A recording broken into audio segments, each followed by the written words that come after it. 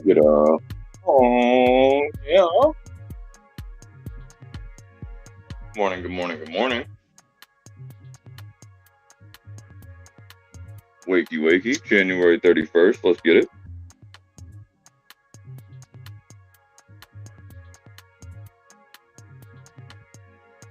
Let's get some W's in the chat. Good fucking morning. What's poppin', everybody? Caesar C, GTA, Arctic Fox, Miss Sabrina Bree, Michael J.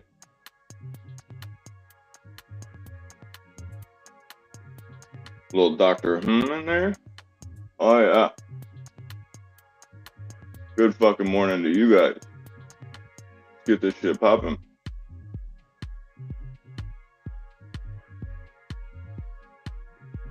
Tu mami sue hora de verga.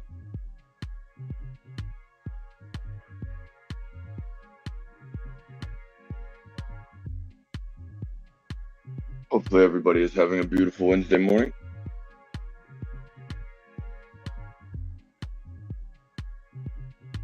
We're getting shit rolling here this morning. Got a beautiful downside on Tesla yesterday after hours. Exactly what we wanted. Almost feels like I'm speaking shit into existence sometimes, but the technicals are there. Technicals are there for exactly what we wanted. We got the breakdown. Microsoft and Google absolutely helped. Not so much Microsoft, considering that I saw a decent amount of strength in Microsoft, but Google definitely, that was the area that I was worried about. 153 area was technically trying, like on a technical side of things, trying to set up properly, and then decided to give it back after hours. That's why I watch extended hours trading and give validity to those candles and stuff like that, because it basically just fell off the table after earnings came out. We had a beat by Amazon, or excuse me, a beat by AMD, a beat by Microsoft, and a beat by Google. Or did Google end up missing? Because I'm hearing conflicting reports. I think AMD is going to end up going and giving some back. I thought it gave a little bit too much from that 130 area to the not even 130, it was probably 115. We just took straight off up to 170 or something like that. So definitely thinking that AMD might come back a little bit if the market continues. But overall, nothing that we were in went the wrong way overnight, so we're feeling good about it. I plan on getting in and out of a couple of those Tesla trades from yesterday. I do apologize. Me and Spectrum are not fucking good right now. I promise you that. So if all goes well, the fucking channel will stay up today. That's what we can try. But as long as we are, as long as we're up, we're gonna keep our tits out, keep trading, make a couple dollars.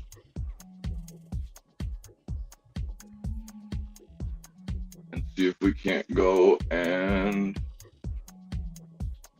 make a few things happen here. I am going to be redoing my entire studio. Good morning, good morning, good morning. But right now it is a clusterfuck. Top of the morning to you. Crypto's down today. Yes, it is. Bitcoin's getting fucking shit on. I sold Bitcoin last night. not substantial amount, but I sold probably 30 or 40%.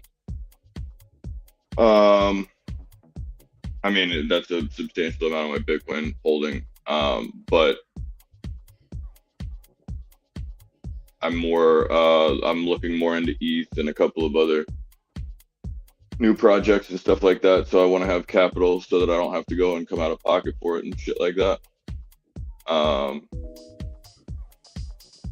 What I did want to go and bring up was plug power is probably going to go. If you look at this one's as simple as I can make this one.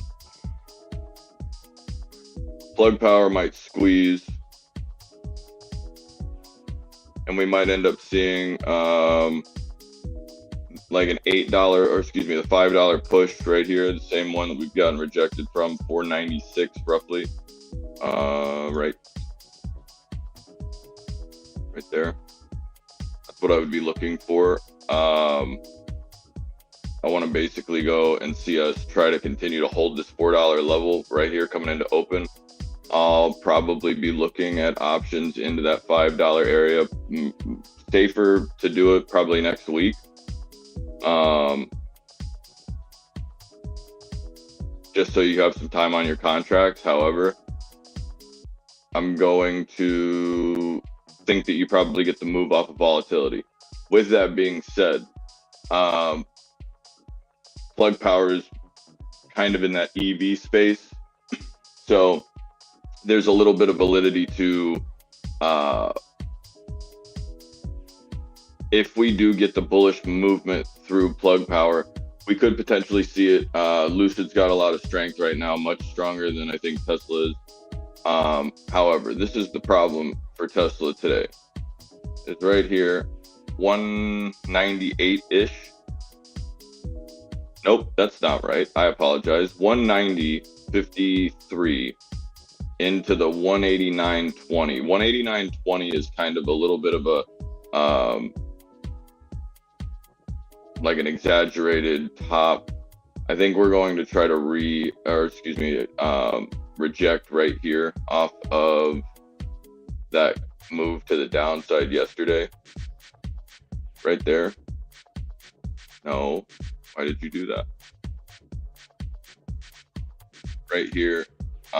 You kind of go and if you zoom into this, you put in a bottom earlier that yesterday, and we couldn't break through it. That's what we were waiting to break through. And then we ended up falling through it in pre-market. That's going to be the first place that I want to go back and say, hey, if we do get bullish momentum just for a moment here this morning, very, very possible to go and see the run up right back into that 190 area just to retest it, to make it go and validate the fact that it should have dropped through the 200. The break over the 200 psychologically is going to go and give people the thought of, okay, we're going to turn over to bullish momentum. And I don't know that that's the case, but right now there's more people in the game right now that are looking for a buy on Tesla. And that makes me think, okay, fair play. Let's say if we do buy Tesla, why wouldn't they want to go and in the trend that it's in, you can see this getting walked. It's plain as day. You're coming down. This is going to try to retest that 200 area because of these two. If you just connect a ray is what it's called right here. If I do it, it's just going to go and cover everything back up with lines. But if you take these two wicks, the 4-hour candle of January 22nd at 1 o'clock, 1:30, and the red wick candle of January 23rd at 1:30. that's going to give you your trend. That's going to give you your top of where you would have to go to that you could see a rejection from. It also just so happens that it's pretty much the 50 EMA. You can see the clear rejection from right here where we decided to break down. Rejection here again, 196, which was yesterday. We were buying right here, just to let you know. We were buying all day yesterday. We're right here. See, that's the yesterday on Tesla. We were picking up. I don't know where the fuck my little things went. Genuinely. I must have just deleted them when I hit the OK button. But we were buying right here. So when we got this drop off, all we're looking for is continuation. However, when we're sitting here looking at plug power, plug power is looking very, very bullish. Great setup.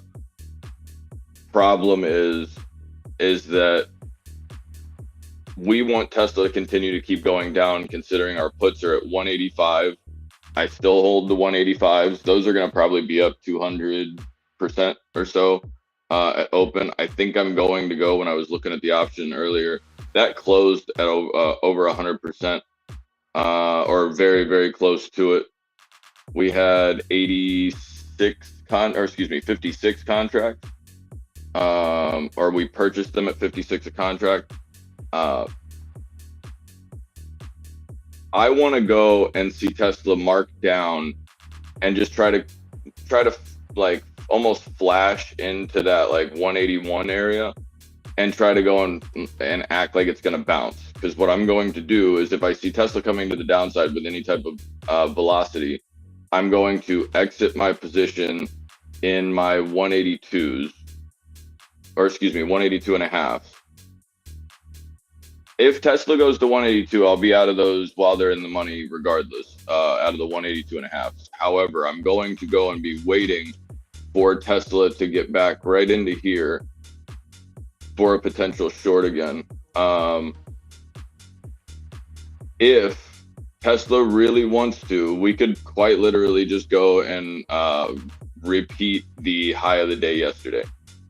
We could run right back to this 196 area, which, nope, that's not what I wanted.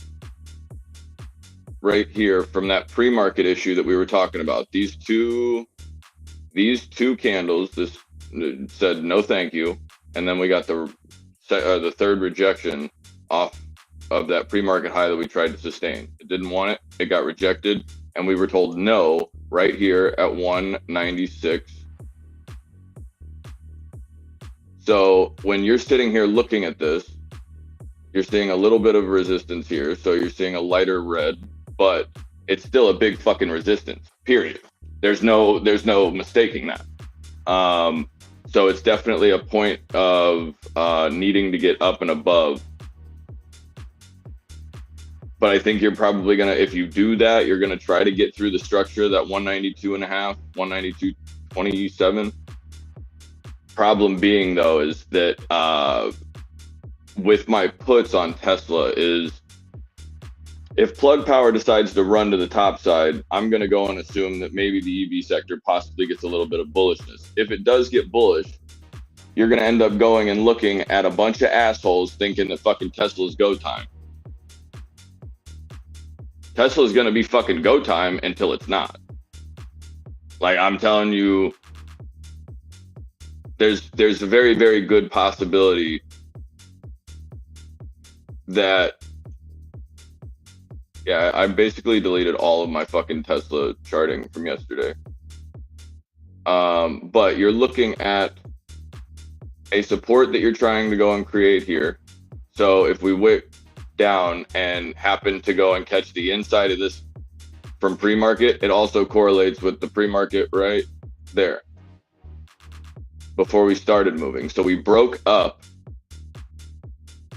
from this overall pattern, but we need to have either the continuation over the top of the 186. If we get that, we're going to more than likely try to get back towards that 190 area. That candle right there, 129, that high is going to go and try to set up as a support if we do start trending that way.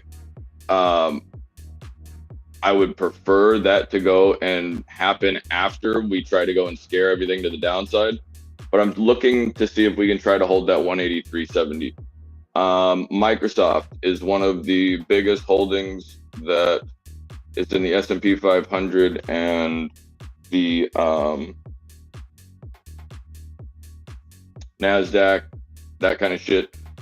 I think Microsoft is absolutely valid around this area. Let's fucking go. No, Doc, let's fucking go. You take your tits out, buddy.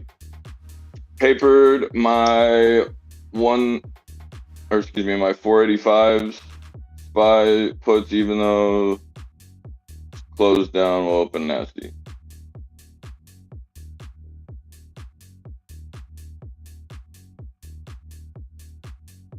It's going to be an interesting thing if we decide that. Here's my problem. We have FOMC today, 2 o'clock. We have what else?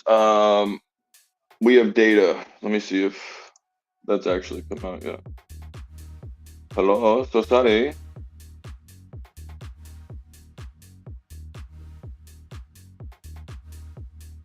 Where in the fuck is my shit? Oh.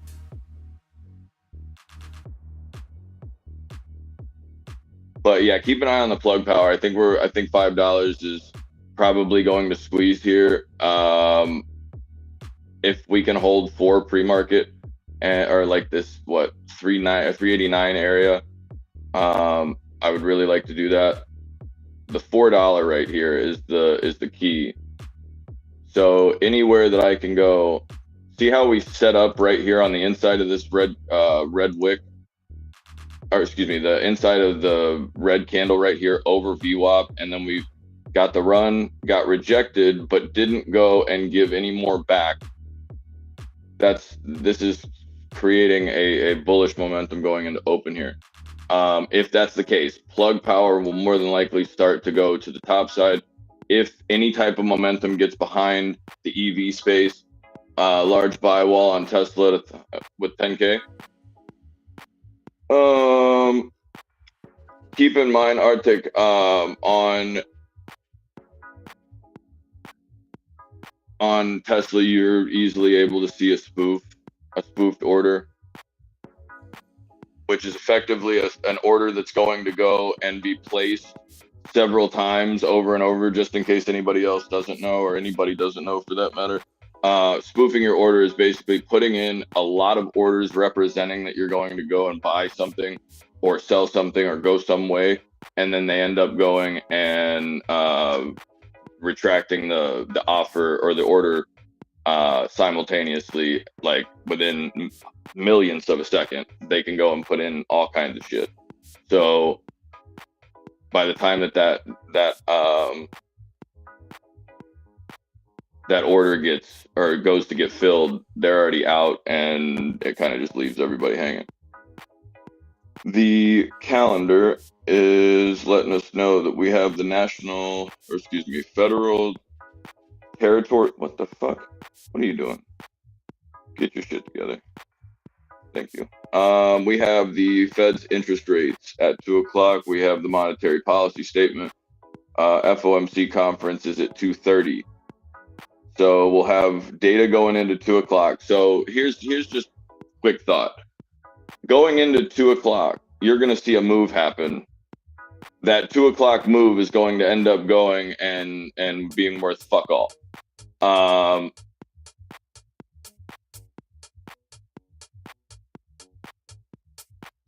I think everybody right now thinks the FOMC is going to be at 2 o'clock to 2:30. So be careful what you start seeing going into those. Yes, G. Be careful what you start seeing going into that 2 o'clock hour, because if you see the market start to take off, which actually now that I'm kind of building a sentiment here, I want to see downside first. The reason I want to see downside first is because my theory is FOMC is going to go and do the exact opposite of what the market is doing right now, or excuse me, doing this morning. We have the ability on Tesla to go and have a bunch of bullish momentum going into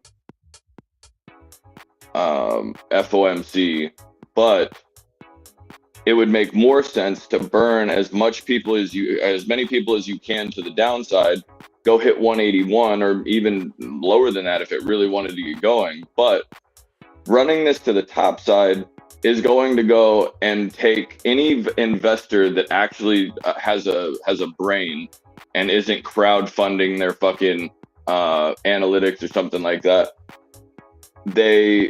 They're going to think, oh, if we get the bullish momentum, we're running into J Powell's FOMC. I don't know that I'm not 100% sure that J Powell doesn't fuck our ass. I'm going to be 100% with you. If they want to go and it's just the exact same thing as the Google and Microsoft and AMD. Hey, I told you yesterday, if they did well, they were going to go and shit the bed. If they went flat, they'll fly. If they went and had negative earnings, they'll fly. But if they had decent earnings, they're shitting the bed. That's exactly what I said.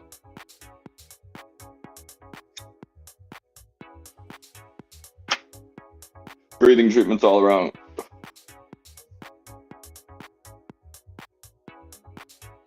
See, it's gone, no worries. Yeah, that's what, like, it doesn't make any fucking sense. And here's another thing, is when you start seeing Tesla being bought in 2 shares at a time, who's buying those?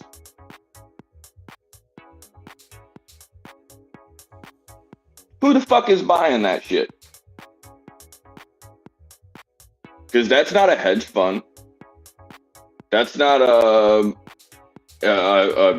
decent institute or institutional buying. That's not even a decent hedge fund day trader. Nobody is buying 1 share at a time with any substantial knowledge of what the fuck is happening. So whenever you go and start seeing thousands of orders come back, then it makes complete sense. But if you're not holding VWAP here,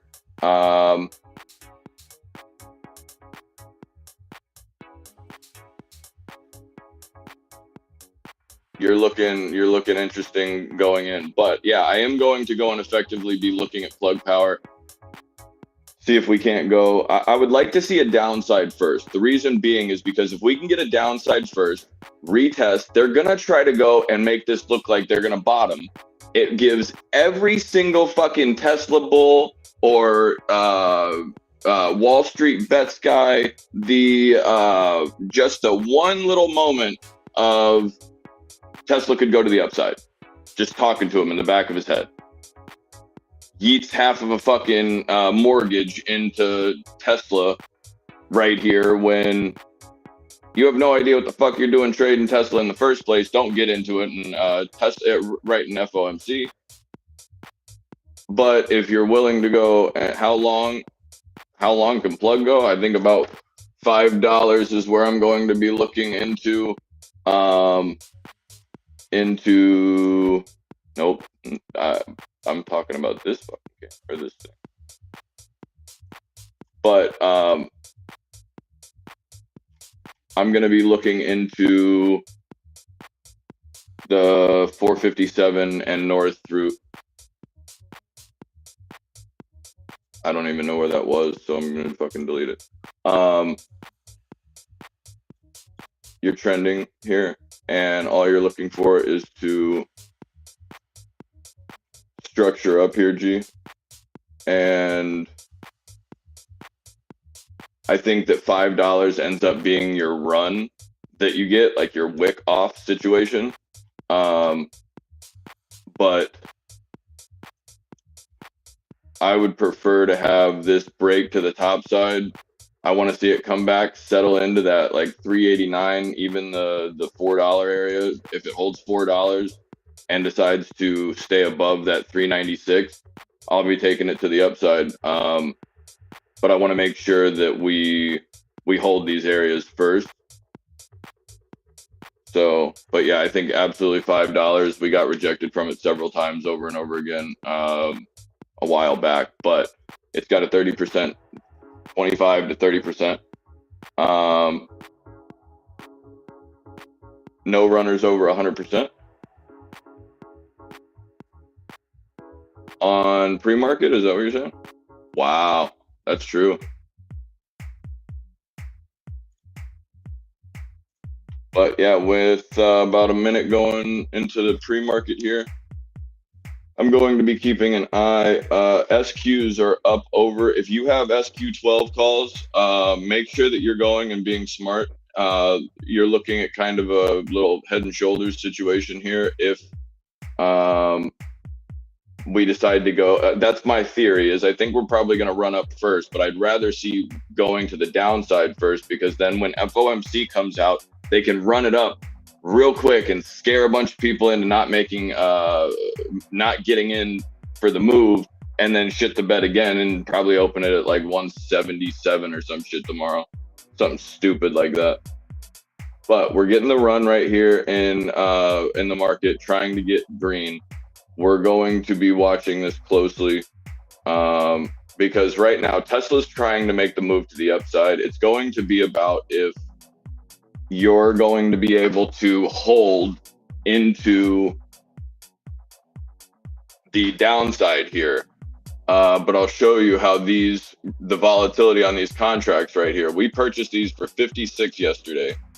We'll see how these go and do it open. We have about 4 seconds. Like and subscribe. Cheers, guys. Appreciate you. And let's get it. See, there's the gap up, 228. I'm looking for...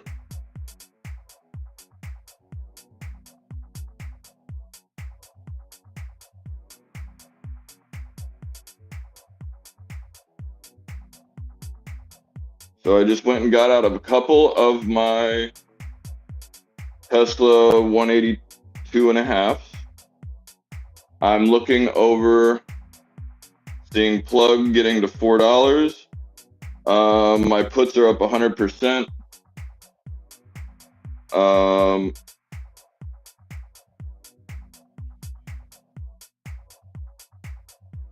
I'm going to, yeah, I'm sorry, they're up 303%. My 182s that we bought yesterday are all up 140%. So the 60 that we took a loss on yesterday, we just made that ×2 back. I'm looking at plug power. I'm going to be a complete chotch here. I would not recommend that you do so, but I'm going right after. I'm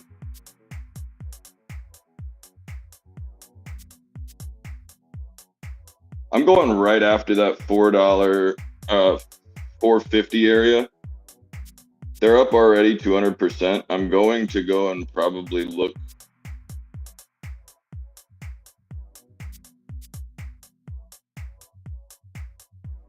Yeah, I'm going to take a little piece to the 440, the 450s right now. See, here's the move that I was worried about in Tesla. Just a little bit of run, not like a huge problem or anything. I'm definitely still holding a lot of my puts, but why not go, if I can, right there with the volatility move, go and let the Tesla 282.5s that I still had, why not let a couple of those out, get some more substantial capital for Tesla to go and do this stupid ass shit right here, so that I can go and buy some more Tesla contracts to the downside, because now it's running up into a resistance level that we fell through yesterday. So I'm wanting for this to go. And if I'm wanting to reload anything, then now I have the opportunity to do so.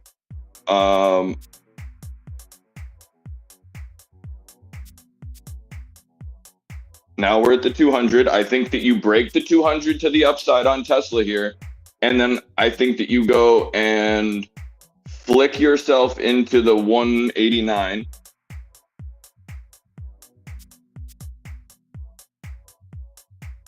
As soon as we bank ourselves into 189, we still have all of our options, or excuse me, all of our Tesla options are still up hundreds of percents. So we don't necessarily want to go and purchase into these until they go and roll over the other way. I am long in Plug Power to $4.50. Hold on, I'm stepping out on the patio while I'm trading this real quick. I like the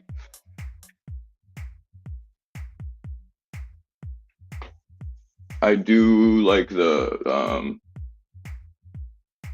entry spot I think they're about to give us.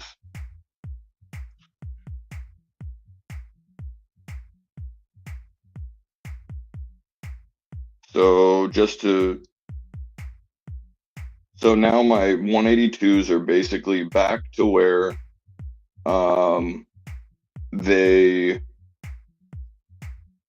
where I purchased them, or I'm sorry, where I got my average down to at 182.5 yesterday. My average on my 185s is only 56 a contract. Those are at $166 a piece. My average on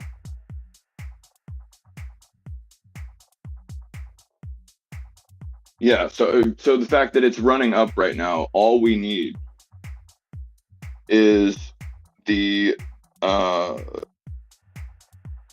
reasonable understanding that we are running right back into a resistance. So I'm actually looking out to February 9th right now, because I do have capital to kind of fuck with. I want to go and make my overall sentiment right now, even if it changes after FOMC. Right now, the trade that I'm trying to make is I'm trying to go directly back and structure the ability that if we do start walking to the downside again, or going back to the downside, that we could easily go and see that 181 area.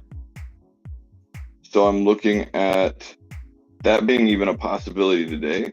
I'm kind of looking at the February 9th 175.5, the same exact price target that I was looking at earlier.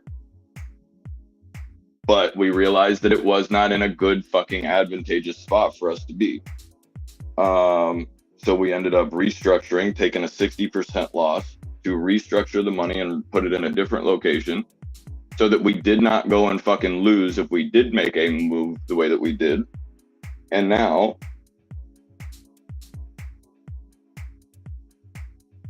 we just closed half of the contracts that we were up over 200%, or excuse me, 303%, and covered the entirety of the position and the loss of 60% of that initial position to go and be able to stay profitable in this, and not only be profitable, but make a very, very nice bag.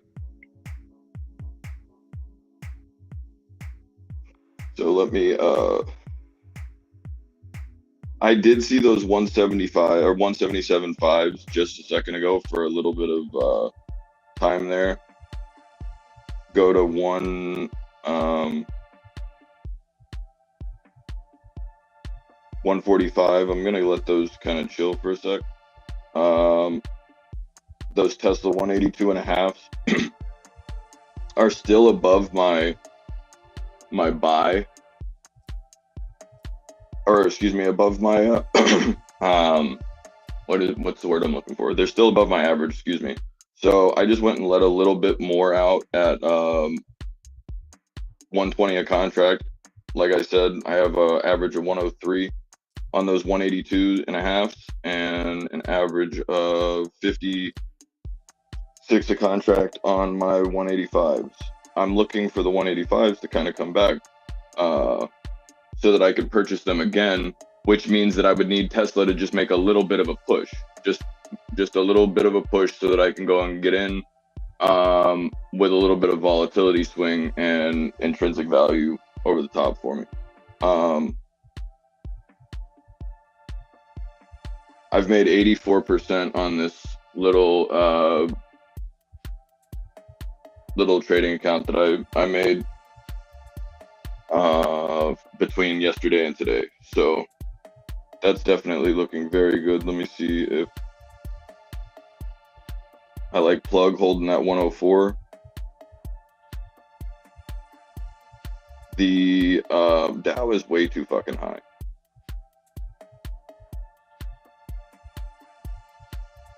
However, it makes me feel like we're gonna go and possibly see everything try to run back into its daily lows of yesterday. Nicola's moving. Yep, that might make sense because of the because of plug being able to squeeze. Let's see what the old girl Nicola's doing. Nicola is moving. Good call. Good call, Bree. It's just starting to move. We're trying to get through that resistance right now.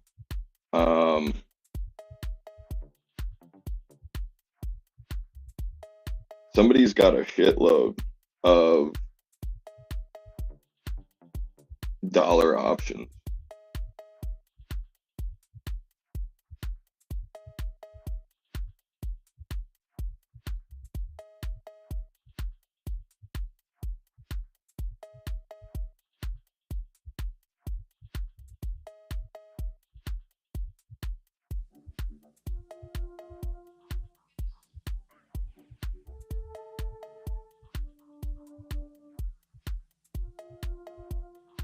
I don't know. I'll take 100 contracts at $1 for next week. Fuck it. If they'll fill it 2 cents, I'll take them.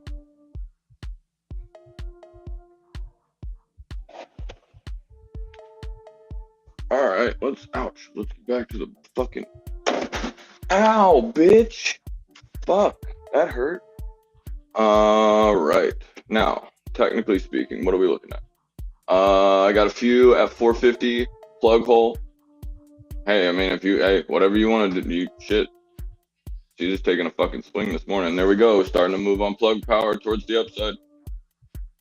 Nicola, I wanted to see it pull. I just want to see Nicola pull back just a smidge. Look at this right here. We're trying to get through the 1250. We're breaking back on the SPY. However, we're still holding that key level that I was talking, or that any key level, any yellow line is a fucking extremely key level on this, on my chart. There's plug power moving up.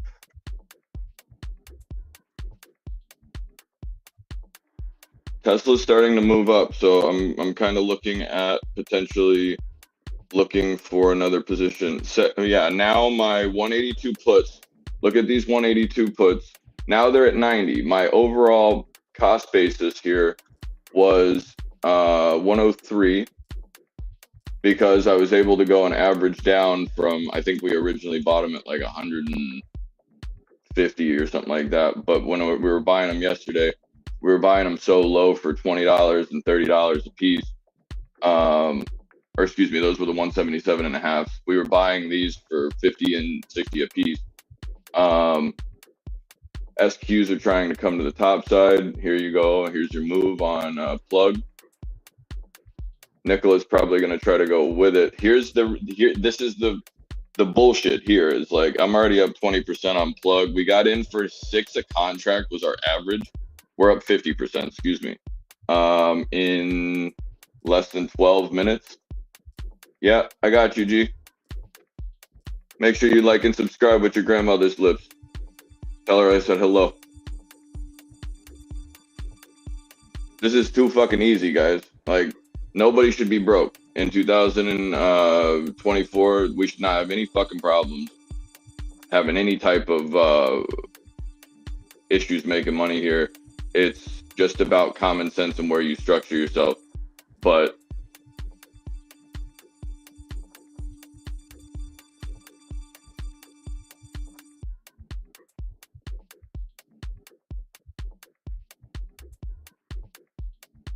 Microsoft's probably going long from here. I'm looking for, see this pullback into this. This push would be like this wick down into that 60 area would be something for like Tesla to do what it's doing right now. This is a beautiful situation. Because now the 185s that we had, I still kept them. I didn't go and get rid of them. They're only up, they were up 303, or excuse me, yeah, 303%. They're only up 150, and I'm not concerned even in the fucking least bit. I'm looking Tesla next week just to go and kind of give myself a little bit more time. I'm going to be looking at these. These were at 145 a second ago. You're seeing people kind of stack into that 175 now. I'm going to go and purchase a couple of Teslas while it's up here. Just because I want to be able to go and not have to worry about if it does go to the downside, because my whole theory here is going to probably be that Tesla is going to bounce eventually, but right now I'm still thinking put, but I want to be able to get into those options later. So I'm not thinking about buying puts then. I'm looking into these 175s, right? Or yeah, nope, excuse me, 177.5 right here for 9 days out. These contracts right here, I'm looking for them to fill. I want these to fill at, I'm just going to give them 111 so they fill it.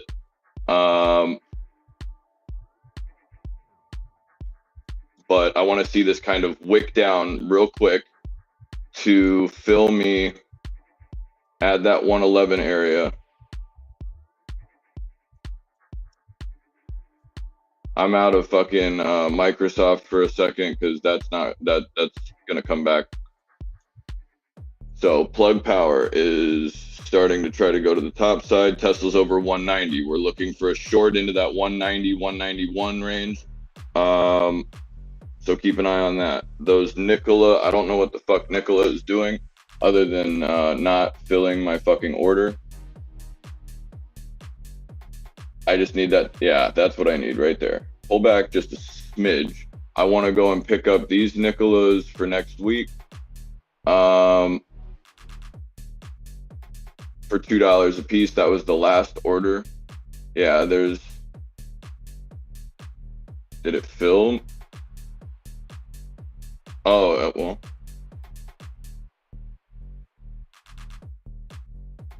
AMD is trying to go and move back to the top side. I don't think it's going to.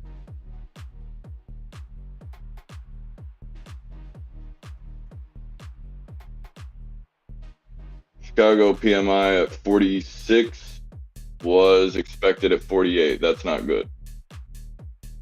So we're looking for that that pullback on Tesla just to be able to get in. Drop it down, SPY. Hey, drop it low. Get your eagle on, girl. I wanted to fill those fucking Nikolas. It has actually started buying those Nikolas just now. Tesla, you want to fill those? You won't. So I put my hands up. I'm fucking playing my song. Because them butterflies fly away and shit. Whereas, bye-bye plug. Talk to me nice. My return is up. I have hundreds of contracts to buy on fucking Nikola. They fill fucking 2 of them. And that bitch is already up 50%. We're just gonna go and just to be a complete shithouse, I'm filling that fucking order at 3. They can suck my dick. Don't fucking play with me next time. I'll spit in your mouth. You want these back. Come on, Tesla. Give it a little bit. Just a little bit. What we want to actually see here is we want to see the SPY try to go and evaluate itself at that 488. But right now, you're seeing weakness in the market overall just because we're starting to go and peel back a little bit.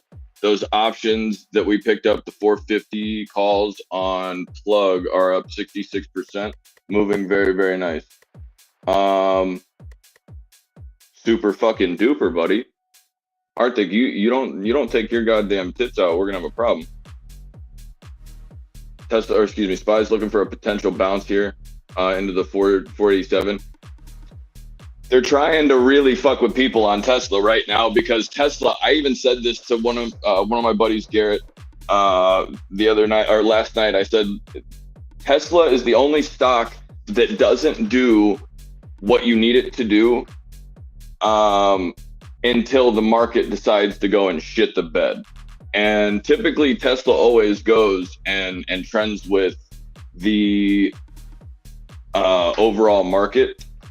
But when it starts to divert from it, that's when it gets really fucking interesting.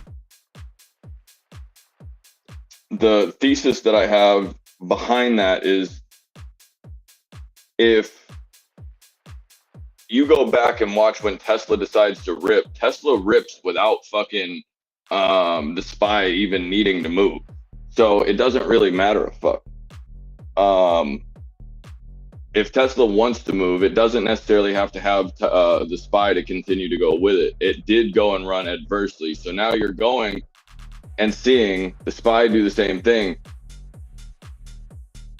Theoretically, what usually happens here is this goes and finds the SPY tries to find a bottom as Tesla's moving through a place of possible resistance that it could potentially get through or not.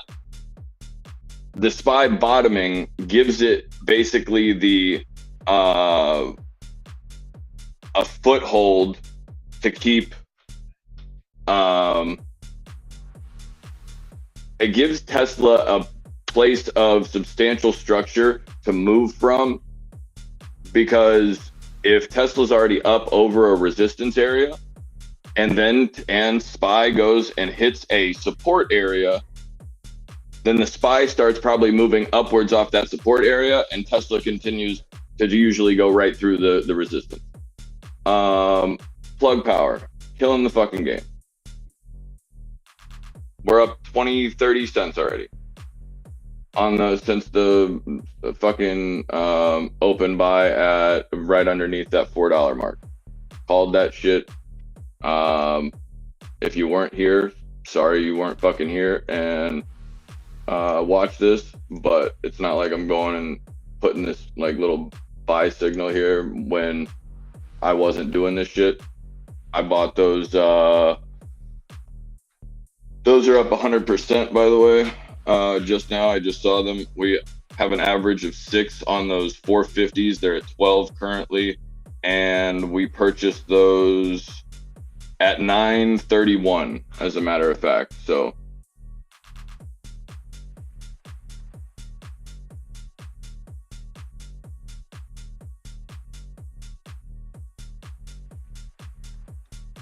So we're getting, hold on a second. Hello, okay. Okie dokie.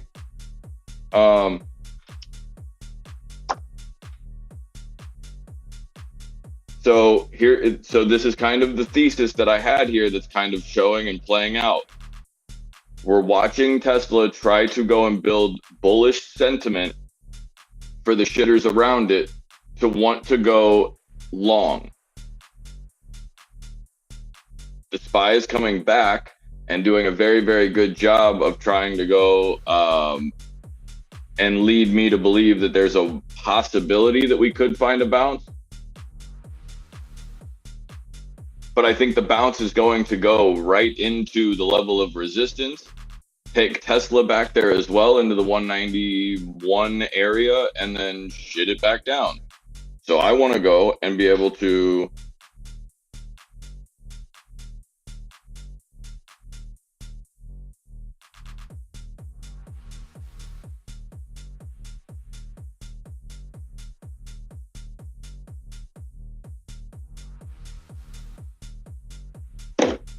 Um,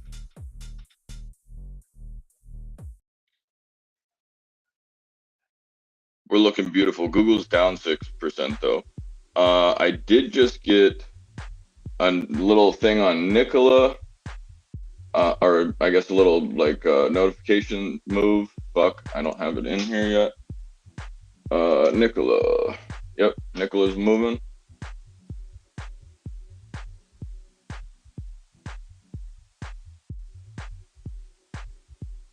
Oxy just got shit on. AMD's short, probably at the 166 area. And I like Microsoft long at like a 1 or 405. Here's the pullback into Tesla. So for anybody that's bullish Tesla, this is absolutely a beautiful place to go long if you're bullish and if you're retarded.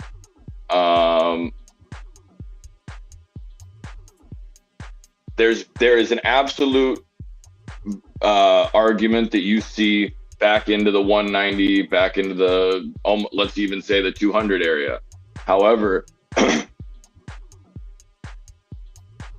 I would be making damn sure that you have a long time on those contracts, not a long time, but several months, if you're going to be going to the upside. It's trying to feed you right now, like, oh, we're good over the 200 here, and then we're pulling back into it. Give me 1 second. Somebody's fucking playing on my phone. Hello?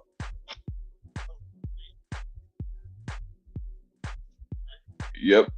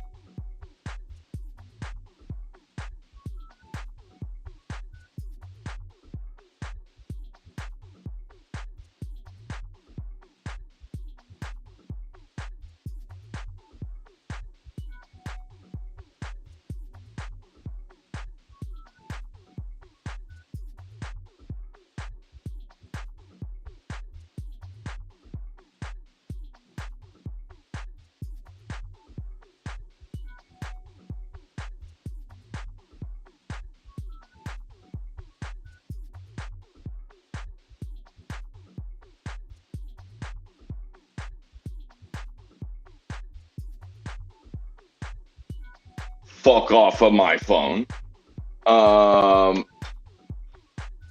My apologies. I'm having having to get a tow truck. Grandma's in the fucking chat. Let's go, G. You think the 450 calls go money on plug? Yeah. I think the plug situation, G, is you're up over now. You need to hold structure. You need to get through this 418 from right here, 418, 420 area. And as stupid as it sounds, we get through that 420 area on plug, people are going to go, oh, it's 420, and fucking buy the shit out of it. So I'm sending a bag into that. Those are still hanging out at $10 a contract. We'd like to see it. I still want to be looking at some Tesla here. Nikola's kind of chilling, so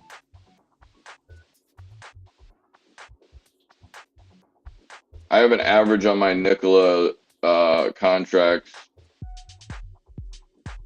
3 cents a piece. Those 182s now, here we go. I was selling all of those 182s just to let you know exactly what I got out for. I sold those 182s this morning for, I got out of one half of those contracts for 170. Yeah, no, wrong. 147, which was 50% over my contract average from yesterday, which is still the same today. But We let some out there. We let some out at 118, and now I still hold probably 25% of that position, and I was able to go and move the other ones around a little bit. I'm looking at those 177 and a half still. I don't know what the fuck nickel is doing, but nickel is literally trading within a cent. So you're going to see that thing kind of just trade back and forth. Plug power got rejected off of its off of that 220 area. I don't know what it was about. I don't know what that issue, or if there is another 223 area, but I think that's the other one that I was just marking. So on a 5-minute chart, this is setting up beautifully. All you need to do is just go and set up overview up. You have all your indicators coming to you, but we need to start seeing some movement to the upside and have these indicators pull towards the 420 area and get up in a hurry, not just sit here and run stagnant. We need these to go and hold and the movement to start moving forward. Tesla's coming back to the top side. We're looking to go and get those 177 and a halves for $111 a piece. The reason being is because it's the bottom of the gap fill here. It held the gap right here at the 124 the first time, and it tried to go and show you a bounce.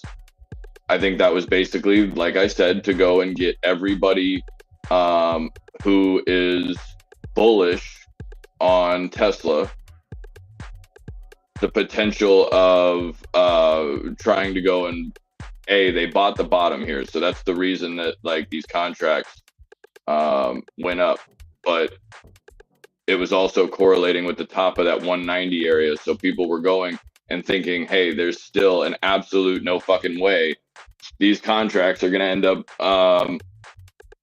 under 124. So people are still this is for next week, so people are buying, looking out into time for Tesla, potentially thinking that there is going to be a bottom. Pork ripping. No bullshit. Pork.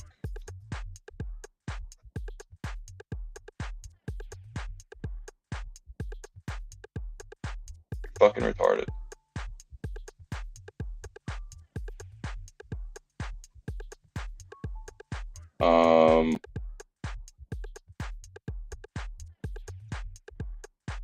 My AMD's trying to come off the bottom there. There's Tesla. Ooh, bitch. Go ahead and go through there. I swear to God, I'll buy the fuck out of you. Breathing treatments. Yeah, you see one of these, YouTube? This is called a charger. Stop fucking demonetizing people for having a goddamn charger to their e-cigarette. You know what I'm saying? Nobody's getting banned for vaping anywhere else. So get off my fucking ass. Kisses.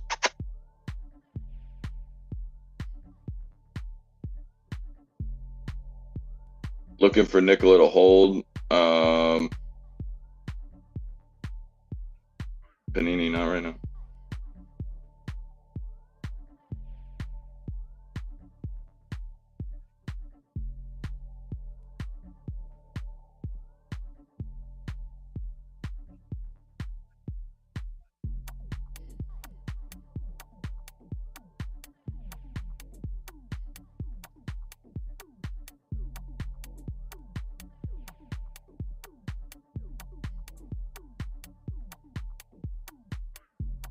Yeah, you should get these king size. I don't know, they're the biggest raws that you can possibly get. AMD's trying to move back up to the top side. Beautiful consolidation right here, just on the 5-minute for plug. We're looking good there. We're looking for Tesla to go long here so we can get in. Save back up way too fucking high. Getting rejected again. 650. Pretty simple.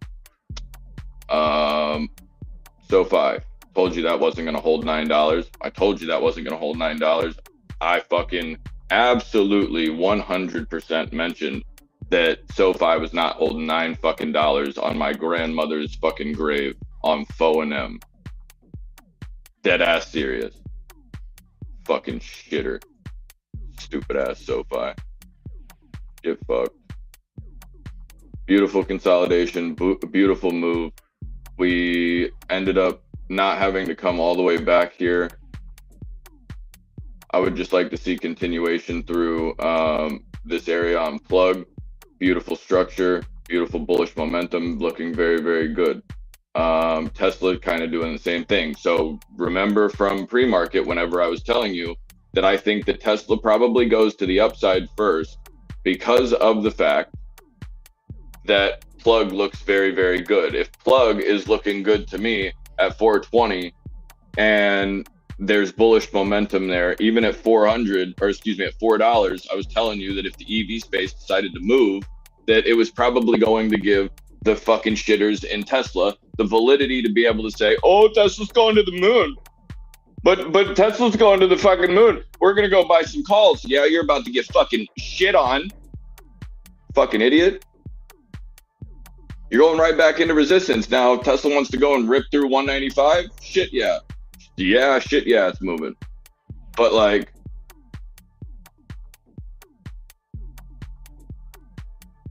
we're not really doing anything. We're just going and walking right back into a fucking resistance level.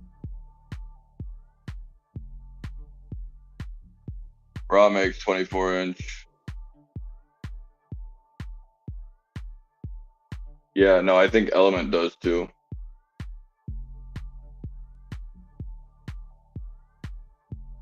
But no, I've graduated to using a weed whacker to chop my shit.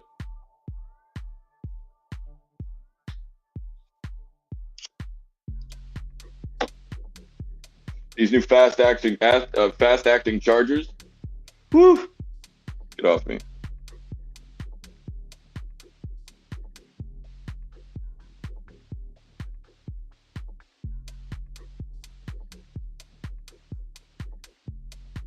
Come on, Tesla, hold that resistance. So here's the thing: is Tesla's trying to hold resistance right now? That's not fucking good. Tesla is trying to hold. Think about this. It is trying to hold a resistance area. That's probably not the fucking place that I would want to go if I'm a rock climber. Let's look at the stock price as a rock climber. If you're trying to go up, right? If you start here, do you think that the fucking first place that I want to stick my hand is somewhere where I just stuck my hand and pulled a rock or like had a little break of a rock or something that made me slip? Absolutely not. The first thing that I'm going to want to do is I'm going to want to go and stick my hand somewhere that's a safe to fucking put it, which would be more than likely something like at a 192 variety instead of 190 psychological. It doesn't make any fucking sense. Go and be smarter about where the move comes from. Because if Tesla wanted to go and show you that Tesla's going to go and show you that it wants to go and do the exact same shit and look very, very similar to the way that it does when it moves to the upside right before it doesn't. And it's always right into a fucking huge level of psychological resistance that nobody could have fucking gone and ignored. But it's people that do fucking genuinely just go, no, Tesla's gone to the moon, dude. Like, okay. Why? Just if you would humor me and tell me why Tesla wouldn't go and try to push every boundary that it could to the downside to go and hurt as many possible as many investors as possible. Whether you're an Elon hater or an Elon bull or a Tesla bull or whatever, you got to look at it as there's a lot of things coming for Tesla right now. Let them go and actually stop talking first. Because right now, all that we're doing is just having a fucking PR day and we're jerking off with sandpaper going to work. Like, kind of ass. Plug power, you gonna let me touch on it?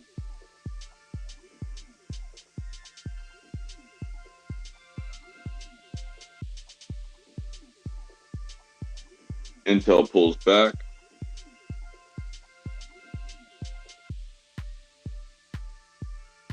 Don't fall quite yet, Tesla. I'm not ready for you.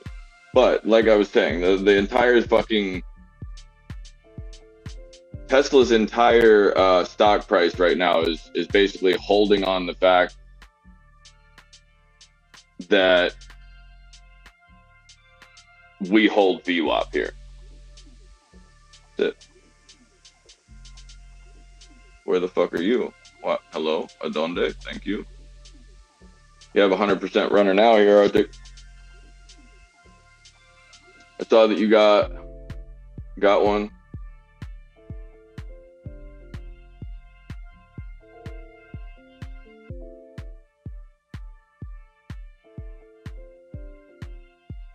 Grandma's in the chat.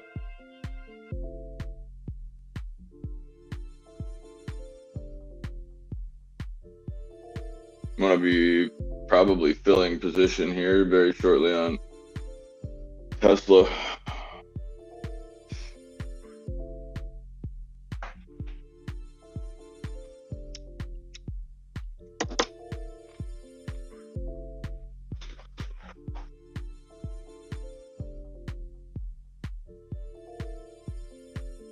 Go ahead, Tesla.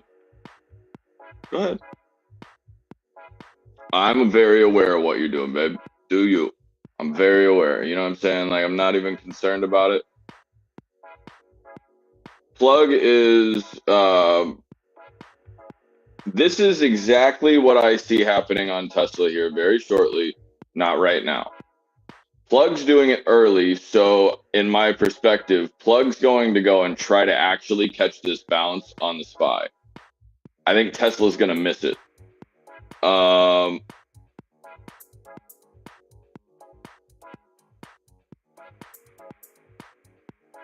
I think that if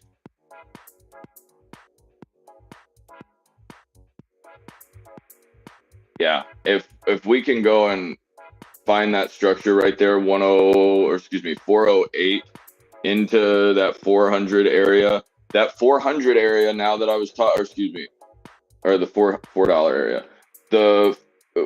We're still doing it right here. Now look at the fact that we have a gap right here.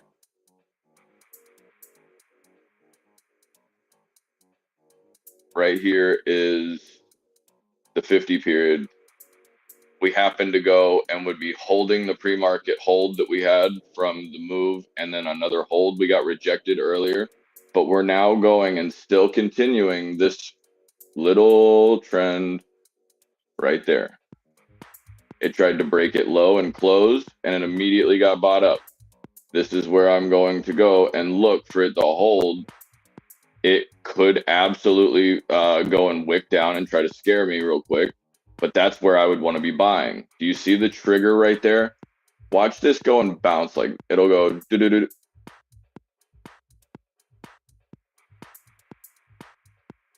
You'll see it starting to get, and like starting to kind of actually get a little volatile. You're seeing VWAP pull right, or excuse me, Tesla pull right back to VWAP.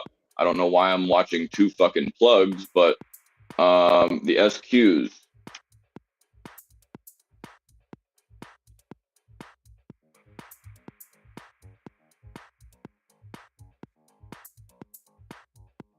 SQs are trying to go and give you the ability to think that everything's going up right now, or excuse me, that the market's going to come down. I think that SQs are more than likely going to go and get exhausted here, considering that we're on the 64, excuse me, RSI is at 64, and it makes more sense to me to go and watch this bounce.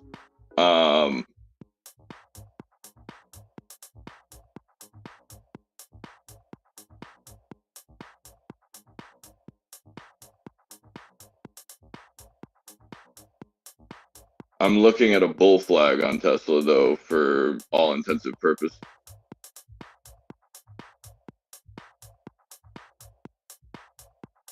I'm looking to pick up more plug at 5. We're going to the moon. If I'm underneath you at 5.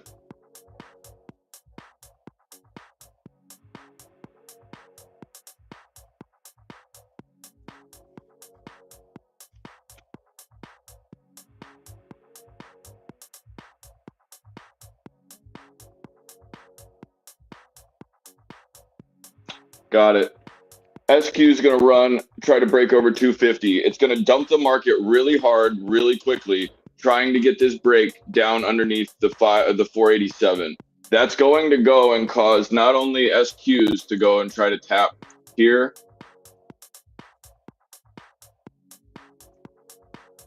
roughly somewhere into here in the 1268. That pullback right here is going to correlate. If you want to look at the purple lines, these are going to correlate. You're going to see the boost through the top. You're going to see the break through the bottom. What we need on the SPY is that we need to regain right here. Since it did break down, and I love this breakdown because it goes and puts more money on my puts. However, do not go and take the first fucking move as just a guarantee all the time. My perspective here is the trend that we're having could potentially go and cause us to bounce here.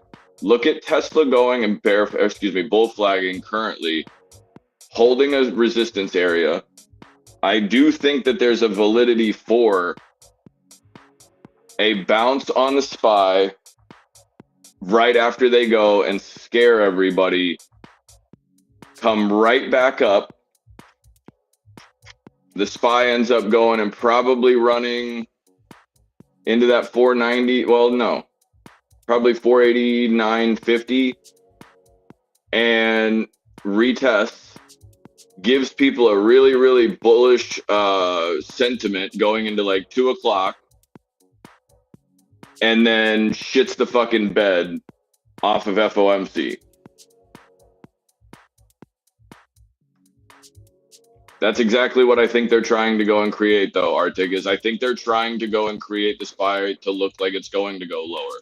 I don't know that it's going to go, I think they're trying to target 486.70 or something like that, but like I need to go and regain this area, and I want to go and try to set back up right over that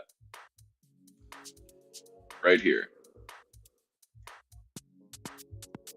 So if I'm buying, or if I'm looking at the market, I'm buying, this is upside that I'm trying to buy. The reason why I think this is the case is because there's a very, very good possibility the SQs have run a little bit of a course. Plug, bouncing very, very nicely. You're going to go and more than likely get scared with a candle that tries to close underneath that 405.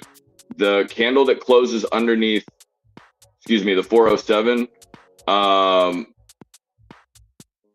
I would be buying, or that's what I was looking at. Fuck me.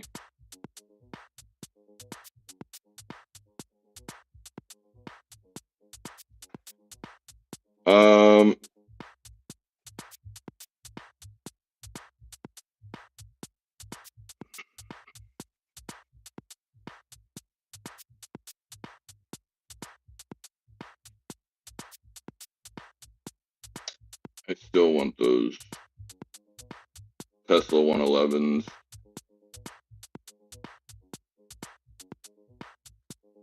Tesla's more than likely going to try to pull back, use the 200 right here as support. And that's why I was saying this is that shifty looking rock that you tried to put your hand in as you're rock climbing on Tesla. That 189 was not a place for you to put your fucking hand. That was where you were supposed to put a foot.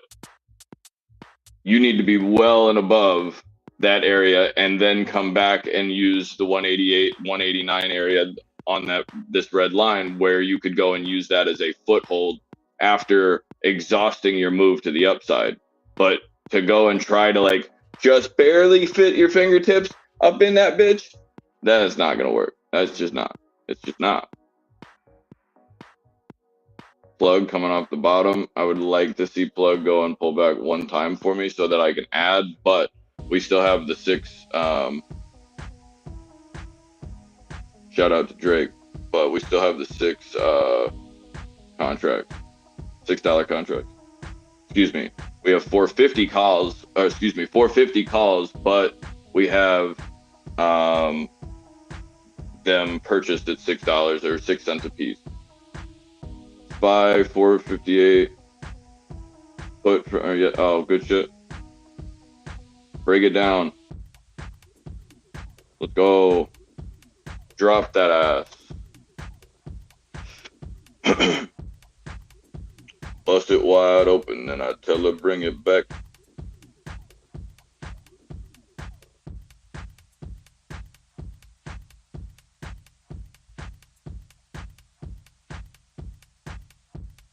Starbucks is a decent buy to me here. I don't know why. I don't even fucking hold a lot of Starbucks. I think I got like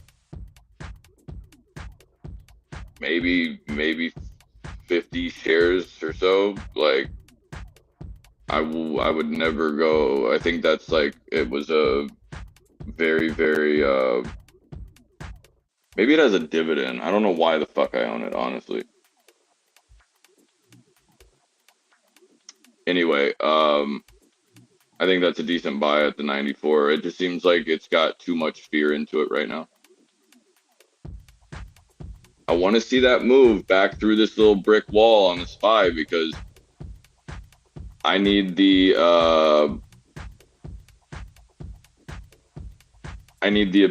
ability to feel like the SPY is trying to help me as much as I'm trying to help it to the upside. I'm not trying to buy anything to the upside, but what I need is for it to come to the upside so that I can go and get into the plays that I want to at the prices that I want to, not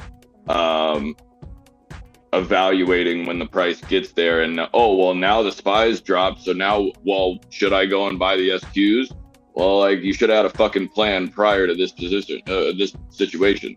So while I'm sitting here fucking off, I'm sitting here thinking about how we can go get to a certain position. If we get to that position, where do we go after that? If we go and get the right type of sentiment, do we go and go this way? There's a lot of different rolling parts to it, but it's all got analytical value. I wish that I could go and get it into a more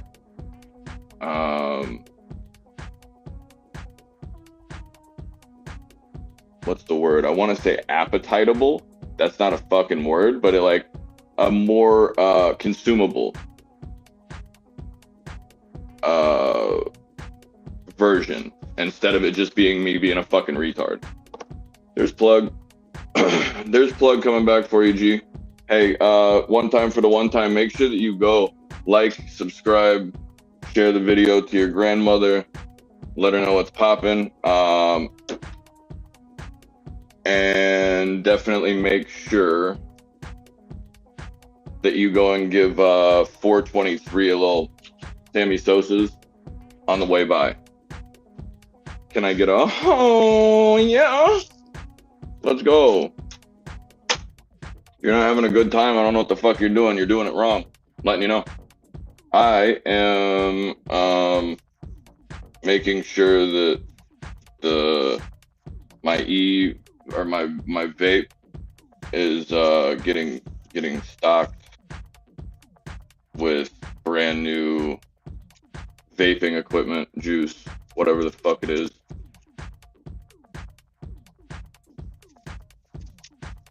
But it starts with a raw cone and some vegetation. Let's get it.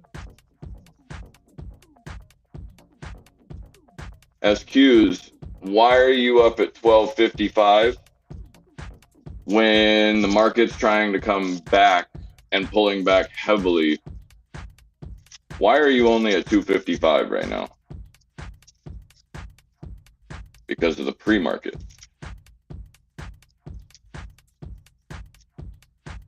But it goes and shows you.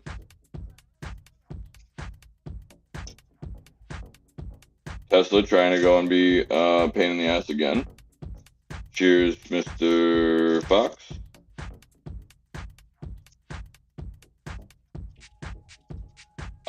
But yeah, I think that there's a validity to go and have, excuse me.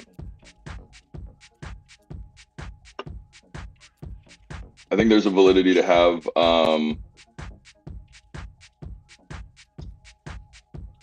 not Microsoft, Plug Power pull those 450s into the money. However, I think that I think there's a good chance the 450s go, but I think there's it's going to be very, very difficult to go and get out of those fives. That's why I didn't go into the fives. I went into 6 or 4.5s. And there's a reason why, guys. If sometimes FLS was that fucking solar, FSLR. Ooh, first solar. Later, bitch. Living. Here you go. There's your really quick trend.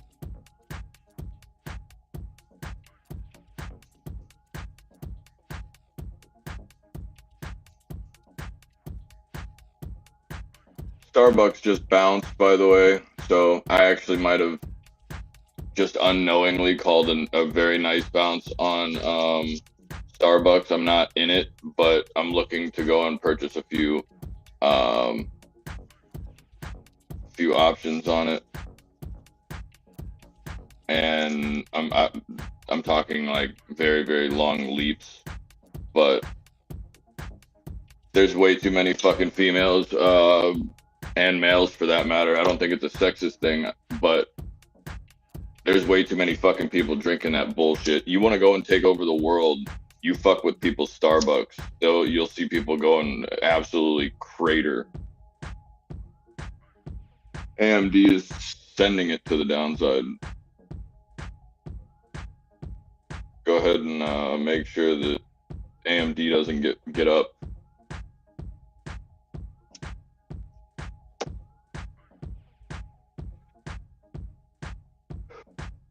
Had a sell limit on the SQ 1250s.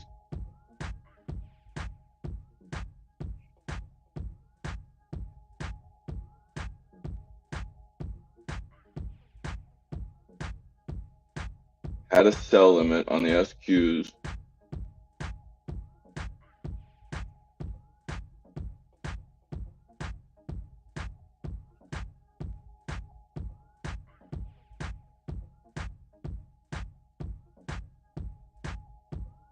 SQs are getting bought up. Market's going to come back.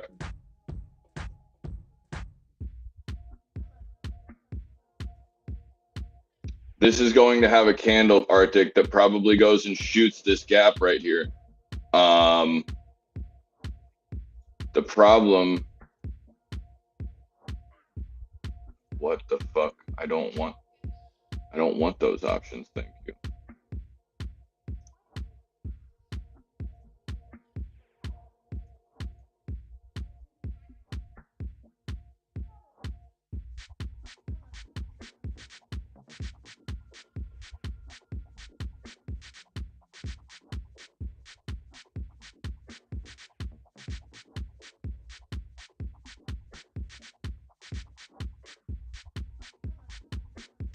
You want to drop that,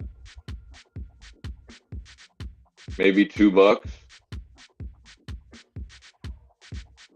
because if it does decide to rebound and just so happen to wick through here, it's probably going to just go and have a volatility switch over where it goes and tries to either like just get into here somewhere into that 36 area, but that 36 would be the gap fill at that 37 mark.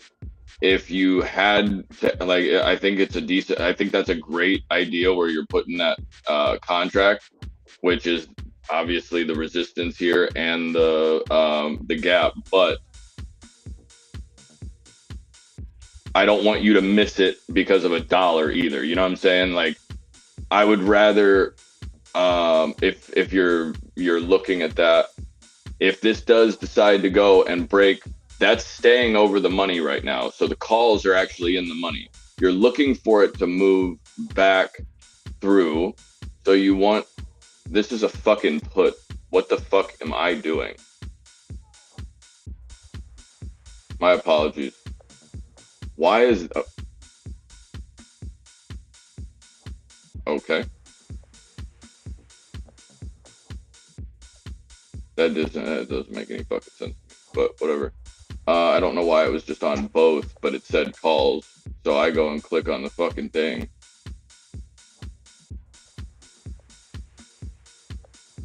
SPY is going to try to do exactly what I thought. Every time Tesla usually does the opposite shit, it tries to go and look as if it's going to go and be bullish first. Right now, that's exactly what you're seeing. You're seeing a good movement on Tesla. You're getting just a very, very simple trend that we're waiting to see break.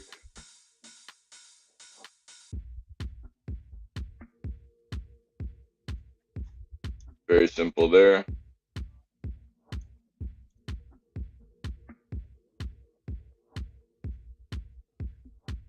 I want to see that go and hold. If it wicks down, that's great. I'm worried about the close of the candles being solid here. One candle closing south or something like that, that's not a big deal because we do have the 10 MA trying to come and help us. But the thing that I'm realizing right this current second is the fact that it's struggling to go and pull up the other major 50, 96 and the 200 just kind of chilling flat. If they can't pull that up on this move while they're trying to go and get people to bait to the top side, they're eventually just going to go and run out of room and end up kind of collapsing back into it. So that's why I'm waiting to go and purchase more. But here's your move right here on the SQs. You're trying to get that that overall feeling of kind of teetering off the edge a little bit here. I have the SQ calls at 12 and was going to sell at 32, but holding out for a bit more, which may bite me. Let just if I can.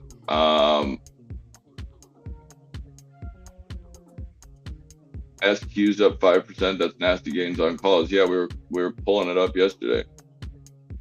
Oh, plug's gone. Plug's fucking gone. Plug's gone. Let's go, bitches.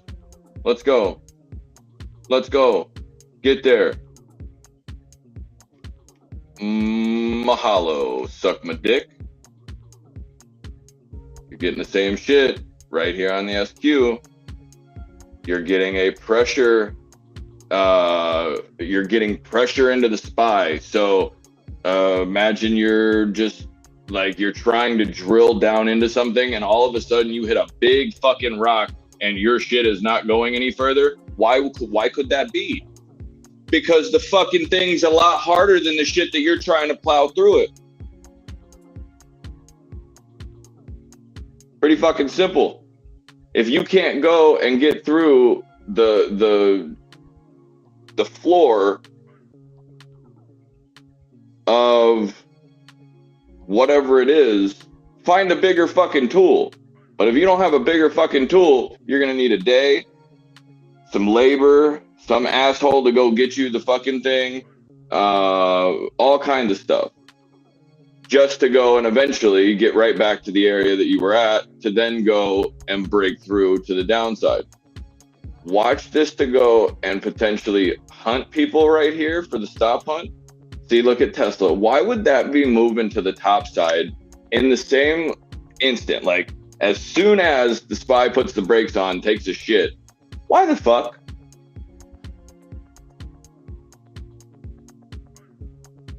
If I was Tesla and I wanted to run to the top side and I wanted to be one with fucking nature and shit, I would go and use my overall ETF and the momentum that that has to go and move. Hit it harder. I'll smack it as hard as you want to. Cute son of a bitch. Let's go. So, one rule, by the way, that you're breaking, Arctic, is the fact that here around these parts, we go and make sure that we're taking our 100% gains for half or 50% of the position. And I know that if you don't have 25,000 in liquidity to be able to go and day trade or something like that, I do know that it's fucking difficult, but it can be done. I do it all the time. You just have to go and kind of see where like it's sometimes problematic to hold into the next day or whatever. So that's why I say don't use fucking day trades unless you absolutely have to. But gee, if you're still into those 485s, you need to make sure that you're looking that you potentially don't have them. Not financial advice, but I'm looking at the first place this wants to bounce. Plug's trying to get through that 440. Where the fuck is Sabrina at? I need her fucking magic real quick.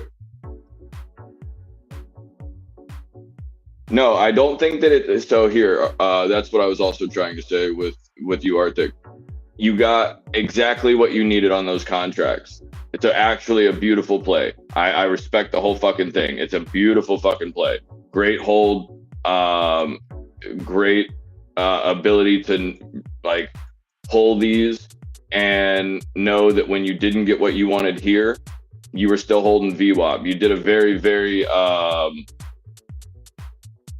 holding those into the 2 days instead of just structuring them took a lot of nads, honestly, just because of the fact that it had the ability to just walk off the fucking face of the earth. But I appreciate whether it was your sentiment or my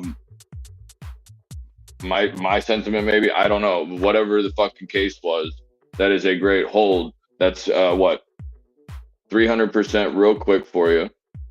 Sabrina's in the Discord. Yeah, no, definitely go check out the Discord. Sabrina's probably got the earnings or something like that going. But if you're around, Bree, I need you to break out the whips and the chains with fucking Nicola one time for the one time, because bitch is being rude to me.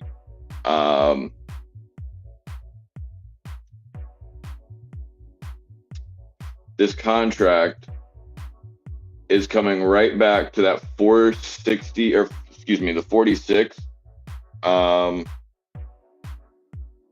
potential where we fell through at first. You're probably looking at 44. You absolutely got a lot. You got more than that move than I would have taken, which is absolutely a great idea. However, let me give you a little bit of an understanding of why I want you to be careful, I guess, with that. Just because I think that you have a very good sentiment and a good feel for the market. So I'm not even concerned about you just getting lost or something on whatever it is. But if you can go and set up a buy as soon as you fill that position, let's say you get Tesla calls for 100, or I guess in this situation, if you go and buy the SQs for the 12 that you did, and then you sell for what, 24 cents, you're going and taking that 100% off the board, take it out of play, and we're able to go and never have to worry about that position. And that's when you're going to start realizing, like, picking those up. You might only go and pick up 5 at a time or 1 at a time now, but you always want to go and purchase 2 at a time or a multiple of 2, so that you can go and lose 50% of that position, at any given time. The reason I do that is because I do not lose money if that fucking shit goes to zero. I can sit there and hold those until I'm blue in the face, but if any fucking time that wants to go and shit the bed, I'm covered. If it hits 100%, I'm 50% out of the fucking position because everything else is free fucking money and house money. So if you want to fucking take it from me, take it from me. But like, I have the ability to hold that bitch. And yes, the SQs are looking very voluptuous. But this is kind of the reasoning also is I don't have what's happening right now because I look at it as I can go to any stock and see what's happening right now. Just to let you know and just to give you the understanding of why I think that's happening. I think this is the resistance on this contract. I think the SPY is doing a 15-minute thing where effectively it's going to try to break under this for the 15-minute. This is a trend that it was creating. And 485.97 is a decent bottom here. It was a bottom on the 25th. It gives us just enough of visual to say, oh, we're going through the 486, da da da da da. It doesn't quite get to the psychological of the 485. SPY could actually keep going, not that big of a deal. But look where Tesla's set up. Tesla is continuing to flag, not give a fuck if and when SPY comes back up to the upside and finds support. This bitch is going, Tesla will get to the top side out of there. SQs right now, still same trend. Why all of a sudden? Very interesting how they're moving and SPY is fucking dumping, right? But why is the SQ only going right there? Well, it's because it's literally fucking technical analytics. What's Plug doing? I'm going to sell all my contracts at once because I only have 2-day trades.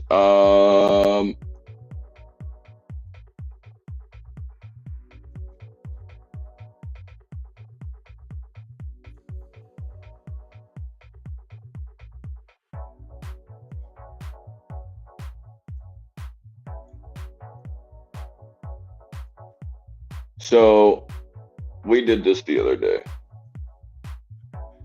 What were we doing it on? Was it?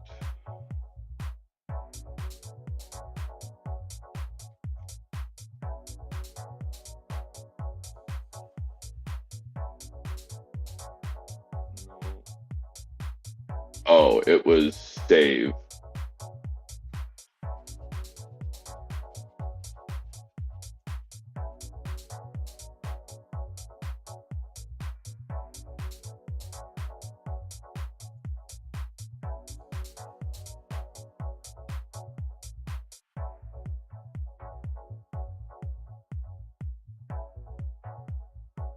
Might have been SoFi.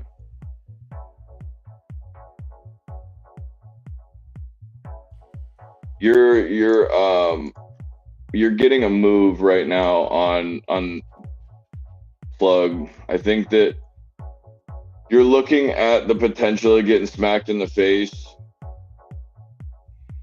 into that 444, but if Plug decides to start to squeeze right here, it'll start to squeeze into that $5 area, and that's kind of what I'm waiting for. That being said, if you're already up, there's Tesla. Talk to me nice. Now, since Plug is moving to the upside, right here I have a perfect situation. I have the ability to go and see these contracts starting to get lower and lower because I'm starting to see Tesla go and try to go back into that resistance. Right now I'm seeing Plug up 216%.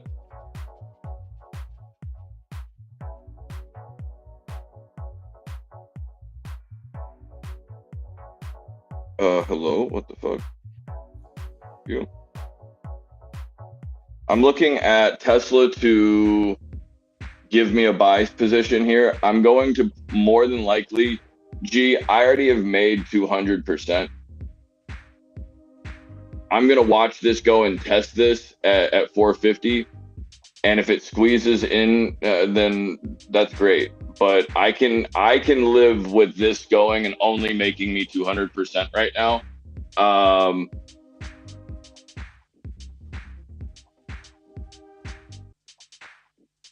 It can smack me. I might. Yeah. So I mean, if you're,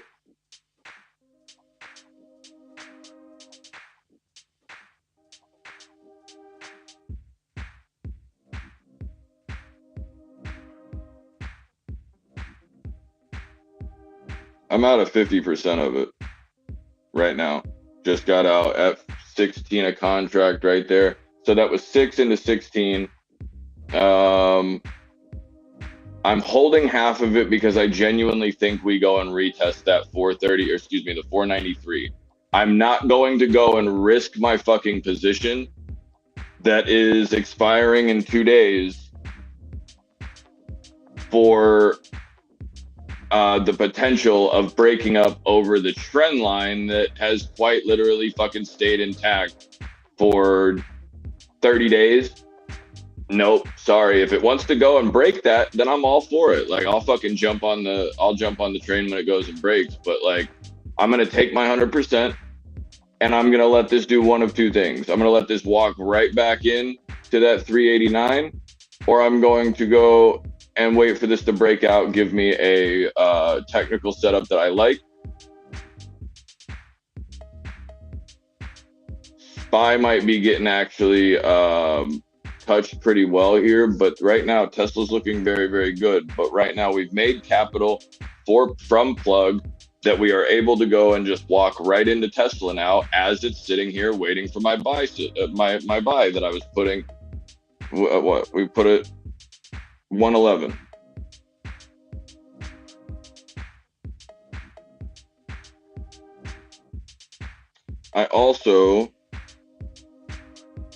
I don't want to average up on my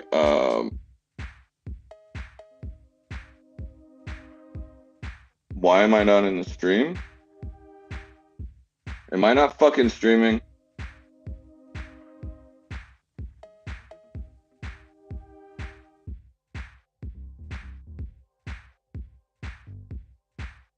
I'm so fucking confused.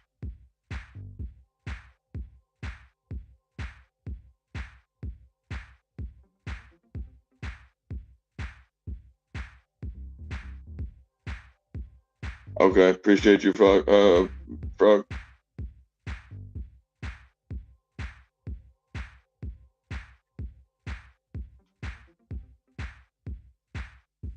Oh, I didn't see that.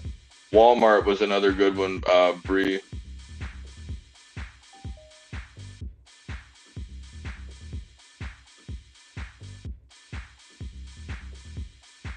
So Tesla right here. This is beautiful, beautiful technicals here. This is a break over your resistance of your downtrend right here. You want to go and see this touch that, because every break to the upside, you need a break and a retest. I don't give a fuck if it happens the moment after, the candle after it breaks over it, or it comes back. But it is a beautiful technical to the top side. This is a break and a perfect structural retest. This is where I go and short Tesla. It's almost that 111. It really wants to give it to me. And I'm also about to average down on those 182 and a half. I wanted to actually look at, we're looking out for those contracts at the 177 and a half for next week, not this week. Plug is starting to get volatile because those contracts are now up to 233 right now. We're killing it. I'm buying more of the one just because I'm a fucking chotch.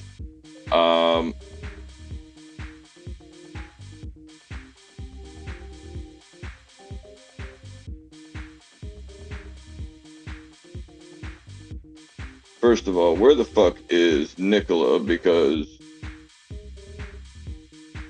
I'm gonna buy more of that here in a second. I'm actually going to leave another 50% out of my plug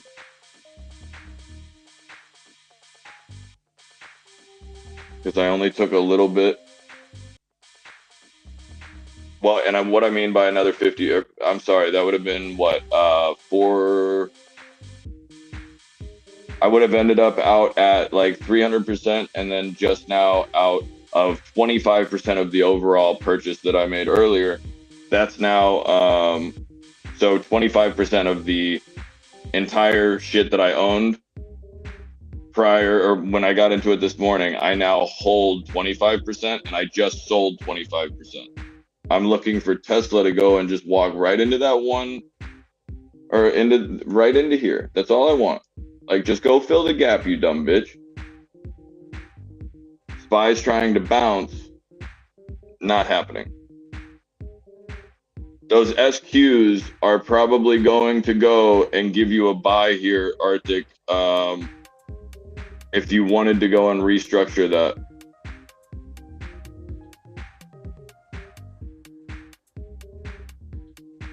So I'm looking at the 182.5 for Tesla today, or excuse me, for this week.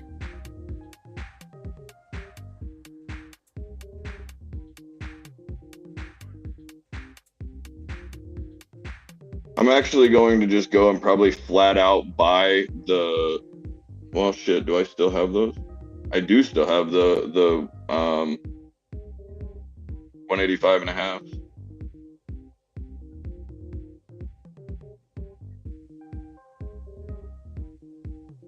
What do you mean she didn't know it was up? What?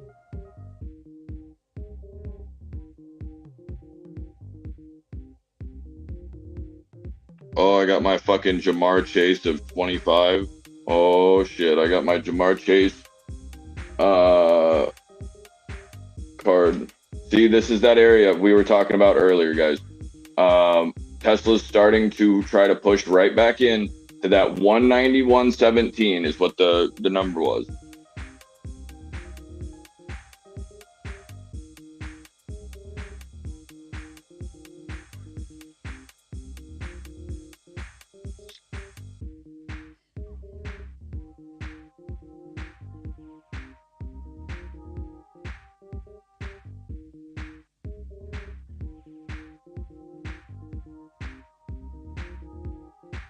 I'm out. Here's a little trick as well. I'm out of my 182.5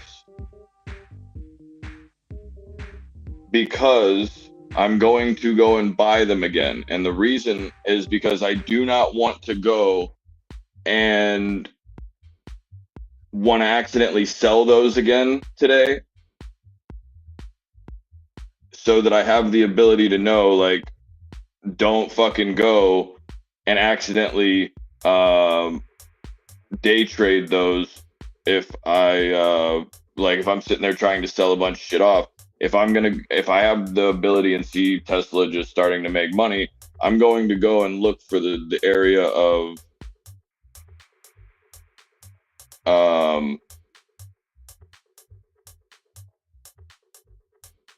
or I guess into the contracts that I have, and I'm going to go look for where I can go and get out of positions that I didn't buy today.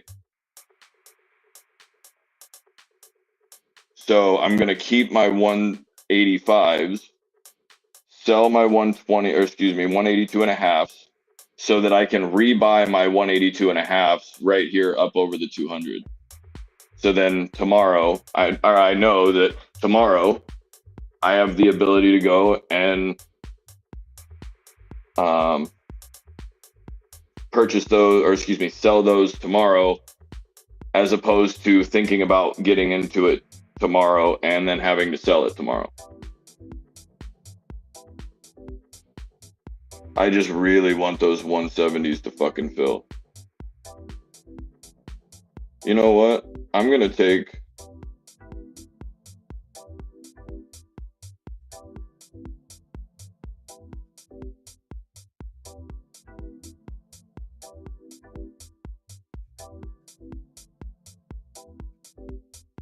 I'll go and take another 25 of breakout. What do you mean?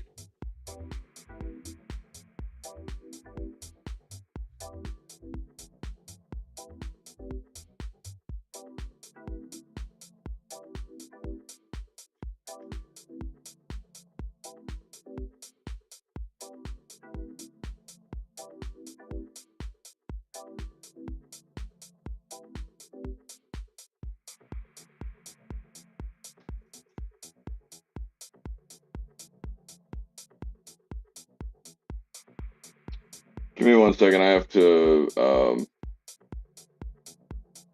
make one quick phone call. 1 second.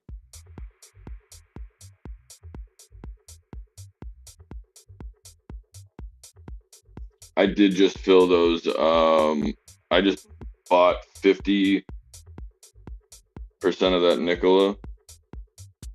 You know what I'm gonna do just to make this fucking simple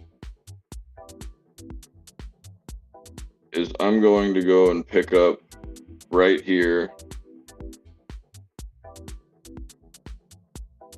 I'm picking up Tesla at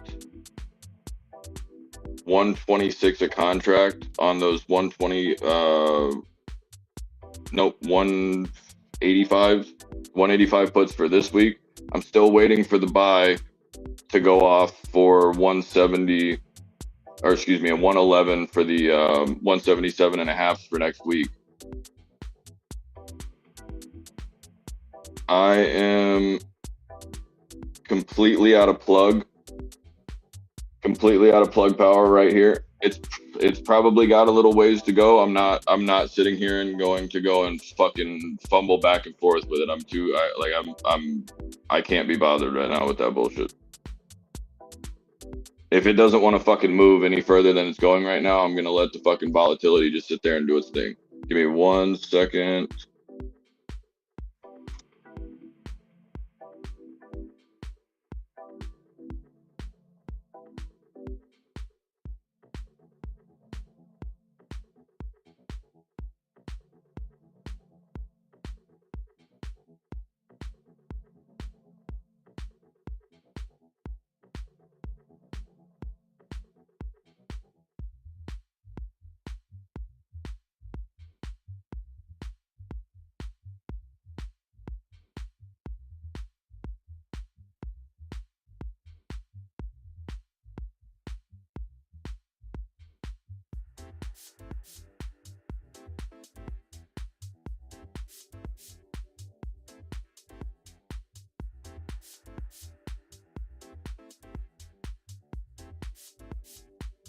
I did notice that, Bree, the Walmart 3-for-1 stock split. Hey,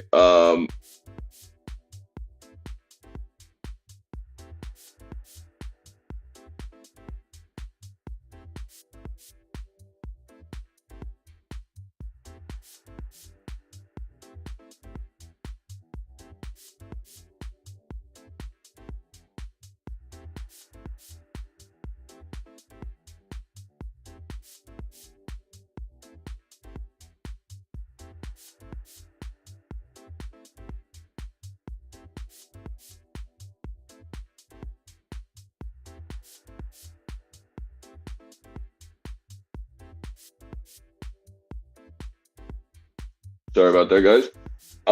Tesla continuing to look good. What I always look for on Tesla, though, is there a reason that Tesla hasn't tried to make me piss my pants? If that makes any sense,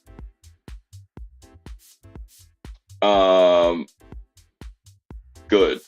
But if the reason I mean that is because I'm looking for Tesla to give me a reason to feel like my position's wrong. If you feel like your position is wrong, it gives you an ability to know that that's a very, very indicative or I guess monumental spot right there in that price where you can go and have a passionate fucking choice which way do you need to go.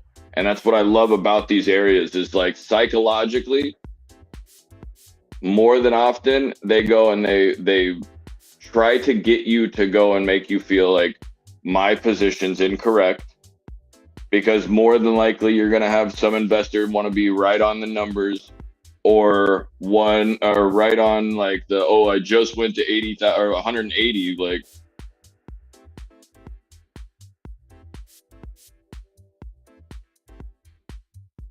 bro, get off my dick. You're gonna have investors right there at the like 190 area, just like you did earlier, and then they got smoked and got, oh fuck.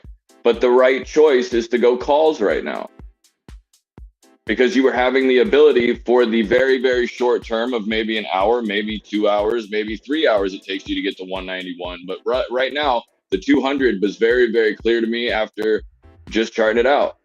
So what I don't understand though is how this fucking contract, oh, because I'm fucking retarded, that's why.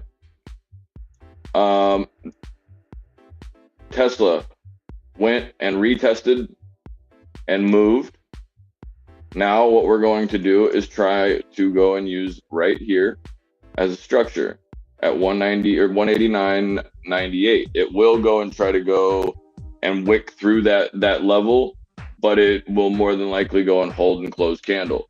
You're seeing the SPY trying to go and raise itself up here. So what would a lot of people think in this narrative? Tesla's gonna fly.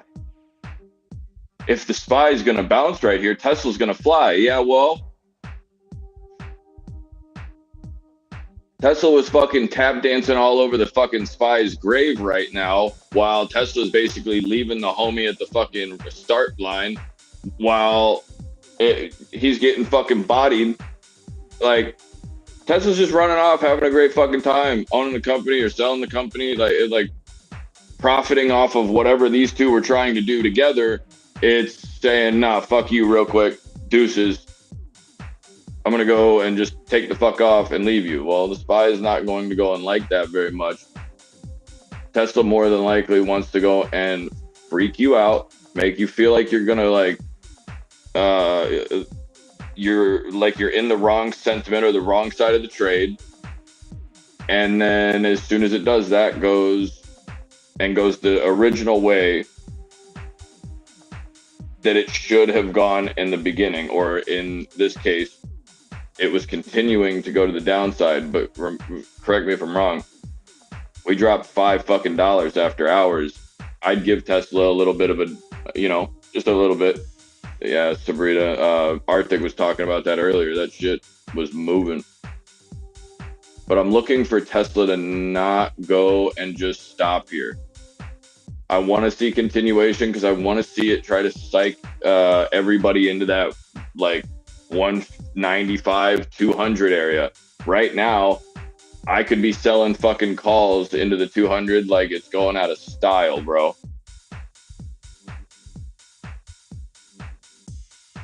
Payable in first, or payable in full. I missed something. Hold on a minute.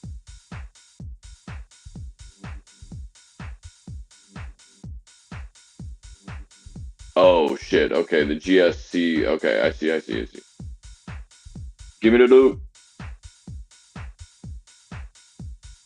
SPY is trying to talk to me, you know what I mean? Just trying to let me know.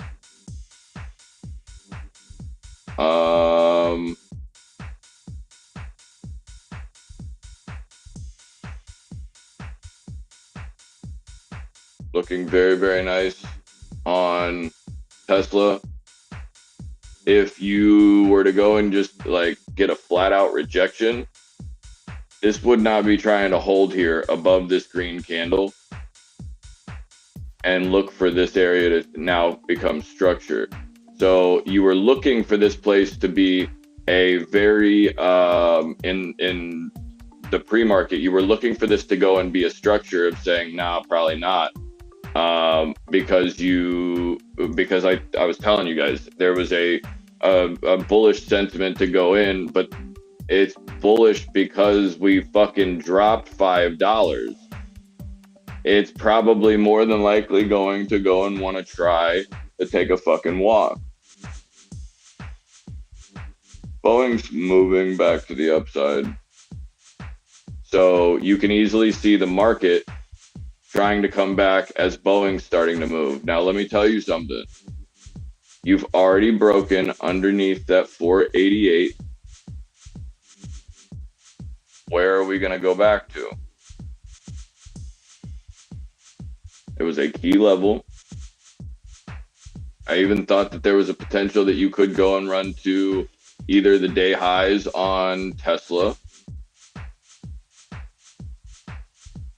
right into that 195, which I don't think is the fucking case.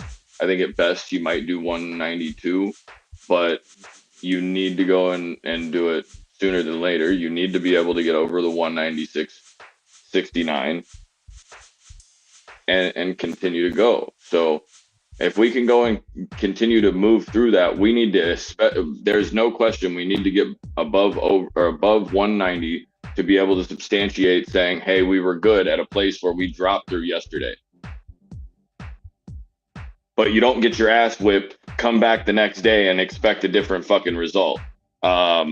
Unless you have a bat in your hand, and in this metaphorical situation, this bat could be a piece of news, it could be a upgrade, it could be whatever. Get back in the fucking box is right. So go back to the box. Because that was where we were trying to go and hold. We have the structure underneath that I was telling you to watch that correlates very, very well with something else we haven't looked at in a second. The SQs that I told you probably stopped on a fucking, what the fuck is the name of this game? What is the name of this game? Genuinely, because I fucking win. This is nasty. Let's go. We're making some decent paper today, ladies and germs.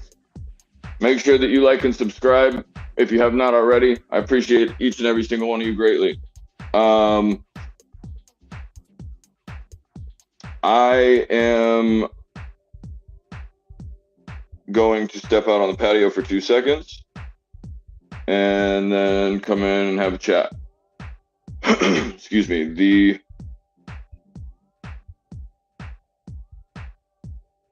SPY looks like it's coming up. And remember, the people are expecting that right now, holy shit, Tesla's going to the fucking moon because the SPY's underneath it. If the SPY runs, dude, Tesla's gonna do it.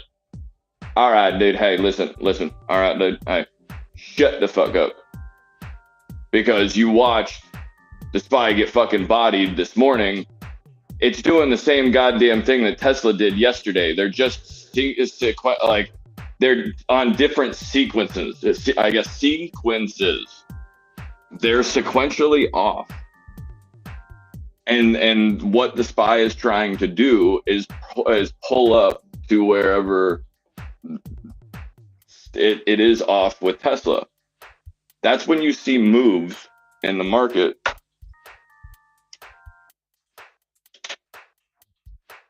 Is when you can get a difference in correlation that all of a sudden starts to balance out. Bitcoin's also yeeting itself into 43.5, which is going to be a joke here in about 15 minutes. But here's my thought on the fact that we are massively down all night last night. Like Arctic said, then you have a massive amount of, then you had aftermarket looking like shit. You had companies that were doing very decently earnings-wise go and lose 3%. Apple was at like 189 yesterday, and I told you that was probably coming back towards I think I don't want to even try to guess what the fuck I said exactly, but it was I do know that my actual sentiment is I'll buy Apple again, or Apple shares at 160. I don't think it's necessarily going to get there. Don't take that as, oh, Apple's going down now or anything like that. I'm just saying that's where I would have a share buy if I was buying for my blue chip account or something like that. But I'm looking at things like coin kind of doing a little too much right now. Like, you're doing too much, bitch. You like, relax. We're looking at, what is that? 29 million in volume on fucking Nikola.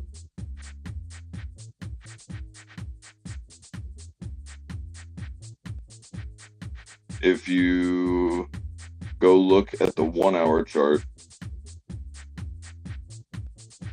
we've come down quite literally to a perfect area. Rivian is starting to move from the 1620 area. Hard to keep an eye on that. ChargePoint is doing the same thing, and Polestar. The EV sector, guys, right now is moving. Ford is going to go through 12, I would assume. FFIE is looking like it's starting to get better. HYMC is now breaking over the $2 mark.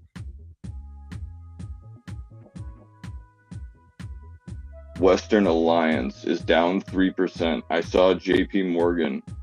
What was it? Was it JP or was it the fuck was it? Yeah, I saw JP Morgan and PNC Bank ripping a hole in the fucking sky, going up 3% yesterday. While I was waiting on the internet, but we haven't moved on Western Alliance. That's kind of interesting. I would watch to see if the banks kind of come back underneath you here. ChargePoint up 5%, doing very, very well. Looking to hold 2.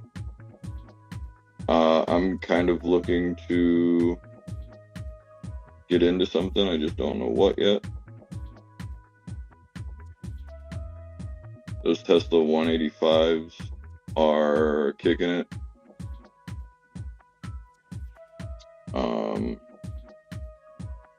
Let's see if I can get real ignorant real quick. Hold on one second.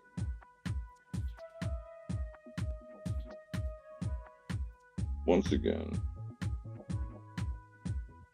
we're back here. Let's see where the money's at.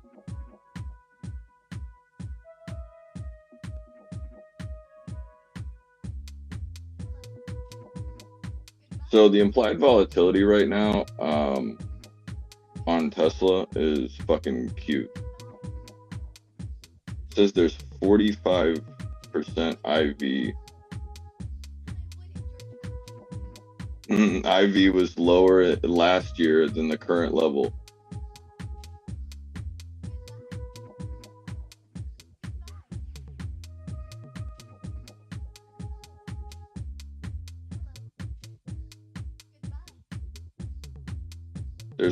There's 63,000 63,000 calls that have been placed on the buy side of Tesla at 190. I'm looking for next week just because I don't want to have all my eggs in one basket, just in case Tesla decides to go through that 192, which I think there's a decent chance of, but I don't think it's going to happen until we go and find the bottom of like 177 or 168. I'm just wanting it to go I just feel like it's got a better chance of doing that.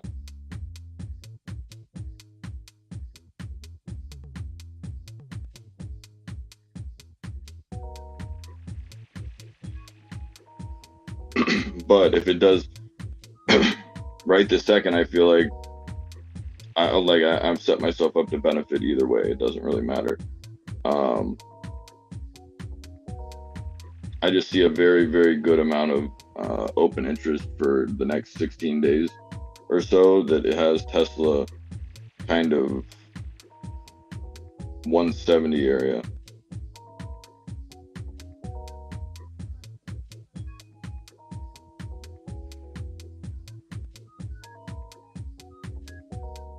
I'm not gonna lie to you either. I kind of like the 180s.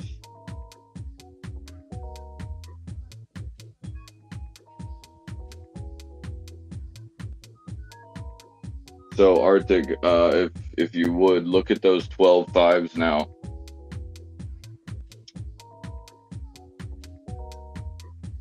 Now you're sitting here at 35 a contract because those have come back just a little bit, but still getting out of those at 36 gives you the what you did was you were able to leave those contracts at the earliest possible moment to capitalize off of the volatility that was happening at the time. Now you're seeing basically the adrenaline dump of that contract kind of overextend itself and kind of come back in. Now you're waiting for that to go and correlate somewhere else in the market. Tesla's also at those 180, excuse me, the 185s, I'm realizing are now the lowest they have been all day. My average on those was 86 a contract.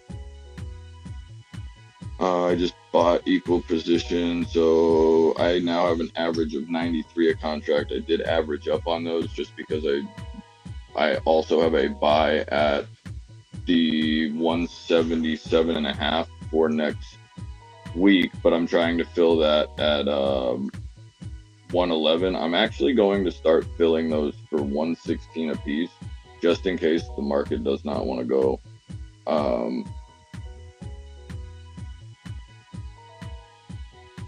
I have a buy at 116, a buy at 111,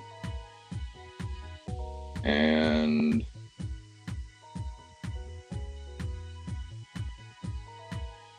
I'm going to be looking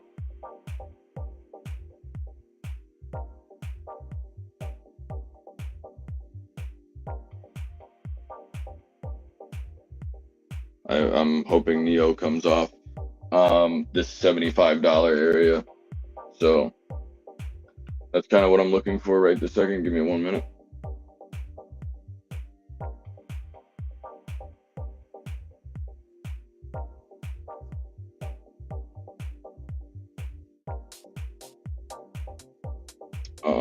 Are we going to those 111, or excuse me, the 185s are now at $111. So if I would have put that at 111, that would have probably gone and got there. I did just fill the 177 and a half at 116.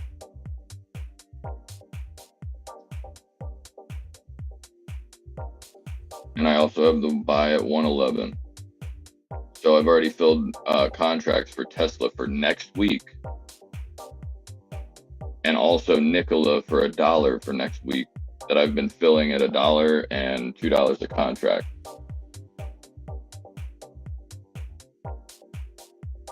The reason being that I have those Nikolas is because I want to capitalize off of the EV space. I think Nikola moved early and then pulled back, but I think that it's kind of sitting dormant on a 1 hour where it just pulled back in to consolidate and now found structure. I think I basically just bought dollar contracts at the bottom of Nikola for just a very little bit of time. I don't know anything about it, and I don't know if it has the ability to go and split. But look at how those 177 and a half puts are doing. They ran down to 116, but it won't fill my 111. So for $111, I'm buying 100 shares of Tesla right now for every contract. I think it's a lot of fun to think of contracts as the fact that you are able to go, let's say you buy 100 contracts on Tesla, you have 10,000 shares.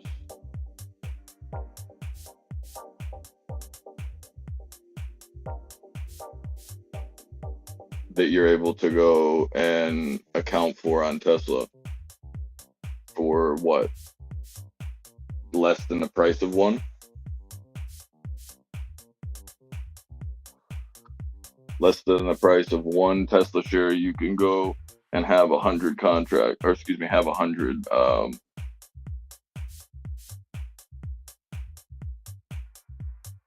shares of Tesla.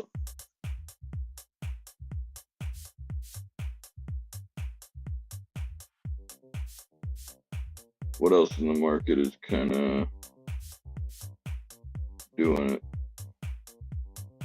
The IWM seems ready to go back to 200, but still kind of sketchy. AMC is at 424. Definitely has some volume. And I mean some volume, meaning it's a little bit bigger than usual.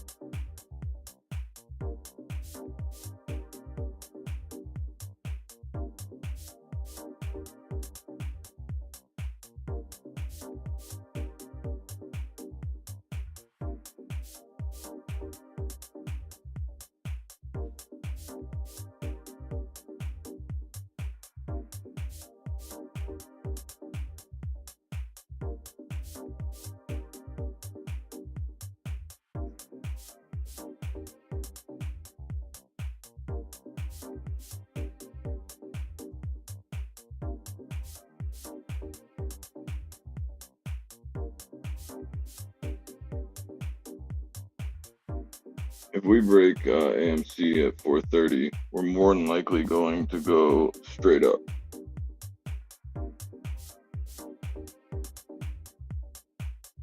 Half of the Q4s, corporation defaults or repeat offenders. I don't understand. What the fuck does that have to do with anything? There's also a 3-to-1 call volume, heavy on the call side, 3-to-1 on AMC for 4.5 calls. But I have a resistance here at 428.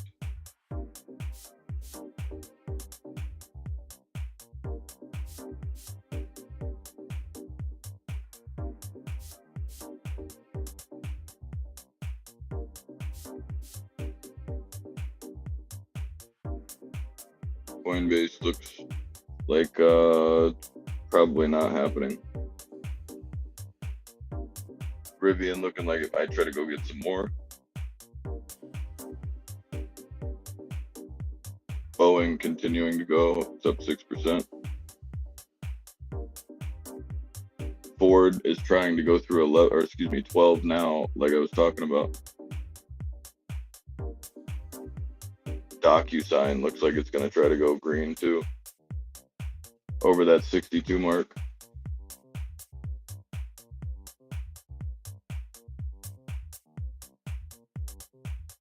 Rocket Mortgage is starting to move to the top side.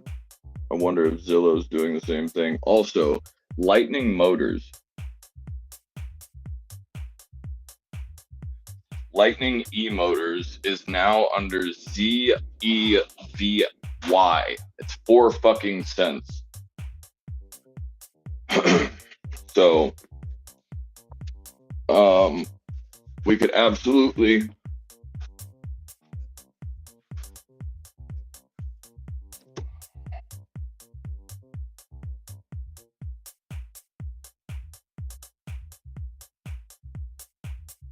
we could absolutely go and see that get some love. So we're close to the 111 here. See, Tesla's doing exactly what I wanted. We're going to go quite fucking literally into that 190.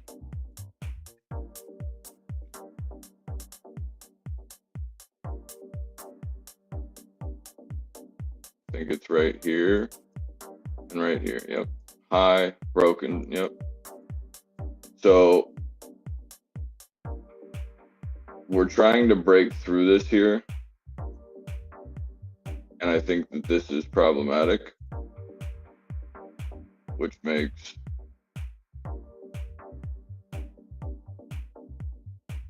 I don't see it going to 192, but if it wants to and fill this, I think it would be, I think this is going to actually perfectly correlate at 111. I think I might have done this perfect. But remember, the SPY has this trend that we've been playing with. So right now, in my perspective, we look at that 50 EMA, and like Arctic said, we find the box. One more big dip, SPY, you can handle it. I think SPY is going to go and try to climb here for a couple of minutes, 20, 30 minutes, and then try to fall after that. I think we are going to go, and if we can get a push off this candle at 191 here, we should be able to fill this. SQ's coming back to a support. If I can get SQs to go and hold that, 1250 area, I could potentially see that going and trying to hold structure there. But keep in mind that this SQ pattern goes and makes the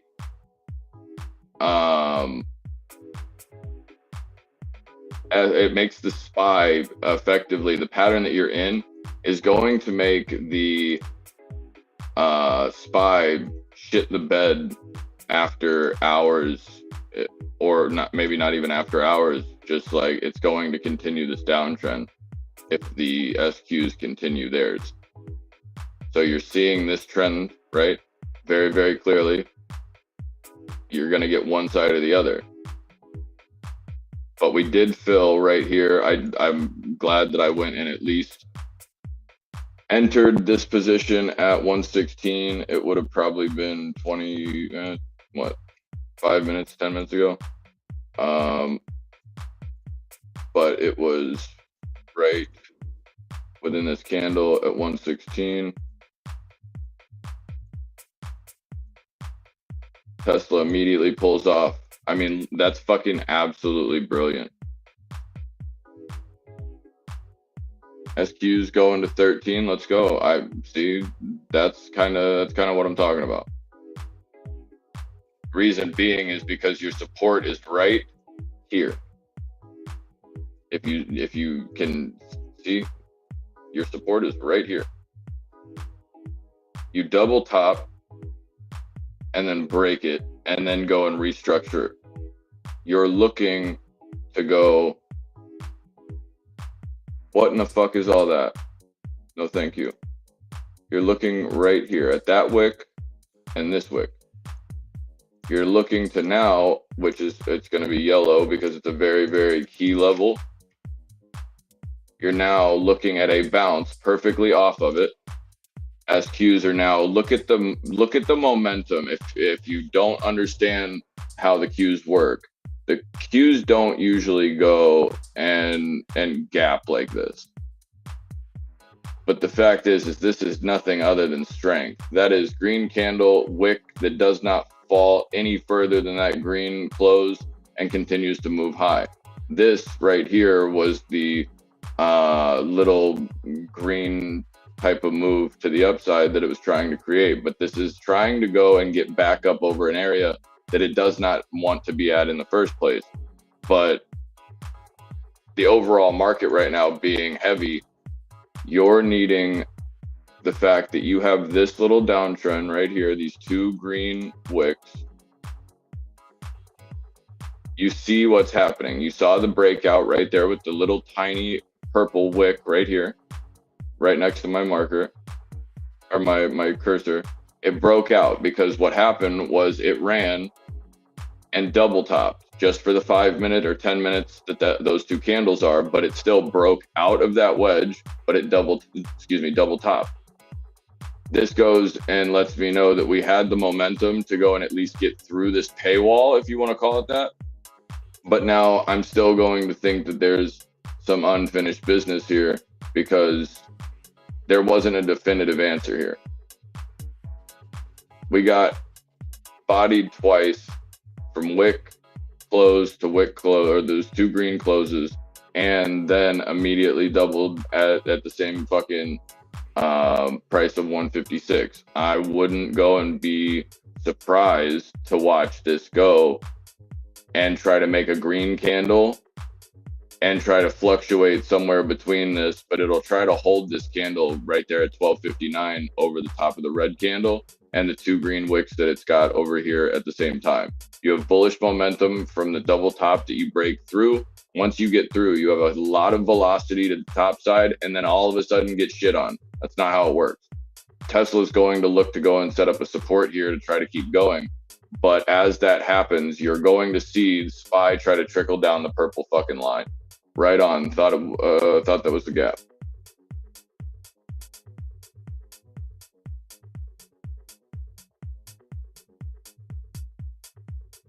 There's a decent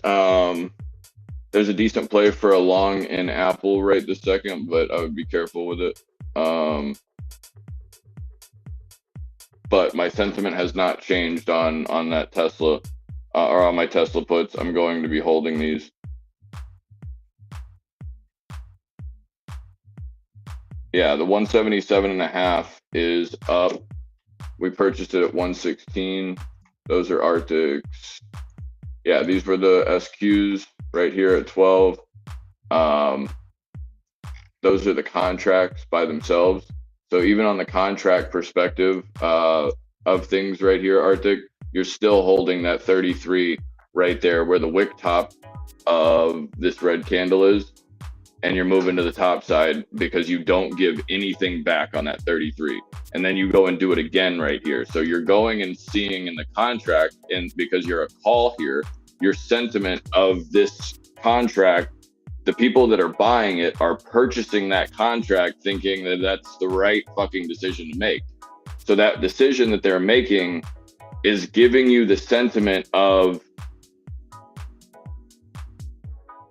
these people are stepping in where they technically on the technical perspective of the charting, they're going and stepping in at the exact correct times every single time, over and over and over again. Why? Well, the reason is because that's what technical analytics is. It's not about the buying or the selling. It's about what they're trying to create, the narrative that they're trying to create. It absolutely has to do with buying and selling and the volume in which it decides to move back and forth. However, it does not go and dictate solely the direction of the market or that whatever price, stock price for that matter. There's other reasons why stocks move that have more to do with technicals than they do the news or whatever the fuck. So that's why this is happening. This is the reason right here. Now, anybody that was holding those calls got there and thought, oh, you know what, we might not have this, but they probably held them anyway. Then once we just broke here at the 190.50, people just shit their pants again. But guess what? This thing's going to go right into this box and try to hold. So I would say right here into the 90. Yep. Facts. Right there on that wick. 90, this top of this green candle right here with all that momentum that we used to break out, that was strength. That was the first close of a green candle higher than this one that we broke out of. That's where this is now trying to use support right here. If you can't see it, zoom the fuck in because it's important. Right there. That little piece right there. And I was showing you guys this fucking box earlier, not 10 minutes ago. That's where this is going to want to go and use support. So Tesla, even though I am bearish on Tesla, and I could go and sell those 177.5 for next week for 11% to the upside right now, that's $13 on a $116 investment that I was able to quite fucking literally make in less than 4 minutes. Good morning, Mr. Robin. How are you, love? Top of the morning to you. Fancy seeing you here. But we're looking good everywhere, like everywhere that we can. The SQs are chilling. So right now we're holding this, or these 185 and a, yeah, 185s, excuse me. Whoops. And we hold 177.5 for next week at 116, along with the sandpaper stack of Nikola. There's Tesla ripping back into that box, quite fucking literally. And as it's doing that, you're seeing that people are getting afraid, but they're not giving up here because that indicator is underneath it. They're going to try to test that. They're going to more than likely try to get people to piss themselves.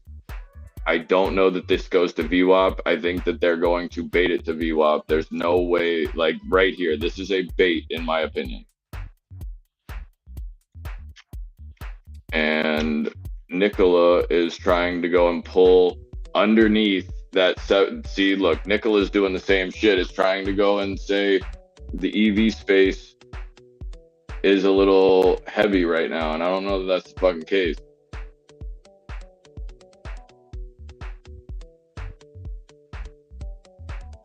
What is a Miss Robin doing today?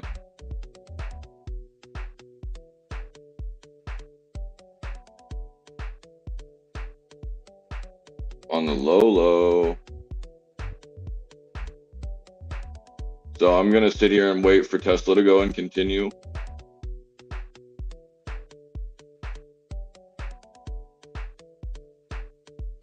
I think this holds. Makes a lot of sense to go to the 180 or the 198.90, because effectively all they're doing is getting people to like think about the psychological break and make them go to 182 theoretically in their head. 185, 182, 180 possibility. If you're fucking call, or if you're liking calls right now, you're concerned that the market's not going to go and hold and carry you here. Everything in the fucking market's power they're going to use to go and try to make the SPY look as shitty as possible. Like Arctic was one thing, the one big dip. They're going to try to fucking show him that. It's not going to happen.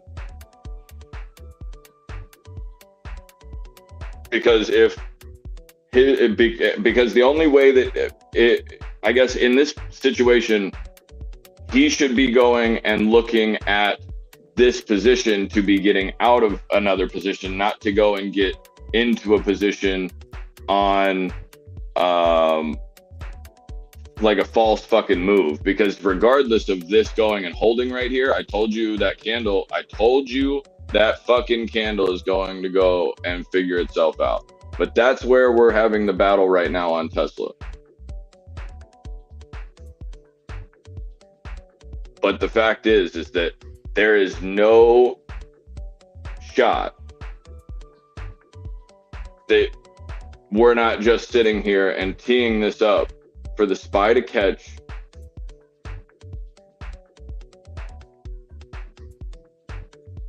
Meta just took off to the high side. There you go. Took the high side up on the 200. Tesla, not doing a fuck. Doing a lot, but not doing a fuck. Literally nothing. Nikola's also trying to go and put in a bottom here from the pre-market area that we were good at several times.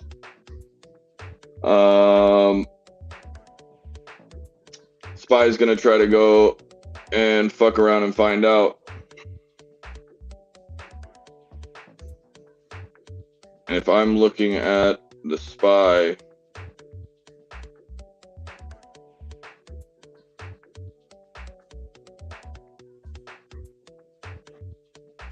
I almost went and just entered was starting to look at a SPY position. Reason why I just put my phone down was because I just realized as a trader, I'm doing too much with a big piece of, not doing too much, but like I'm thinking of entering a position into the SPY when that wouldn't be the correct way to go. It would be to go and think this process out. And like I was this morning, and try to figure out why my sentiment either changed or stayed the same. The thing that I want to look at is the fact that we have FOMC at 2:30.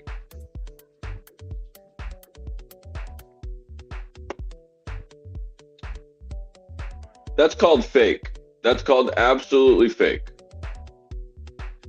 And you better look at me. Look at this. I'm better than you right now, SPY.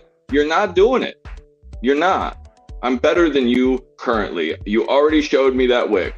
Run the fucking tape back 5 seconds. You already showed me the wick that stopped you. There was absolutely no reason to do that. Get fucked.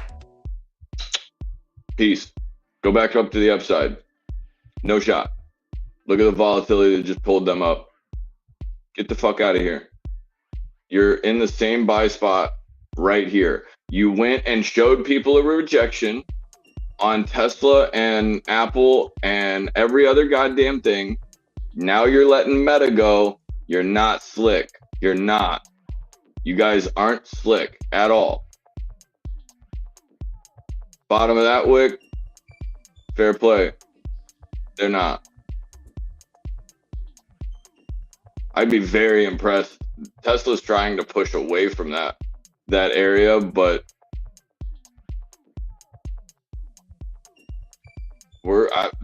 there's no reason for that. This is where I would be going calls if I was on Tesla, or if I was looking for Tesla. However, we could potentially go, and we've already retested this, so I don't think there's any validity to that. But if that's where they're going to want to go, that's where they're going to want to go. The VWAP touch is going to be the ass puckering situation of SMCI. Oh, fucking super microcomputer or whatever the fuck it is. Why would Meta just take off like that? Why would the SQs have gone and just tried to run back into structure and got rejected? We're trying to hold the 189.70 right here on Tesla. But this entire range from what, 20 cents looks very scary for that candle, but like we're basically trying to push our boundaries into pushing the stock price down to keep it like under 190. Let's just say 190. It's trying to stay under 190, but it's not telling you that, technically speaking.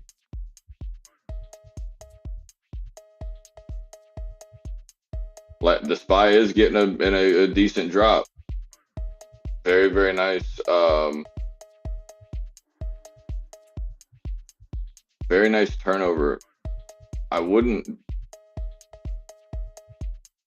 don't like this. I don't like the pullback, because this pullback is going to go and hurt anybody who thinks that there is a potential bounce at all that you could get. Like, if we decide to start falling and then we decide to go through, like, just, I might be fucking dumb, but just what happens if, like, dickhead goes and sends the market to the downside when everybody thinks, oh, we're going to keep going?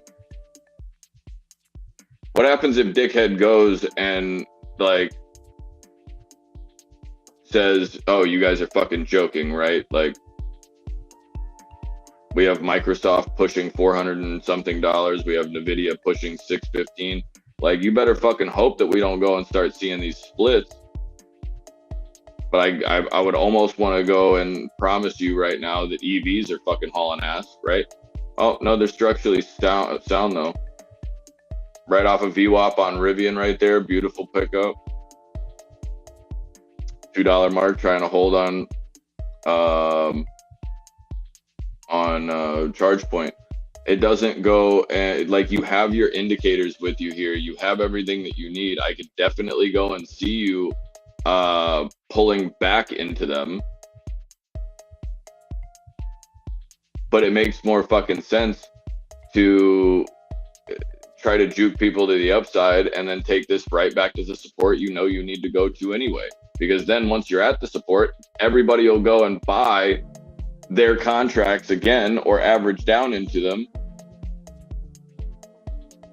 No, the SQs do not go down nearly as fast, but the reason for that is because the SQs, I've realized, and it takes you a while to realize this, I have noticed that it takes people a time to realize that the SQs effectively have a very US dollar feel, I guess is the way that I would put that. If Tesla, talk to me nice. You didn't want to go down there. I knew. I'm listening to you, babe. It's fine. You know what I mean? I got you. I'm talking, I'm talking to the people. I'm letting them know you're not ready. I can only do fucking so much. What do you want? Listen, I'll domestic violence the fucking shit out of you in front of company, but right now, like, we're trying to run a stream here, Tesla. You know what I mean? But, like, you keep doing you. You keep doing your thing. I'll take care of it. I'll translate. We'll fix it. Fine. I'll kiss your mouth later. But you're looking very, very good all the way around the market for this bounce to go and try to trap everybody that it fucking can before that data.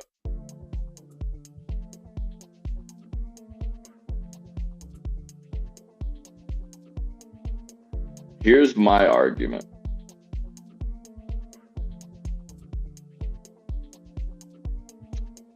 What if dickhead comes out and says rates are going to stay the same and less cuts? That's exactly what I was just about to ask.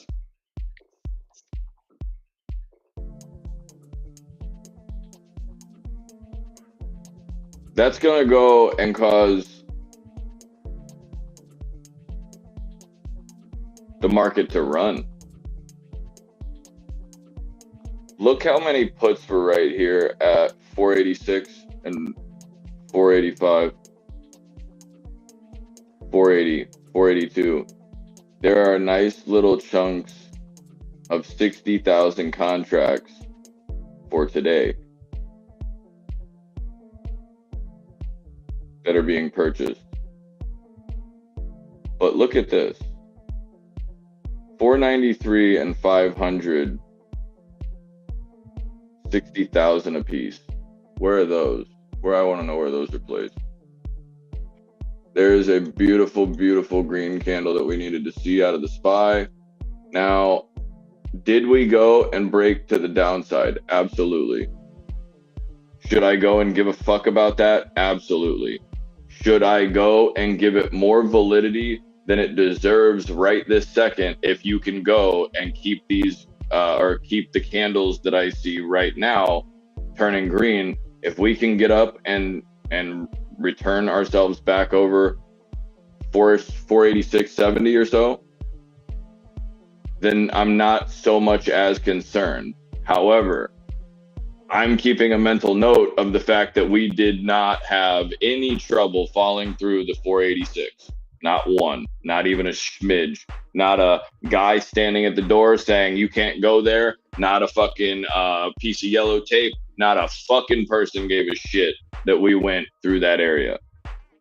It happened very easily, happened very quickly. They did not care. There was nothing that, like,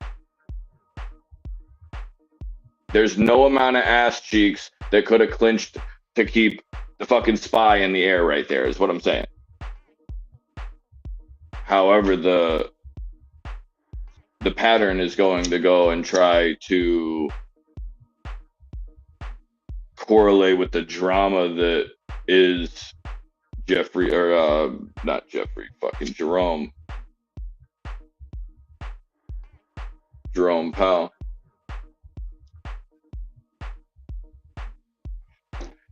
Cheers.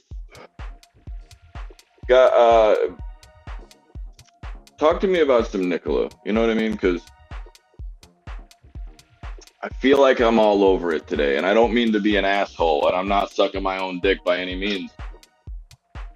But if you're thinking, and I don't think about it as like, ooh, look at me. Like, I think about it as I'm fucking disgusting because I'm reading my job properly. And if I feel like I'm all over trading and being able to go and see it correctly, that's something that you should be proud of. It's not a brag or anything like that. It's, I'm reading fucking Braille when we don't have anybody reading Braille right now. You know what I mean? Like, I feel like I'm able to go and see shit a little bit differently than allowing the media or the news or the whatever the fuck it is to go and dictate what my decisions are and what my sentiment is, because my sentiment is solely based on that fucking stock price. That's it. The technical analytics is the only thing that I give a fuck about. I love the fact that Elon's being an asshole right now because it's exactly what I need to go and feel better about my analytics. Even if I'm 100% positive that the way that I look at these analytics, they're going to go to the downside, whatever stock it is, I still only have, in the overall grand scheme of things, only like a 70-30. Like, if I'm 100% in my head, I still need to have 17 other things to go and feel good about, to feel like I'm 100% perfect in that trade. One of the things is Tesla going to the downside is always Elon talking shit, but things trickling out in Tesla that are very, very good. And it's usually prior to everything that's going on in Tesla's world. It's usually like some little piece of news or whatever that they have $30 billion in cash ready. So what the fuck do I care if they have to go and pay X amount of dollars to whatever fine for 100 million? What the fuck do I care? Why is that even a piece in the news? Or why is the incorrect piece of news of like the LiDAR system going and allowing the overcorrection that the driver didn't make and ended up killing the fucking pass. Like, stupid bullshit. The LA loop or the Austin loop or whatever, wherever that was last year or 2 years ago, where they opened the fucking loop up and then somebody died. Had absolutely nothing to do with the fucking Tesla. Like, not one. But somebody dying at that fucking loop goes and just absolutely shits all over the stock price, and it's absolutely unnecessary. Drop top in the rain, baby. You're goddamn right. I'm wet as fuck.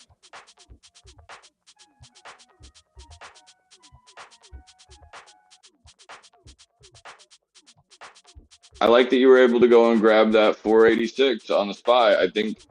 I think this is trying to go and show you VWAP, trying to go and show you that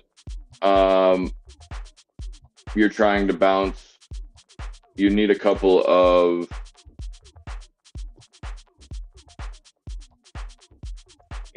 moves though. But Rivian's looking good over the over VWAP.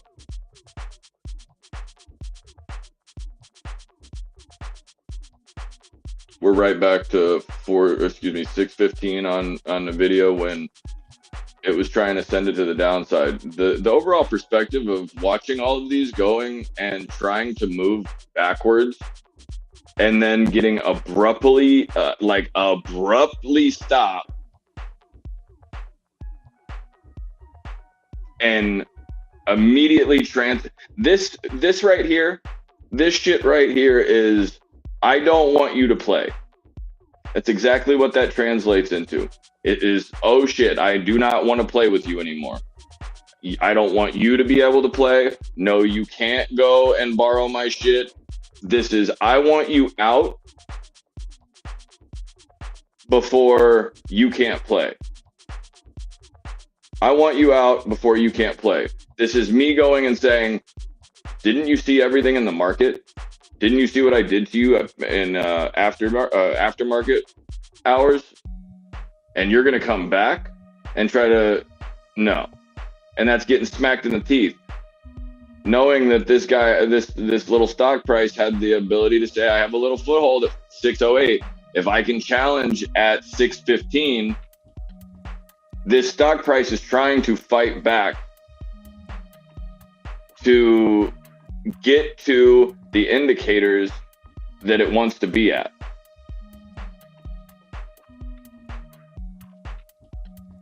You're going to have a problem getting over 616. If you do, you have a good amount of a run back into the 621. Who's to tell you you couldn't go to 622 or 621, considering that the rejection that we took to the downside was 621? Guys, you have to go back and retest your fucking the problem areas in your stock price. If you don't, you have gaps and you're fucked. You literally went and allowed NVIDIA to go and trend you. Right here. You got the breakdown.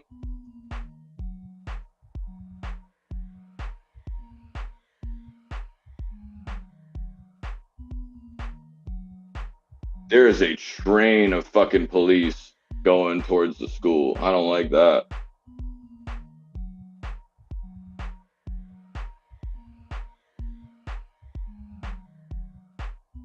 That's got to be 13 cop cars. What in the fuck? They might be coming here. What the fuck is happening? Holy shit.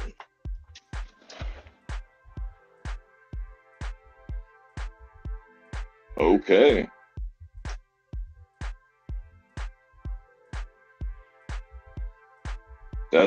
That's fucking wild. It's not coming here. That's definitely going towards the school though.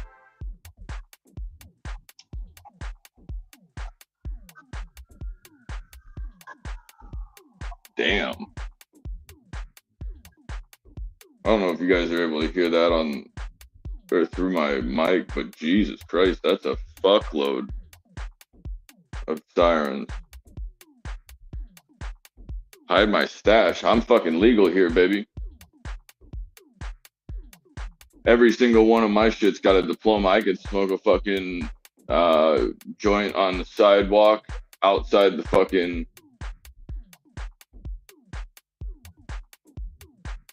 Don't go to the mall? Yeah, Michael.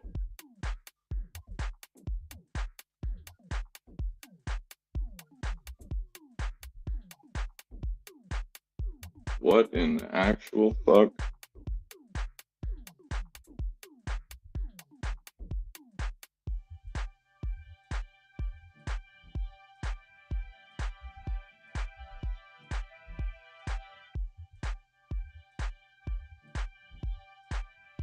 My apologies.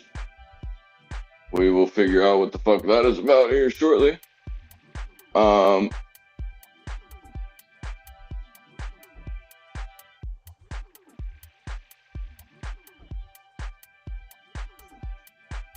The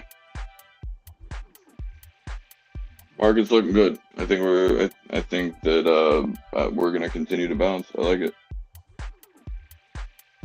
I think it gives us just enough.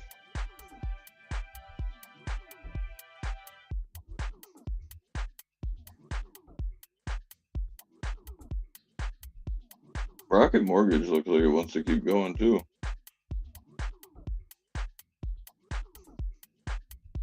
Gonna be interesting to see though, but Microvast Holding is got $1 million in volume. Not sure about that one. DWAC is actually up 7% and trying to stair step itself higher. However, 40 is getting a little ridiculous now. Polestar decided to go and pull right back to its open.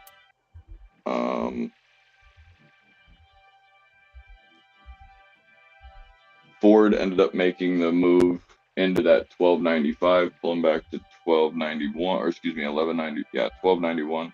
Nope, still wrong. Pushed into 1195. I don't even know who this is. Stop fucking calling me.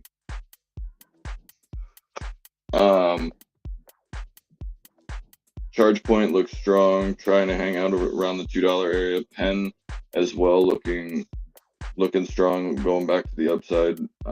Nicola said, no, bitch, I don't think so.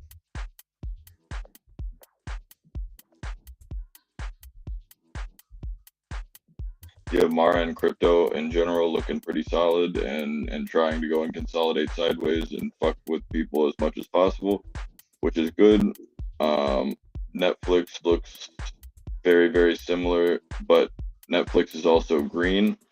So here's my sentiment of why I think the market bounces here more than anything is, like I said, in Tesla, we broke down underneath that 90 whatever it was and started sending it down to 86 or whatever it was for pre-market. The issue is that we are down 6% on Google, 1% on Apple, 2% on AMD, 1.8% on Nvidia, a full percent on Meta. We're 2% down on AVGO, which is a $1,200 stock. We are down on Microsoft. We're down on Palantir. We're down on Intel. We're down on all the things that mattered. The reason that a lot of people go and might misinterpret why I think the market's going to bounce isn't because we're I don't misinterpret that I think that yes, there's a validity for the market just to go and give up at or around the 2 o'clock area. But I think that it'll more than likely go to try to fake you to the upside before it goes to the downside, or vice versa. It does not matter to me, because remember, I've already got into my positions that I think if it decides to start pulling back here, then that's great. But I also just went and made all the capital that I needed to go and then enter positions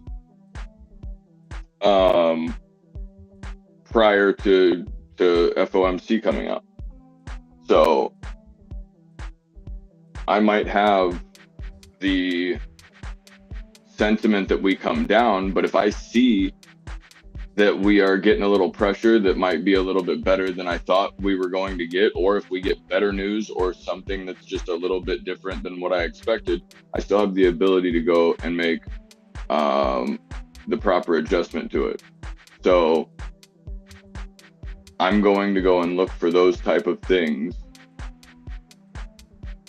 to play off of. I don't want to go and just throw my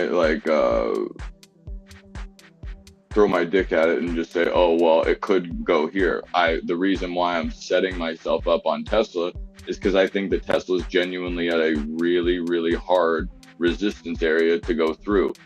But if I'm a betting man, I think that Tesla probably tries to go and fake like it. I think the whole market is going to try to fake like it's going to go to the upside. And I think we're going to get walked. I think it's just quite literally going to be either a fake kind of little bit of a push up in momentum and a little bit of sentiment change, and you go and see a couple of comments on fucking Weeble and Twitter and shit like that, and then you end up seeing like 3 o'clock something, or excuse me, 2:30, like 2 o'clock we go into the data and shit like that. We end up having a good sentiment. We end up having a decent piece of news or some kind of shit like that. And then you start to see the shit that you want to have happen. The reason being is because the Tesla looks primed to go, or excuse me, not, but yeah, Tesla looks primed to go north. But also, the SPY looks like it could potentially break to the upside of this little downtrend. If I was a betting man, I would say that if I was a market maker, I would want to go and incentivize everybody that I possibly could to think opposite in the way that I'm trying to go and actually take the market. And if I'm trying to run the market down because I know as a market maker there's not a fucking way in hell that we should be this high on anything,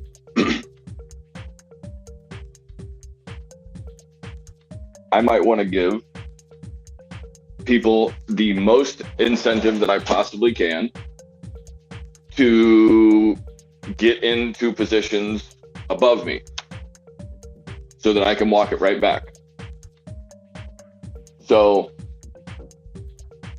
that I can walk the fucking thing to the downside and capitalize off of it 2 times. What I would do.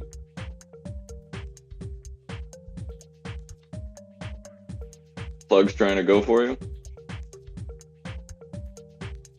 Plug is setting up nicely.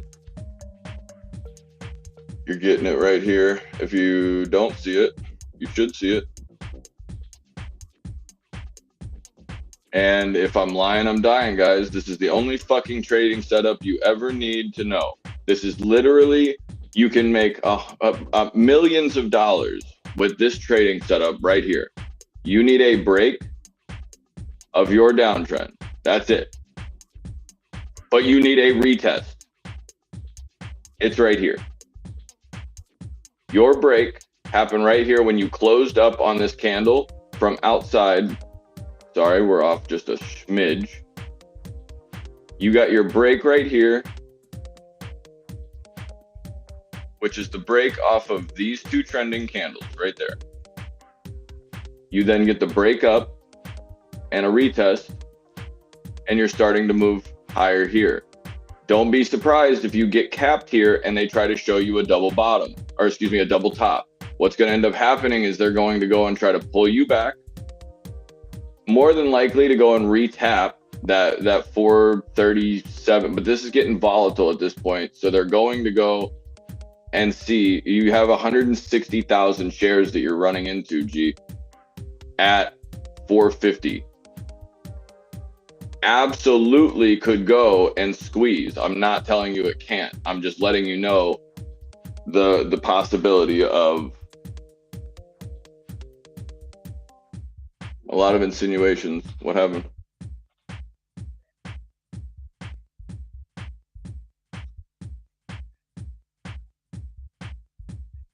Be right back.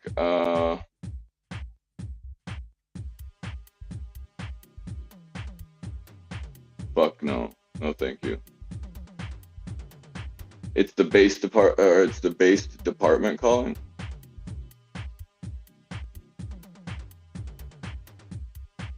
Oh shit, I'm getting the frog call. Nicola coming back to life. Christ fucking sakes. Am I popular or what? Holy shit. Stop fucking playing. Excuse me. Hello.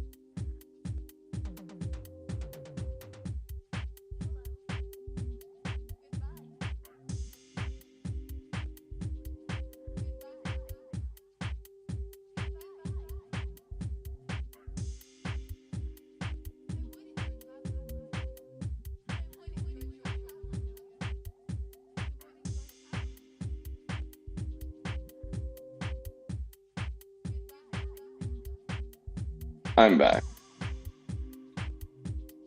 I made a joke because a few minutes ago you said that someone was calling you and didn't know who it was. I'm fucking over it. Yeah, plug's starting to move. But look, like G right now, I'm glad that you're actually getting this move. Know that you have the squeeze, you have the potential to go to 5, but like let's make sure that like we get our profits out is all I'm saying. You know what I'm saying? Like I don't want to go and have to play that one unnecessarily or anything like that. I just kind of want to go and let that one feel it out. You know, you don't want to hold that unnecessarily if you don't have to. You want to move around that price target as if it doesn't fucking matter. Just to let you know, the $5 calls on plug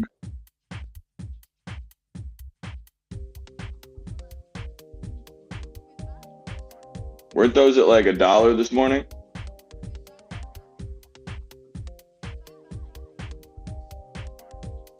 Good one for a change.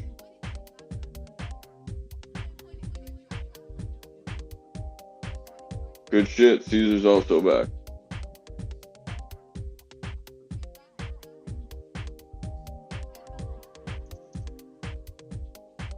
Fun is up 20%. Weren't we talking about that on Monday?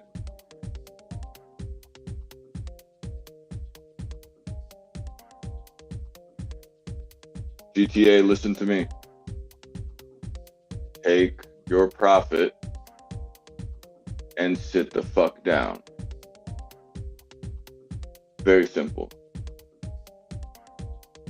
Right. So if they were $5 on the 450s, they were probably $1 or so at the fives. Those are up 1,000%.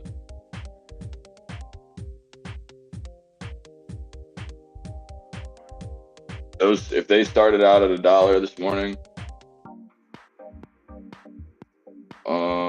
which were these right here. Yeah, these were $1 this morning when I saw them. 1,000% right now. Those are gonna try to come back to about $7, but guys, we're absolutely fucking killing it today. So beautiful.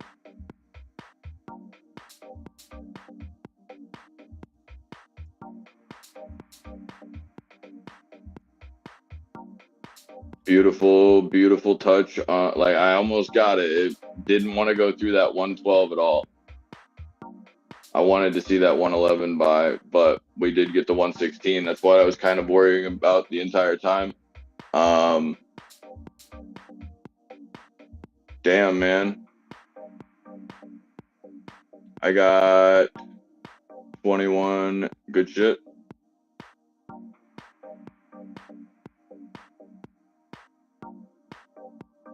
We'll take the 400. We'll take the 400%.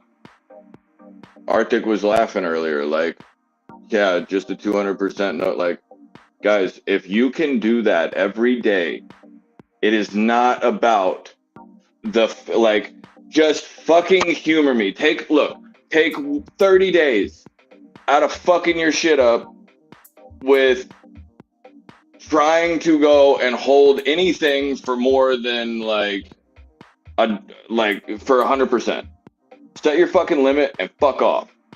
Go play golf. Go do whatever the fuck you want. But like, do that first. Take your 50%. Put your fucking sell order at 100%. Everything's fucking great after that. You're playing with house money. You're not putting yourself in an expenditure of risk or 17 other fucking problems. But like, take your money when they give it to you, because they will take yours whenever, like, they take yours just as fast, correct?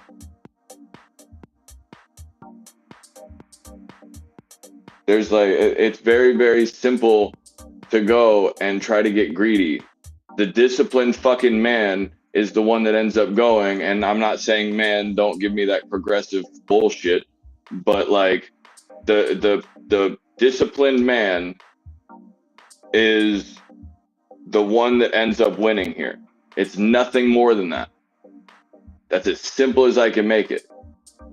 Amazing calls. Out posting gains now. Good shit. Yeah, if you got gains, guys, make sure they go into the gains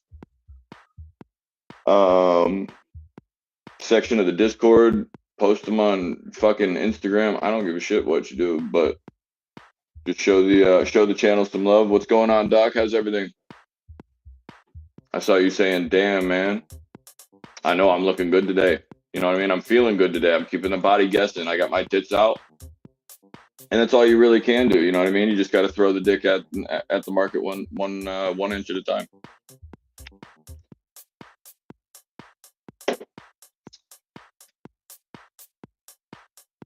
That. Right there.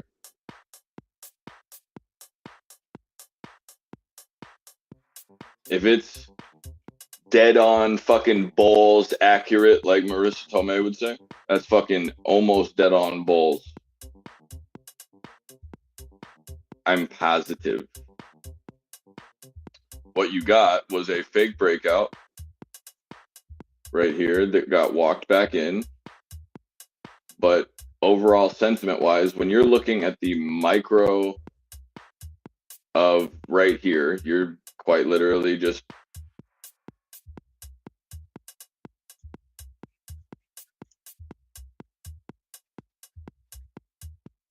like, I can sit here and do this shit all day. If I'm trading in like the little tiny window that I have,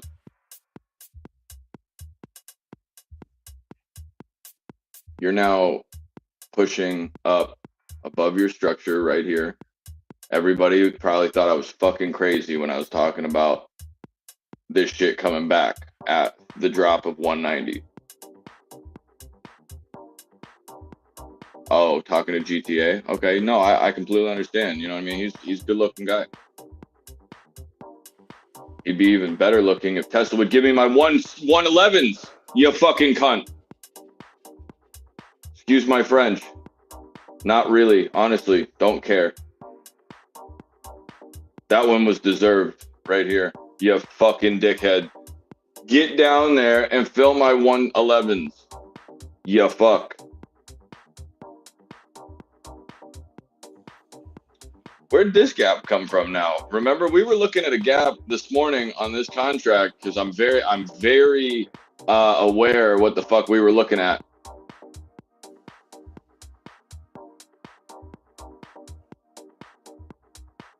Plug starting to go a little extra here. You're seeing, like, if you're not seeing plug by now, if you're not seeing it properly, fix it, figure your shit out. But you're pushing, you're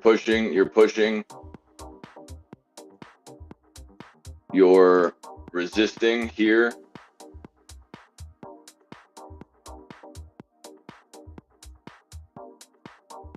You break up, you cover, and you close over. You're able to go and ultimately break your structure, and your $1 million trading fucking pattern here is a break and a fucking retest. That is as simple as I can make it. If you can go and understand a break and a fucking retest, not a break and a retest, but a break and a fucking retest. If I have to say it 1,000 times, that's all you need. That's all you need in this market to make money. Because if you don't go and get your retest, you're going to go and get that retest at some point, I promise you. So you would go and short into the resistance that you're walking into. For the reason being, I'm going to be shorting the absolute fucking piss out of plug if it goes to $5. I mean, the absolute shit. I'm going to go and be short probably thousands and thousands and thousands of dollars on plug if it decides that it wants to run right into this 493 area. I'm going to go and let it. I'm going to let it do whatever the fuck it wants to. Here we go, Tesla, right on cue, you sexy son of a bitch. You're doing the market is doing the opposite of what my shit is wanting to do now. And I'm ecstatic about it, guys. Like, this is the type of shit that, like, you guys are like, this fucking guy's got puts. What the fuck is he excited about? Tesla's going up. It's gonna fucking, like, calm down. Don't slobber on yourself, okay? Go get your fucking New Balances out and realize that no matter what happens, this thing can go wherever the fuck it wants to, but you have data and then the aftermarket that you have to go and survive before anything else. Today, we structured all of our money away from having to go and make a fucked up decision of, do I hold or do I fold into Friday? Well, if you weren't drooling on your fucking keyboard and you were paying attention, you would have known we were structuring all of that money towards the towards next week, February 9th. The 177s, the reason being was because we did not want to go and have to play the fucking game with theta. Theta is time. Time is your money. Money is time and theta. Theta is time, is money and time. Time is effectively theta. But what the fuck was it? It's time is time and theta are effectively the same thing. But whenever you have the ability to go, you can't look at time and theta at the same, but you can go and look at time and money as the same. You can go and look at the correlation between the loss of money from the loss or from the theta that you have, but theta is something that you don't want to go and fucking play with. The best way that I can explain an option profitability is you want to go and purchase a contract at the lowest possible price that it could be at, that realistically has the ability to become in the money at the very, very smallest increment of time.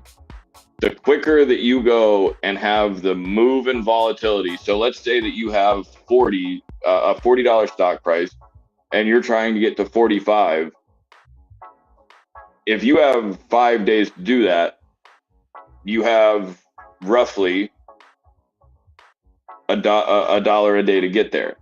But that's not going to go and make you profitable. You need to be making like $2 a day to be able to have the ability to get over that to bring that money or to bring that contract in the money or to very close to it so that you're able to profit off of it, because otherwise you're going to go and get burned to theta and have to make a really fucking hard decision at some point. You're naked. Good shit. Take your shirt off. I mean, I haven't really gone and done anything special yet.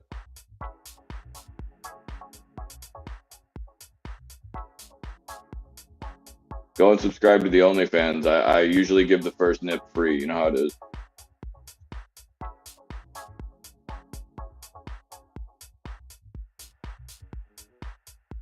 As Tesla is trying to peak up over this 190 here, I'm I'm looking at these 177.5s very hard. Theoretically, in my thought process here, SPY has every ability that the fact that we have Plug going in our EV space kind of moving very, very vicariously. We also have Apple going right back up to a place of support. We have Google getting absolutely touched on down to the 140, has an absolute availability to bounce there. Amazon kind of being worth absolutely nothing. NVIDIA kind of trying to show up a structure here to hold that 615. I think it kind of tries to run into the 220 again and probably just walks itself back after that. But if you can get these things to correlate properly, you can get them to break over this downtrend that you guys were looking at me like, what the fuck are you talking about? We get back up there when we were here. This looked like a no fucking fly zone. That looked very, very bad for the market unless you had a different plan in mind. If you're sitting there and wondering what the fuck is going to happen, you're behind. I'm basically going and giving the stock market a narrative in my head and having to adjust the way that the way that the bullshit comes out. Yeah, absolutely. As fucking J Pal's father, it is kind of my job. You know, I used to beat him fucking mercifully as a kid, so it's just kind of his fucking problem. You know, J Pal sucked as a kid. Kid fucking screamed all the goddamn time. You know, just kind of a little bitch.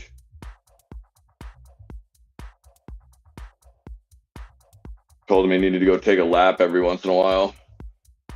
But no, all in all, happy fucking Wednesday. How are you, sir? Good evening, or good morning, I guess the way that Kanye West would say. Good tomorrow.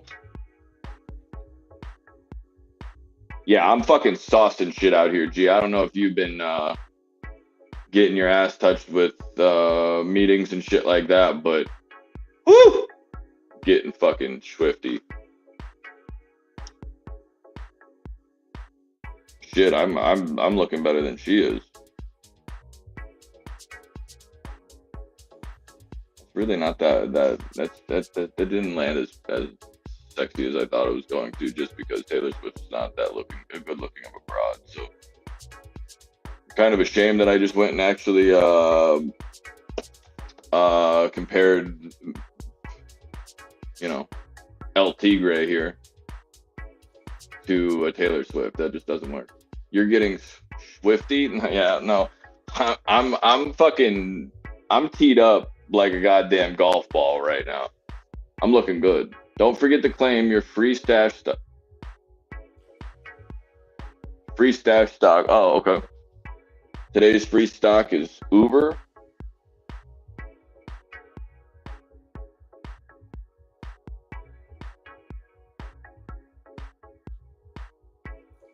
I feel like market makers have the exchange go and use those free giveaways as a data covering tool in some way, shape, or form. Whether it's they use it to go and show more ownership right before they need some kind of data that goes and gives them a better outlook on Q3 or whoever the fuck knows, whatever it is. But regardless, I think that they use those situations to do that. I feel like I have a fucking hair on my face. What the fuck?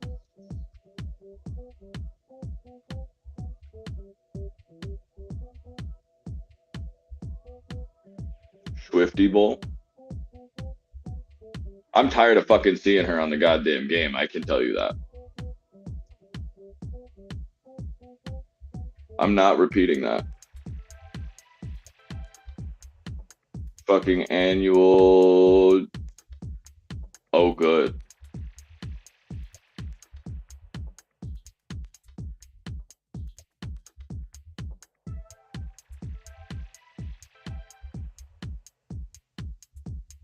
We had an absolutely beautiful morning. We're reading her like a book right now. But we're having a beautiful morning. Sorry that you've been jerking off with sandpaper. That's never good. But you know, when the going gets good, the good grab the 60 grit is what I'm told. So take that, you know, that little fucking gem that I just dropped on you. You enjoy that, you know? Beautiful. But no, we're definitely glad to see you. Hopefully everything's good. We saw the lady earlier. Scoot on Amazon and Apple.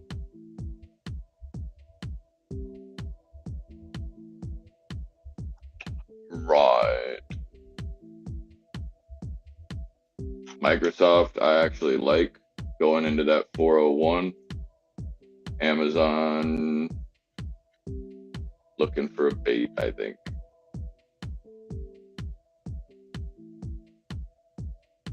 I think it goes back to 157 Bree and probably tries to find itself into that 200. The only problem that I have with this going long is that I think this is more of a gap up situation than it is anything.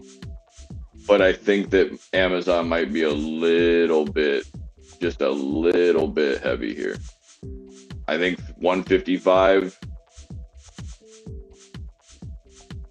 I think 152 is probably a hell of a lot better as an investor long term on Amazon than it is 155 if you're buying a decent amount of that. So I think you might actually get institutional investment or some type of split. I can't figure it out, but right now you're looking very, very good all the way around the market to do what I was wanting to have happen into 2 o'clock. My sentiment into 2 o'clock is that they're going to absolutely fucking body this, because everybody that's looking at their phones or at their charting or at whatever, or Bloomberg or whatever the fuck, is seeing Google down 7, SQ's up 9, and if you don't have plug power on your fucking if you don't have plug power on your shit, do you really have anything green other than maybe what?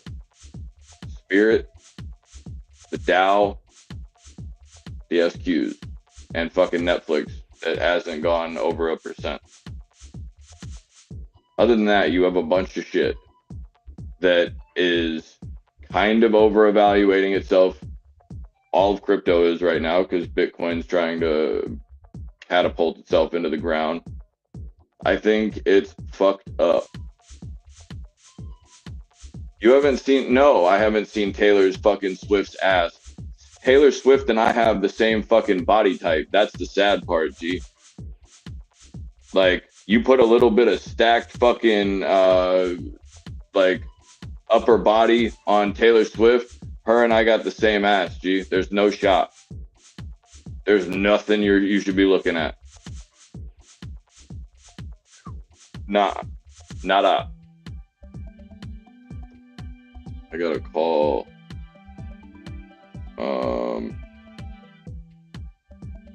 Katie's father real quick.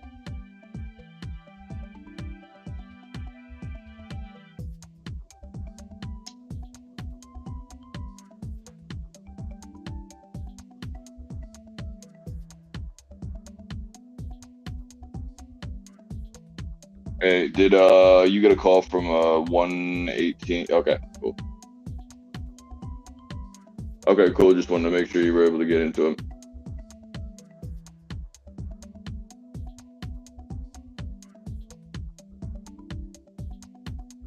Yeah, no, they had asked that, but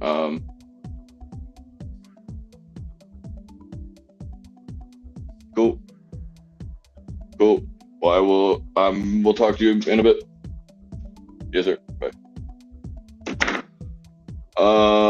Tesla going right back into the 191, doing its thing. We're looking at plug going back up.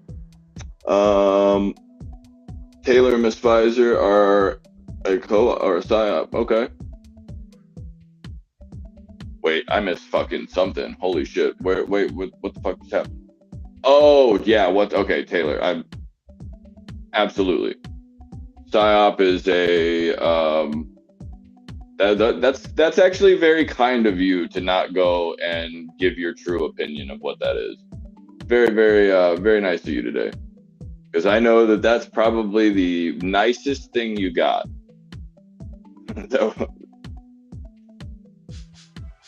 But others will debate. Yeah, right.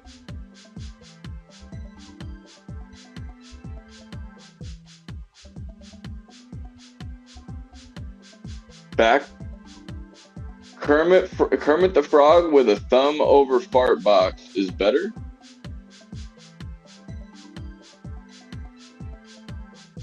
I don't know why I like that. I don't know why I like that so much. I don't know. I like the fact that Patrick Mahomes and the Kermit the Frog, that's fucking funny within itself. But to go and think, good stuff. Good stuff. Tesla looks like it's double topping right now. It's not. It's not. You can go and call that a double top if you go and tell me that the SPY goes and fucking drops out here. Maybe a double top. Right now, I'm not fucking concerned, nor do I give a shit. Industry plant, but make it.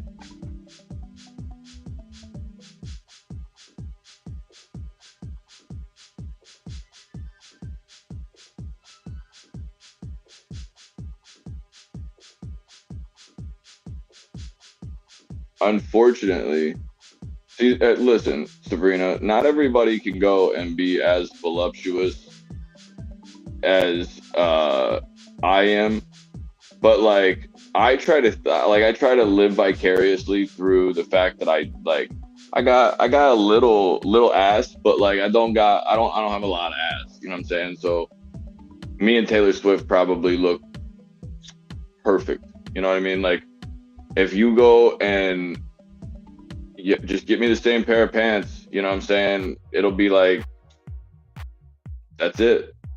It's Taylor Swift looks good. You know, shit. I'm sure that I gotta go and capitalize on that revenue wise. No cap. Put that shit on like nofans.com and shit. Love that. So you're getting a big pullback on Tesla. Not concerned. Reason being is we're going right back to the same structured area. If we decide to start giving up key levels that we were needing to hold, one of the like 190.53, and we decide to give it back, I'm not really concerned though, considering that we're still going and trending the same. If I go and think that we're going to get rollover, then we get rollover. But what we're doing is just fucking trending. Like we're literally trending in the same shit, doing the same shit. But this is one candle in a day. One candle in a day. It has traveled a very, very long way. And it makes complete sense that this would want to go and pull back at any time. That's why I've structured myself properly to be, if it does pull back off of this area, then I'm good. Because I'm worried about the SPY not making it and Tesla getting shit into the ground because of it. But ultimately, it makes more sense for the longer term of the next, let's say, 2 hours, for this to go and break out to the upside and bait everybody in up here so that they can take it here. If they wanted to, they would have shit this market down all morning and not let it stop. Is it absolutely have the ability to keep trending the way it is? Yes, don't get me wrong. What I'm saying is that if I wanted to be a fucking cocksucker, like they are every time that they go into FOMC, go and look at the trend. You go up and you immediately slide down the fucking side of that every single time. We started this bullshit yesterday, and now we're going to continue to probably slide, in my opinion. But how can I capitalize the most on people's stupidity?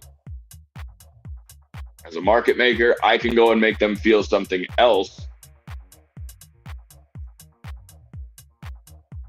Give them a little bit of like a validation, and then beat the absolute brakes off of them.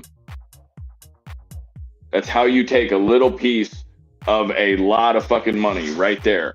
Every single day. That's how they do it. I'm going to make a derivative OnlyFans of my current.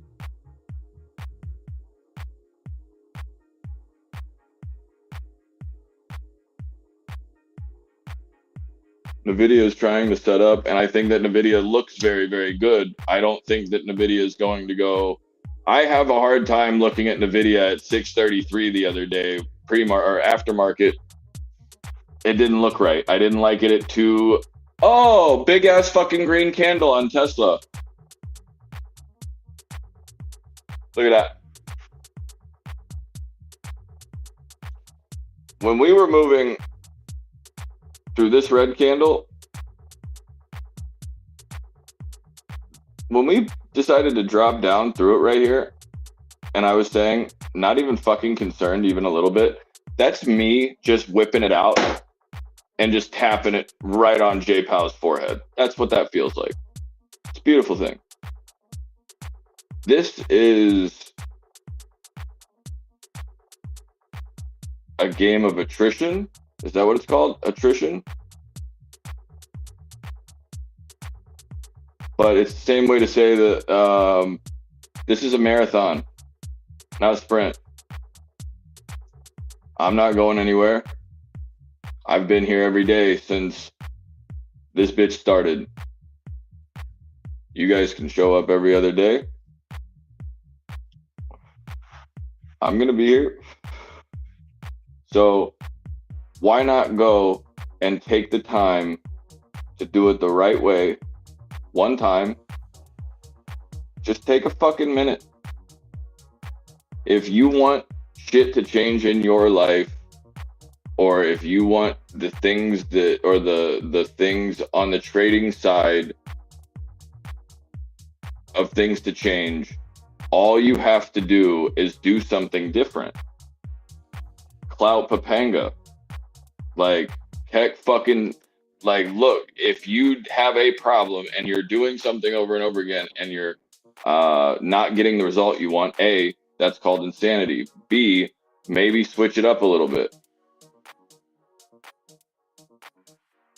Go and instead of trying to hold something over 100%, where normally typically you would, listen to the guy that's been doing this for a year in front of you, trying to explain every bit of a detail to the point where he looks fucking retarded sometimes. But that's the way that I understand it.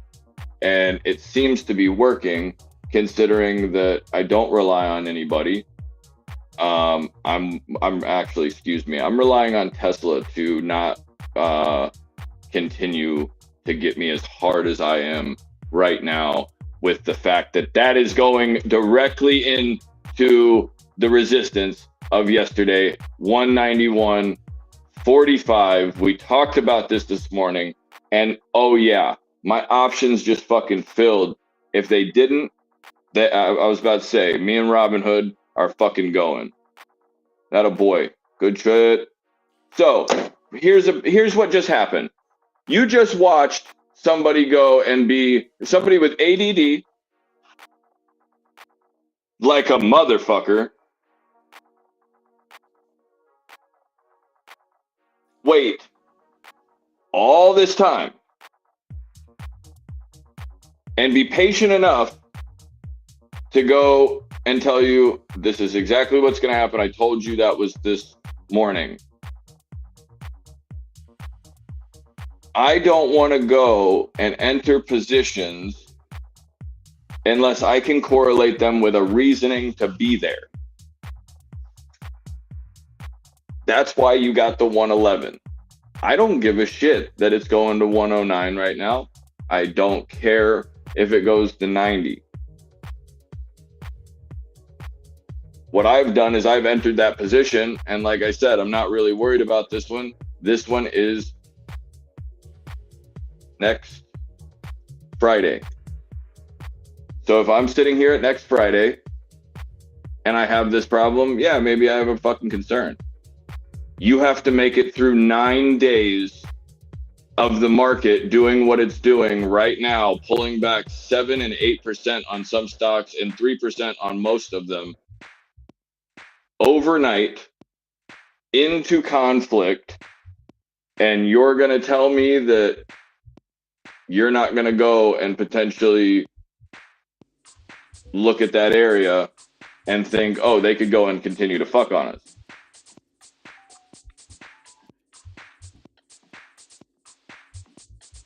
I think it's probably more likely that they fuck on us. So Plug Power's just looking like everything we needed it to be today. Still continuing, and it still probably has the ability to squeeze.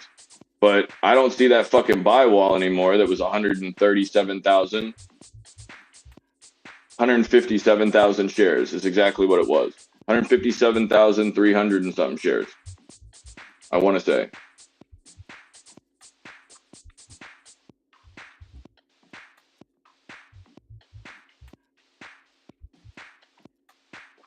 Yeah, 153, 157, 3, something like that. But I had gone and made it a point to go and say, hey, That's a sell wall of at 450.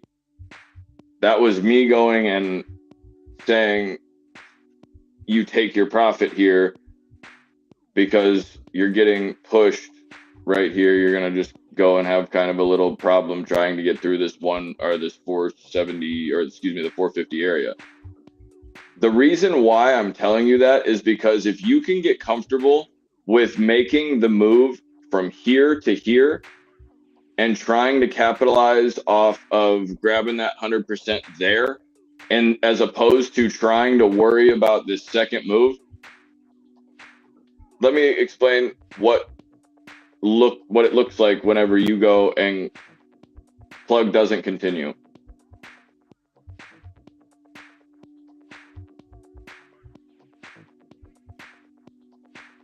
Looks like this. Whoops, I don't know what the fuck that was from. It looks like this. Same shit. If this wouldn't have gone and broken through and got through the 450, it would have gone and created a candle where it kind of ran up and did its thing, and you would have gotten your green move. But when you do go to get your consolidation, unfortunately, Tesla, it was way down by that time to get its consolidation. But you're getting the consolidation here, and you're starting to go and push up into it. That means you got strength there. The problem with this is that your market looks like it's going to go and try to create the trend to continue down through the 486. It makes more sense to me to have this go and more abrasive to the market, that if you're seeing this, you think downside all day. We're going to keep going. We're going to keep going. We're going to keep going until you break up out of this fucking very, very simple wedge. It's the easiest thing I've ever seen to draw. Like that every single person has seen this if you're trading this. If they break this to the upside, the first thing that they're going to go and do is assume we're good and we can get it at 2 o'clock, right? You're going to go and more than likely get upside of this downtrend. But wouldn't it be a hell of a lot better as a market maker to go and just think about, you know, what if we break it up to the top side, run it up to this 488 in the spontaneous FOMC shit, and then we just absolutely plummet the fucking stock to go and open it like 480. That'll fuck everybody out of about $500. We'll make a good deal of change. No worries. Like, if you guys don't look at it as potentially even going and just trying to stop out here at the 487 and holding that, and you want to see this thing just go and consolidate sideways, eventually it's going to make a move. So one of those ways is eventually going to go and come to fruition. Right now, this is a wedge that is not ascending. I like the pattern that it's in, and that all I need to do is continue to hold that 486.57. That's all that the market is telling me that I need to do on the SPY is hold 486.57, and we're good. What's the way that I go and get complacent as a trader here is to go and assume that we're good on a bounce on a stock that we have not gone and get it, like we have not started even close, not even close to starting to fall. You can argue that you could get the breakout and it could happen right here. It'll probably more than likely, with FOMC being such a big fucking sporadic point, you're more than likely getting like you probably would just get a run or some random fucking candle in about an hour that'll run right here and break you out of your daily trend. But the people that forgot, oh shit, we have more than one day in the SPY. Oh, okay, my fault. There's two places. You go here, or you go to your rejection. If you decide to start running up, you get over the 200 and you get fucking weird, Go see the fucking daily high tomorrow, or go see the pre-market high. For all I give a fuck, I don't give a shit. But you have to make sure that we're back way good 492 by tomorrow, and hold it on the SPY to give me any type of concern.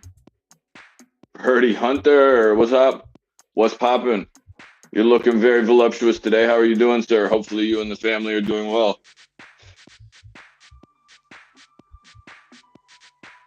Heads up.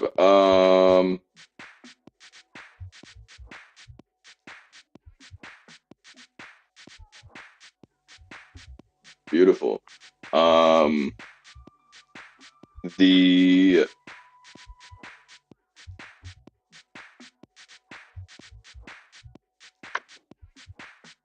went and did that earlier yesterday, but definitely appreciate you. Saw that. Yeah, I love me that South. Running back to the office, yes sir.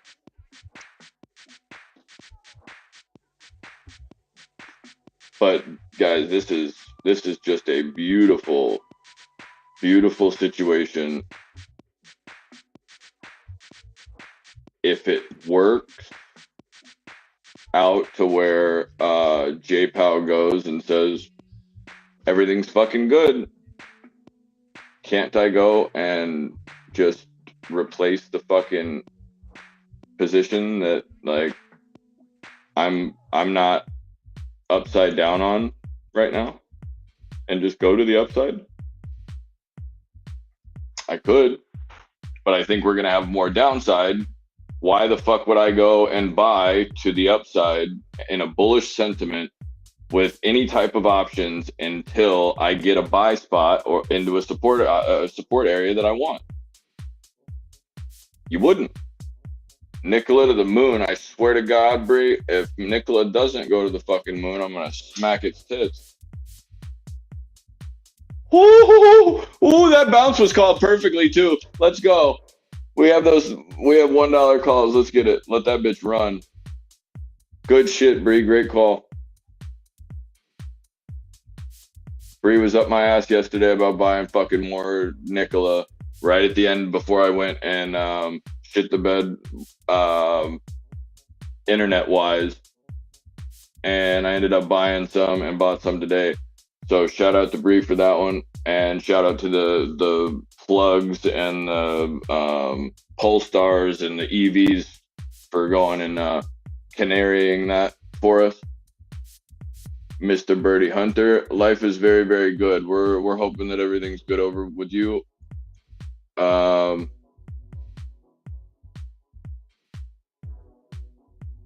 is doing good. On a school trip. Oh shit, yeah.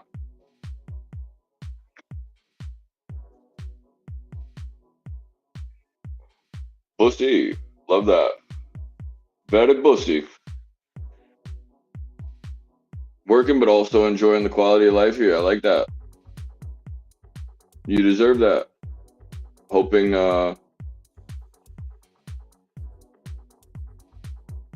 no, he'll be fine. Hey, look, you can do probably a lot of fun shit in Amsterdam, but like, feel like if you're there and you are Dutch, probably not as much fun. You know what I mean? Like it's like,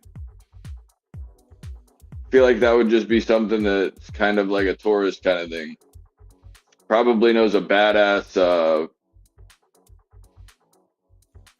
I mean, you could have been in my ass, Sabrina, but no. You were like, you were going and saying that Nicola was gonna move, and I was like, I sat there and kind of like thought, what the fuck is she smoking right now? There's no way in hell. And that's where I don't go and look at even myself is 100% right, wrong. I'm unbiased even to myself sometimes. I like,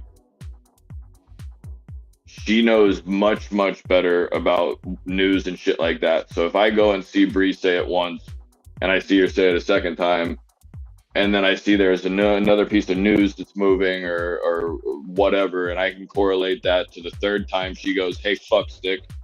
Like, if she's put it in the chat 3 times, that's a repeated, whether there was 3 pieces of different news on that one stock, that's me getting the correlation of just realizing that she's put it in there 3 times. But there also could be a reason why she's posted in front of me 3 times and I just haven't seen it. That's me going and thinking, okay, she's on my ass about, hey, look at this. That's a great fucking call. It's a beautiful move. We're trying to capitalize on it in a little bit of a risky jump towards $1, but Nikola was just at $1.09 or some shit like that the other 2 weeks ago, something like that.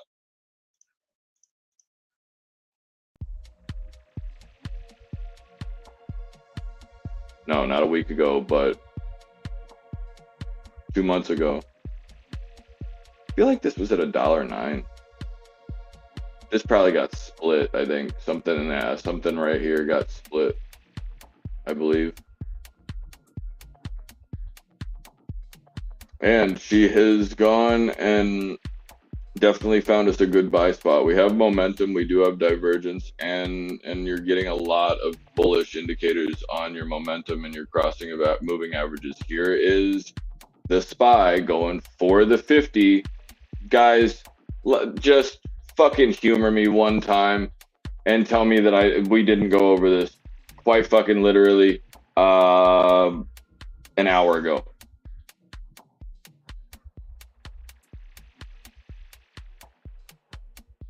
I don't know that we go to the downside off of this FOMC in Bitcoin just recovered. What the fuck was that for? Ooh. Yeah, it did. That's gonna get an overextension, but the good thing is that it is trying to pump the market right this second. What's more than likely going to happen is, if you can go and look at this little trend here, you have the ability to go and say, there's 3 o'clock. Right there is 3 o'clock.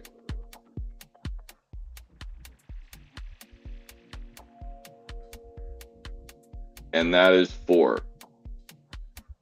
So if you go along the trend that you're going on Bitcoin, you effectively have the ability to run up right into resistance up until 4 o'clock and then fall off the fucking trend that you're on. So Bitcoin has the ability to try to pump you here into FOMC. You probably get a decent kind of move into the resistance because that's where it's trending. It also has the ability, time-wise, to get to 4 o'clock and then kind of just take a dip. It's the easiest thing in the world. Why wouldn't you go and try to go and dip it after market when nobody's fucking paying attention? It's like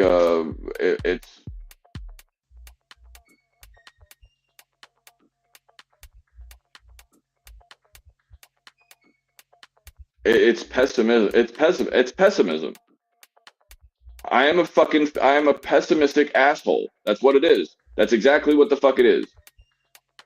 Yeah, I did see that, Arctic. We were just talking about that. The thing's moving still. But yeah, great call, Bree. But like, that's what's happening. You're trending to the upside on your Bitcoin. What time is the corrupt Fed speaking? 2:30 we're starting to get, or excuse me, 2 o'clock we're starting to get some data. And then 2:30 is when we have the FOMC conference itself. So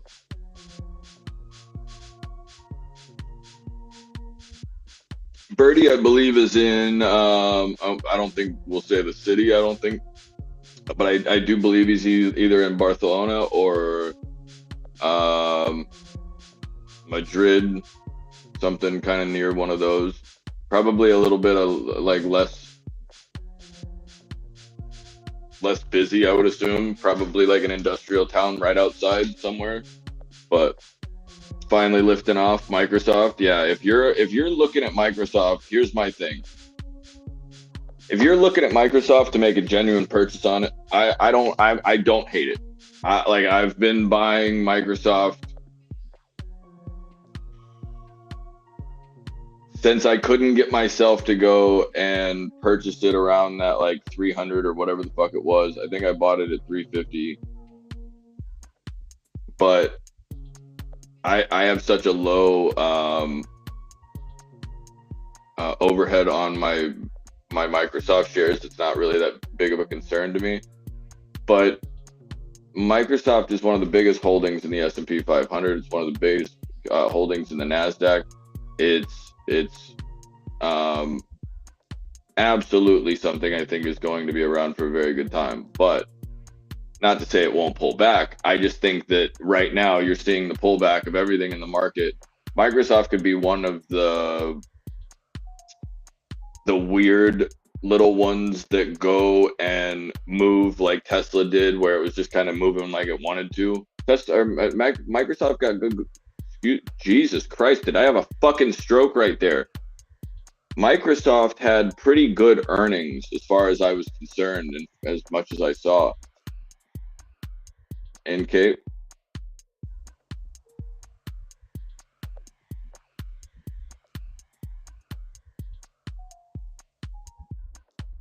Oh, okay. Beautiful, beautiful, beautiful. Waiting for the IWM to break the 200, and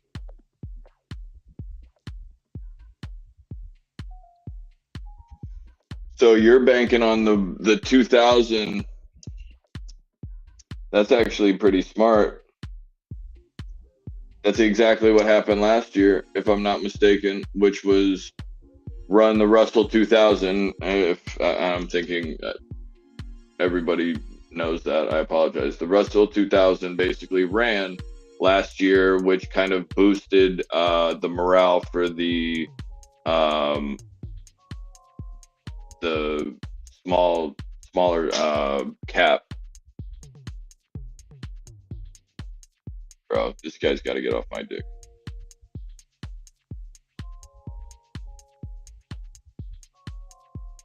Okay, good. It's his fucking car. I don't need you to go and fucking tell me what you sold his fucking car for, dickhead. What the fuck do I care? I'm just scheduling this shit for somebody because I'm being nice. You fuck. Stop texting my phone. Fucking tow truck drivers. This guy needs like a girlfriend or something, because Jesus, this man's texted me 1,000 times.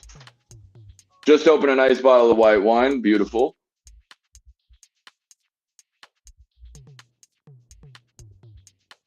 You're fucking with me now, dude. Vertigo grape directly from the bodega for a whopping €3 per bottle. See, Birdie's out here fucking killing it, right? Like, everybody here is killing the fucking game right now.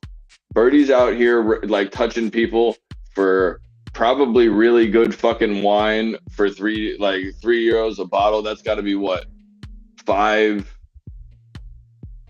The fuck is a euro now? What? It's got to be like $5, $6 for a fucking bottle of wine. Yeah, and it's just probably just chilled. This fucking guy. Birdie's doing his thing out there. He's having a good time. We love to see that, Bird. And if I wanted to ever decide to put myself in a fucking airplane again, I'd love to come see you out there. Plug Power up 23% and moving back up to the upside. Hopefully we can get through that 460, but like I was talking about, we were concerned that could squeeze here, you bet your ass I'm shorting the fuck out of plug if we start to when we start to run into the 493 area. The reason I think we might get there is because the market's trending like it wants to go and actually set up and start to move to the upside. Like Birdie had just gone and said about the IWM. I said earlier verbatim, IWM looks like it wants to go over 200 again. I just don't know if it's going to be able to. Reason being is this is extremely difficult right here to get through the 197.62, and even if you are able to get through that, you still have to ultimately get through that 199 and the 206.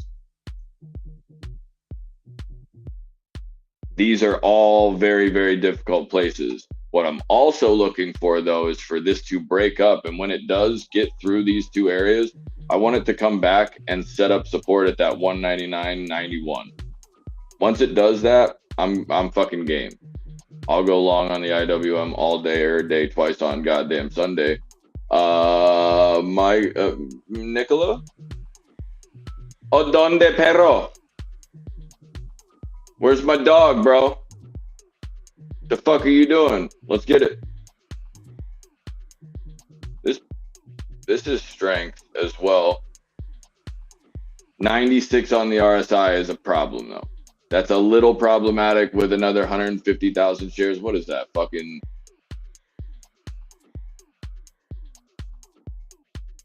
86 racks? Is that all you need, really, for that wall? That's not right. That can't be fucking...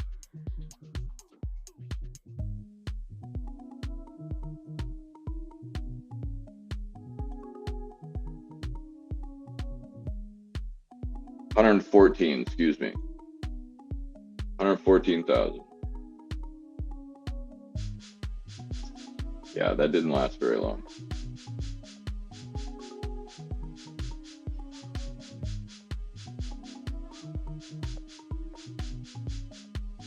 Yes. By the way, Arctic Fox.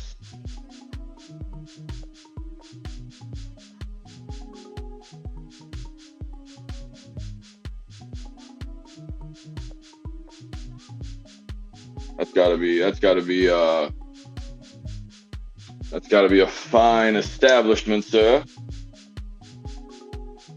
Fine living quarters. Hey guys, let me come here. What's this? What the fuck is this? Right here. What is this? And I'm asking, as opposed to on this blue line, what is this? This is a break and a fucking retest. We need to watch this come back. Everybody thinks, oh my God, if we give up 487, 34, oh my God, we're going to the downside. Fuck. Well, yeah, like, okay, what the fuck gives you any reason to want to try to hold there? Because it's a top? Okay. Pay attention and and understand that you're not going for the flat shit. You're trying to go and find the trend. And that's where it is, right there. That's where you're getting this candle from. The problem is that this might not actually come back. And this is what I'm basing a kind of, it makes me smile here. This is kind of working into my thesis here. When you have a break over this downtrend that we're looking at, if we don't go and touch immediately, we always do. We always need to. For this to validate itself, for it to be worth a fuck, you have to go and break and retest a level of resistance. Looked at it kind of break. It kind of did.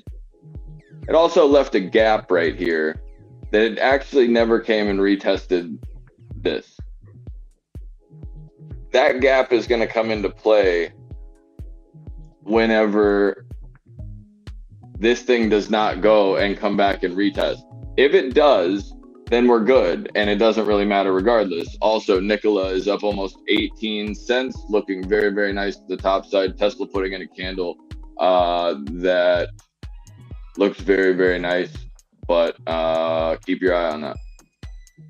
I would like to go, if I'm a bullish trader, I like to see this on Tesla, but you need to make sure that you get continuation and don't get put in a position where Tesla's potentially going to lose while the SPY inevitably turns over like it will. Not financial advice, but I'm just saying it seems like they're going to go and do the same shit that happens on FOMC every other time. But effectively, this little gap not being filled doesn't really matter a fuck to a lot of people. But it seems odd to me that it wouldn't just come and retest when it had the indicator to do so. What I correlate that with is that gap is going to be the reason in this stock, this entire fucking stock price right now, the reason why we probably come back across that area after FOMC is because, remember, we need the retest of this downtrend that we were using,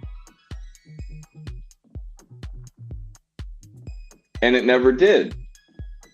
So what's the likelihood of this not needing a retest? Zero. Absolutely fucking zero. Will it happen today? I don't know. But it will retest this area.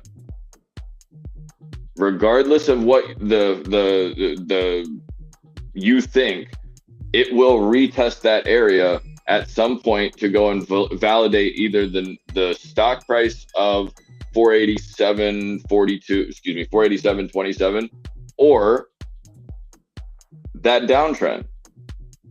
So there's how far it goes is irrelevant to me, but it's probably going to go and try to find its 200. It'll try to break through VWAP with the trajectory that it's got, but we're going back to the box. We've said that since when, Arctic?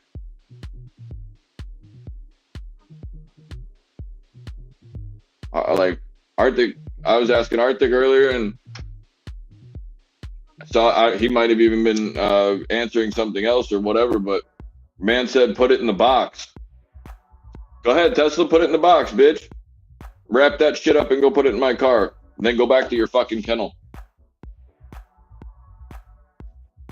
Because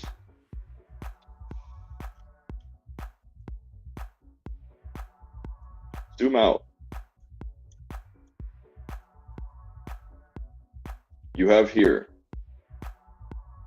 192.27. You have the not aftermarket, but you have the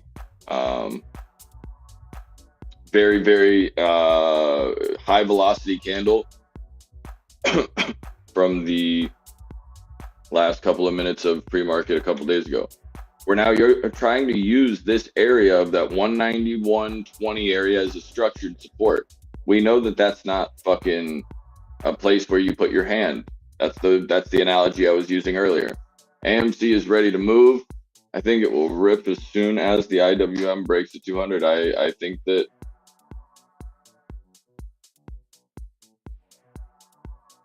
that's not a very, very bad, or I don't think that's a bad assumption by any means. I like that.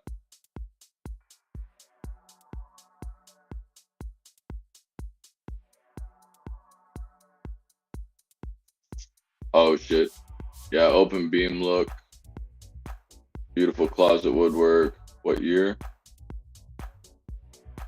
In the 90s, and it's a traditional Spanish build. Yeah. You want to get rid of that? I'll buy it. Let me know. I don't even need to see it. Yeah. I don't need to see that house at all. I'll purchase that one. Probably a beautiful place. And God knows it doesn't have a fucking view, right? No views, no happiness, you know? I mean, I don't know what could really get. Can you get better views in Spain? And well, asking the Dutch guy, like, he's probably gonna say Spain because it's newer, I would have a feeling, and because he's genuine, he loves Spain. But like, think about the correct me if I'm wrong, but the Dutch landscaping is fucking gorgeous. Like, some of the shit that comes out of there, picture wise, from like National Geographic and all the really cool mountains and shit, just as beautiful. In the fucking box. Go to your kennel. You heard what the man said. You heard him. That's not me. You know what I mean? I have nothing to do with it. You know, I'm out here kicking J-Pal in the sack. That's what I try to do. Arctic, he's just out for blood. I don't know how to help you. You know what I mean? He's just doing it for the funsies. Also, Nicola got those 2 cents. I don't think we've had any change. Plug 470. Oh yeah.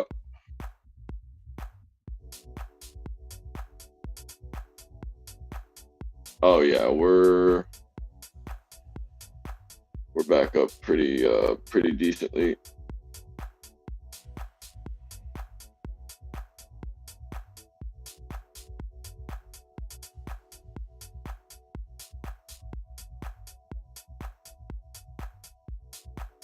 How is that fucking legal, man?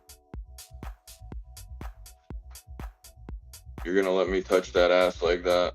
That's crazy. Man, I appreciate you.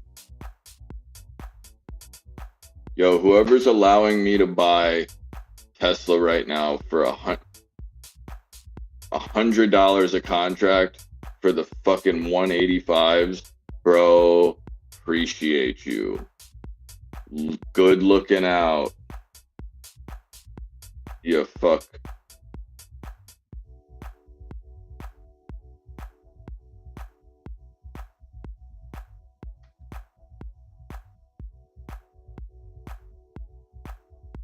Guy's lost his fucking mind.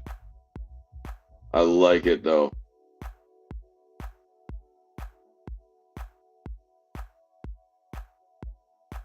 I like it. Bring that ass.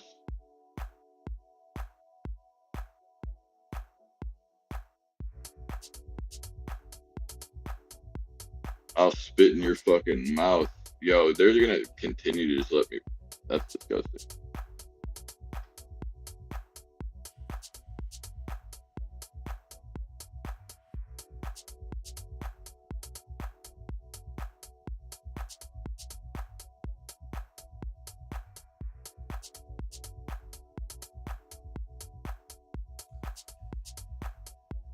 You'll do nothing.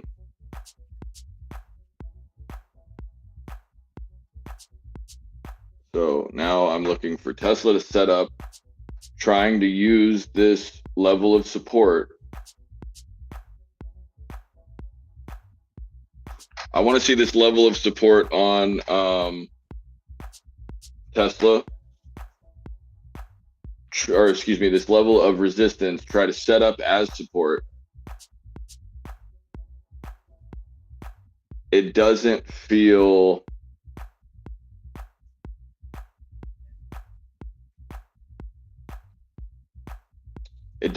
like there's any fucking way this doesn't come back. I still think the market goes probably green and continues to try to, or not green, let's say. I think that the fucking Tesla or the Tesla stock price at least tries to go and rival that 192 again. I say that to go and say that with a grain of salt. If FOMC does not go the way that I expect, Tesla is probably going to go and carry through that 192.50. I just don't see it actually going and moving even through the 192.50, much less trying to go and rival yesterday. It does not make any, it makes no fucking sense to me, genuinely. I'm sorry. I just can't. I can't build a fucking understanding around my brain right now where Tesla does not go and walk its ass back to 178. I'm sorry. I just can't.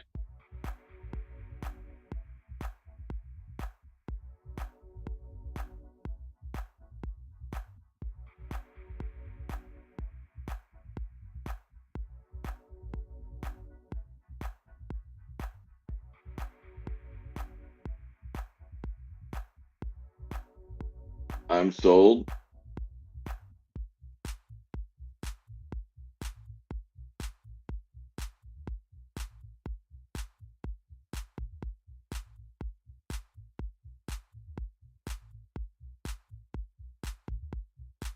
Why do people have their, like, what? Who has their clothes on? Somebody's gonna get fucking, somebody's getting fucking banned. Nobody should have any clothes on right now. We're walking into FOMC. We are,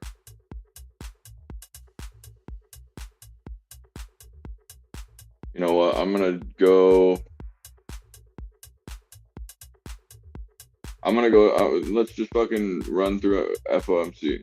Fuck it. I got time. I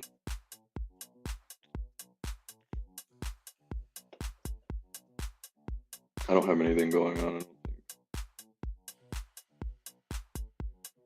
I have to get Enzo. Fuck, no, I don't. Breaking a retest on a SPY right here. That had absolutely every ability to go and invalidate itself right here. Make sure that you go and get back through here, though. We need to not go and get whacked here and get pushed through. We need to get back up and validate the fact that we're breaking and retesting. We don't want to go and have a hard time getting back here.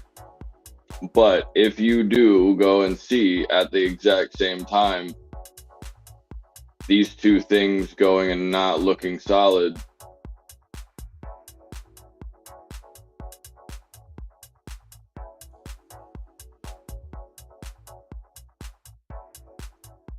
why?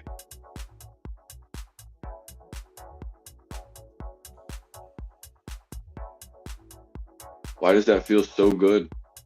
Plug power 474 right there. Get up, SPY.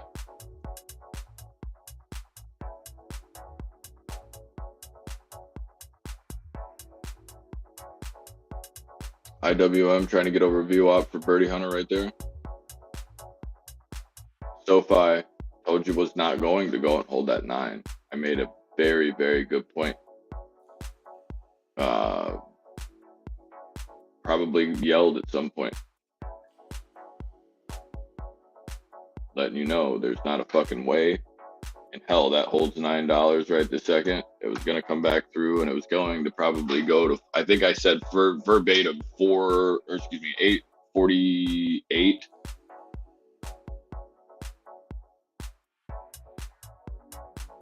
No, I'm sorry. Talking shit. I thought, no, that's right. Or is that the dyslexia of me saying Spirit was going to go back to 488?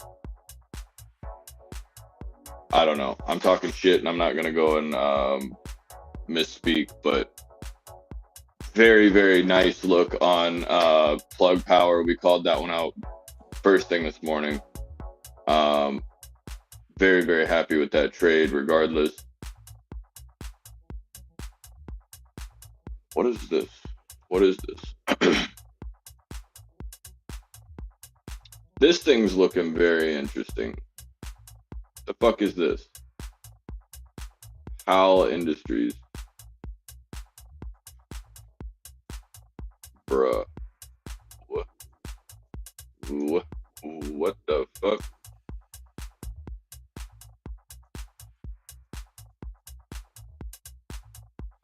This is going to go, if you're in this is going to go and probably consolidate sideways. I don't know anything about this, so take this for a grain of salt. This is probably going to just go and sit here and try to consolidate sideways long enough until it opens up tomorrow, or tries to gap down, and then you're going to be rejected from the bottom side of this or something like that. But there's a good reason to go short here. I just don't think it's going to be profitable enough. And I don't know enough to say that the deal or whatever the fucking news is about this doesn't send it sky high, but it seems like there's more of an ability to come back just because of the gap from, 97 on. Look at plug power, quite fucking literally coming into tap face right here. Just looking at me nice. Little off still, but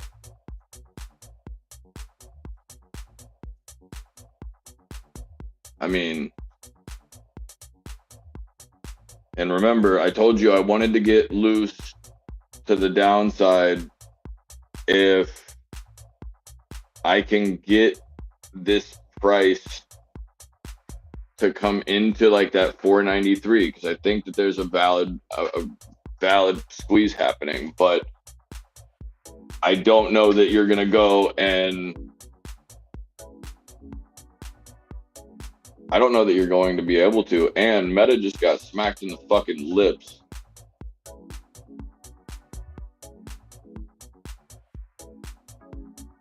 Okay, just like, I put it out there for you. I throw the dick out. Would you be nice? Oh, would be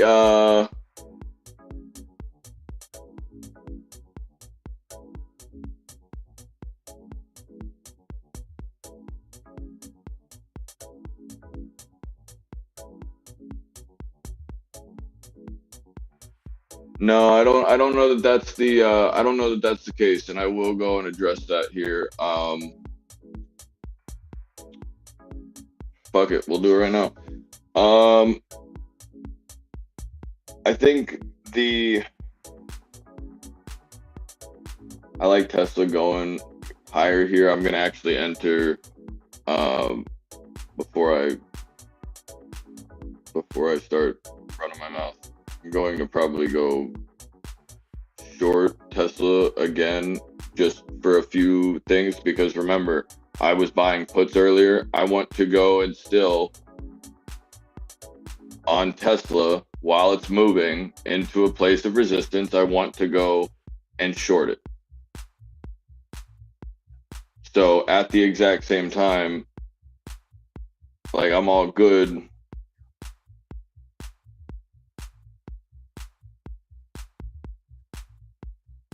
I think I just got 90s. Yeah, I just purchased 91 contracts on the 185s for this week. I need the fucking contract, dickhead. Thank you. I just picked up at 92. So I'm just averaging down, but I have a buy right here, little south of 91, just right under. Just filled 91 flat. I didn't really want that price, but anyway, very, very nice bounce there off the structure at the 88 on that contract by itself. We're looking at plug power possibly going, and I'm shorting the fucking shit out of that. I'm still shorting the fucking shit out of that. I promise you, I'm shorting the hell out of that thing.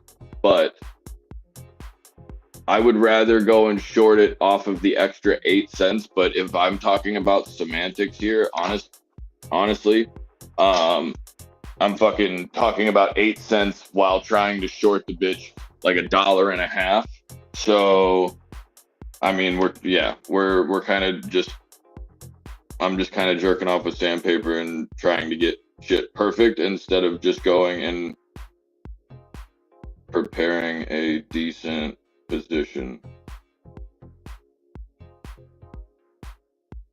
We started on plug power. I will answer your inquiry about MIA and stuff like that here very shortly, Bird. Let me get this let me get this trade in very briefly. We started this morning at, I mean, we just gapped the fuck up, let's be honest, through the 360 area. So, you know what? I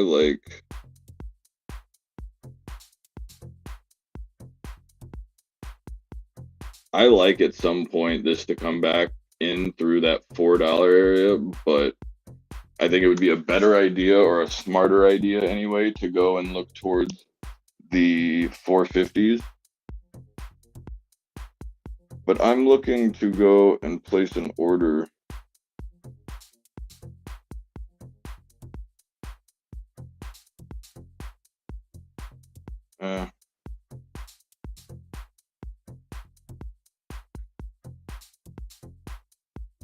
Yeah, I'm actually just gonna touch it both ways at the 4.5 because I already made what 200 on the way up.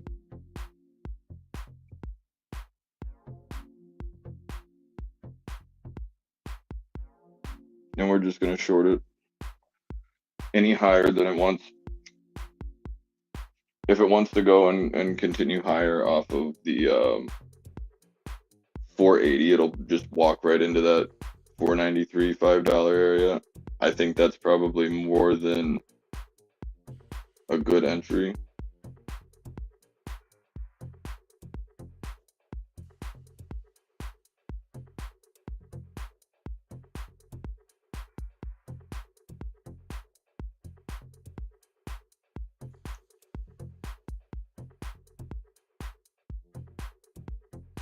MLG or MOGL,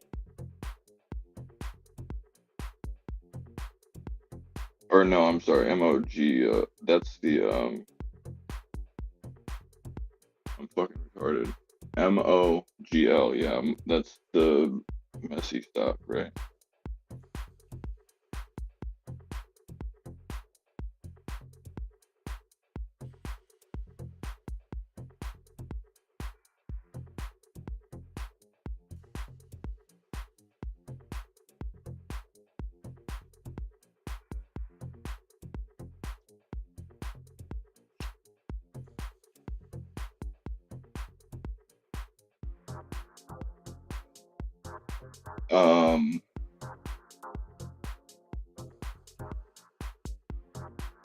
Those contracts on the Tesla 185s are holding very nicely over the 93. I want to possibly go and grab a few more at or for next week's at 177. If I am calling the top right here, right this second, I would prefer to have a few more contracts if I do say so myself. If I can get them, I would rather pay a little bit of a premium for them right now than have to go and worry about potentially not being able to buy them until they're double what they are now.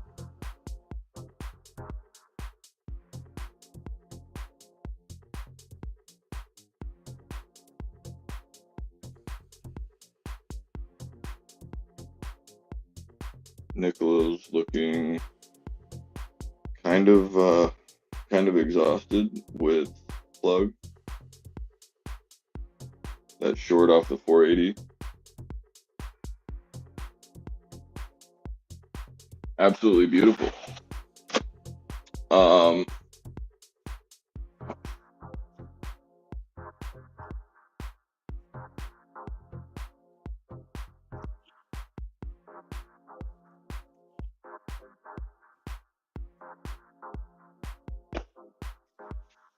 I think, ouch, we're having a safety meeting, bitches.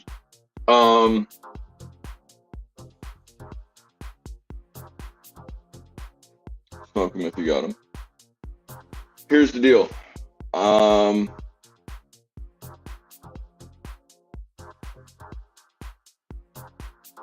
Don't really know. I'm not. Everybody knows that's been here for any amount of time. I'm not.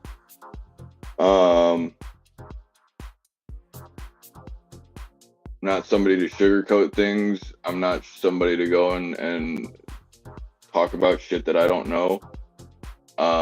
Or try to air anybody's bullshit out or anything like that. However, I have not heard from MIA in a very, very long time. So I think the last conversation that we had was about fantasy football, and then we paid Nikki D's fantasy football for our league and stuff like that. And then I have not heard from him, and that was probably a month ago. That being said, I had some issues with my PayPal account. Somebody went and hacked my PayPal account and stole a bunch of my shit. Oh yeah, that's a beautiful place there, Bird. Absolutely beautiful. Oh yeah, no, fuck those, fuck views. Get out of here. Yeah. Those are mild. You know what I mean? Like very, very, very beautiful. No, all jokes aside, beautiful house. Congrats if you guys go and decide to sign. But yeah, the problem that I had was I had my PayPal hacked. They went and did a bunch of shit. So all of the things that were coming out for the business side of things, like the restream that goes and lets you do this stupid shit,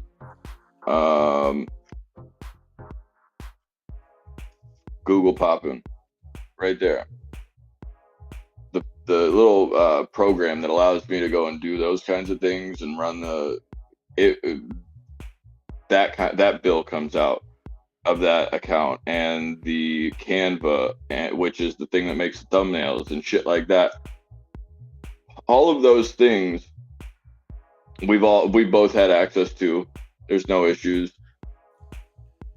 I didn't think there had been any issues. The last thing that I had heard from him was that he was trying to figure some shit out, but that he wasn't able to go and spend time on the channel. I as a man and as somebody that respects him, I don't go and question what the fuck he needs to be doing. He's telling me I have something else I need to be doing, so I didn't question it. I don't question it. I still have no idea what is going on, and I've tried to reach out multiple times, and there's nothing that I've really been able to go and get out of it. That being said, the transition to make a brand new fucking account the other morning on Monday of this week, we went and I got on and realized that the Canva account had gone and needed to be changed because they had the information of the PayPal. So that being connected to it, I just made a new fucking Canva account. Well, when I made a new one, I canceled the old one. When I canceled the old one, it sent him a fucking email that said you've been removed from outside the charts.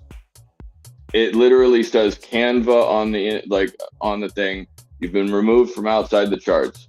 Bree's gotten the same thing because she was in the Canva, and I got the same thing because my fucking email was removed. I tried to explain that very thoroughly, but I was met with, instead of a hey, can I have the Canva password back, assuming that he was going to go and make some content or something like that. I don't know. I didn't get any of that. I didn't get that respect. I got, oh, so there's no, so since everything's been taken from me, you know what? Fuck this. I want to directly quote, so that I'm being factual. But it was something that didn't really give any opportunity for me to go and fix the situation or even explain why, because I can understand the irritation or feeling like, oh, I want to get back to whatever it is. I can't go and do anything about it sending an email if you have access to it when we have to close the account. But I was met with a, I guess I'm cut off from everything now. Good luck with the channel. Then he went and left the group that he sent that message in. That group was with me, Caesar, Nunya. And the first thing that I said, he sent that at 6:44 in the morning.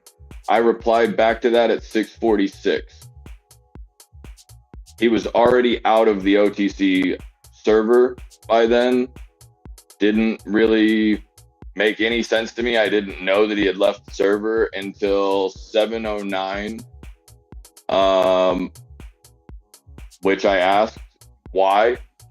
I relayed the information back to Caesar and Nunya and tried to go and keep transparency when I didn't understand what was going on. And I just thought it would have been a simple misunderstanding. Honestly, I thought it would have just been a simple misunderstanding, and it wasn't.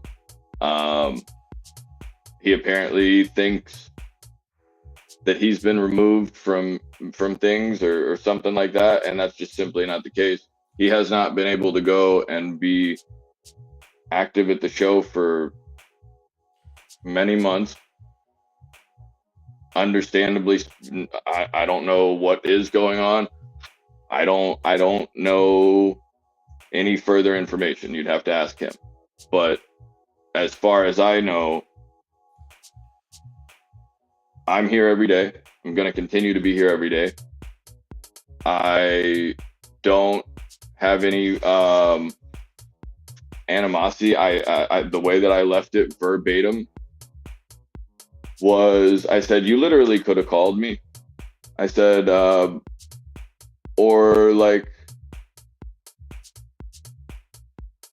could have been around for the last several months, but because I had to make a new account and we haven't talked, you assume that I removed you. I said that's bullshit. I said, hope you and the little man are doing very well. Or excuse me, hope Ma and the little man are doing very well. I'll be here if you want or need to talk. That's the way I left it. I have not had any type of communication since, and it's unfortunate. Like, I'm still gonna be here.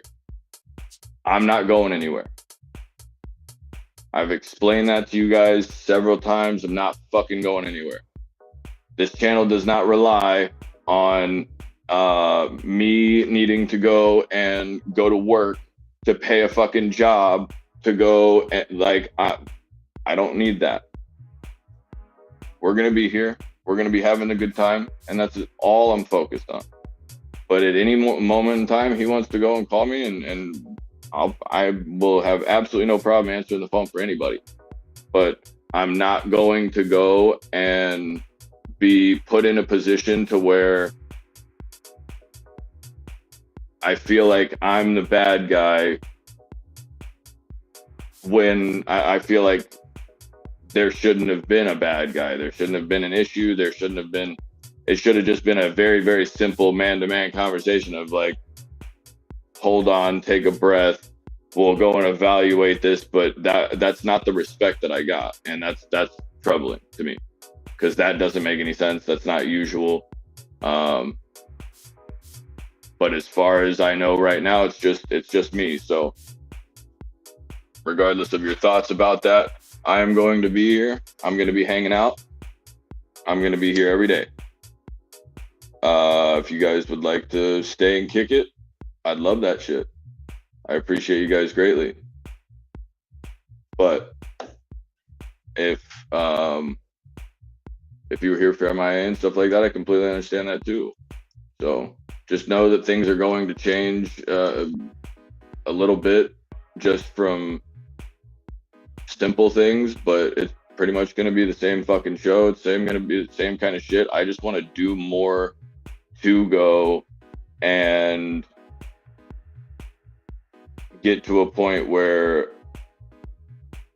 there's not just my stupid ass sitting here and talking. Like, I want to be able to go and transition the channel from a bunch of different things, but mainly I want to be able to show different sides of what it is to be a trader, what it goes and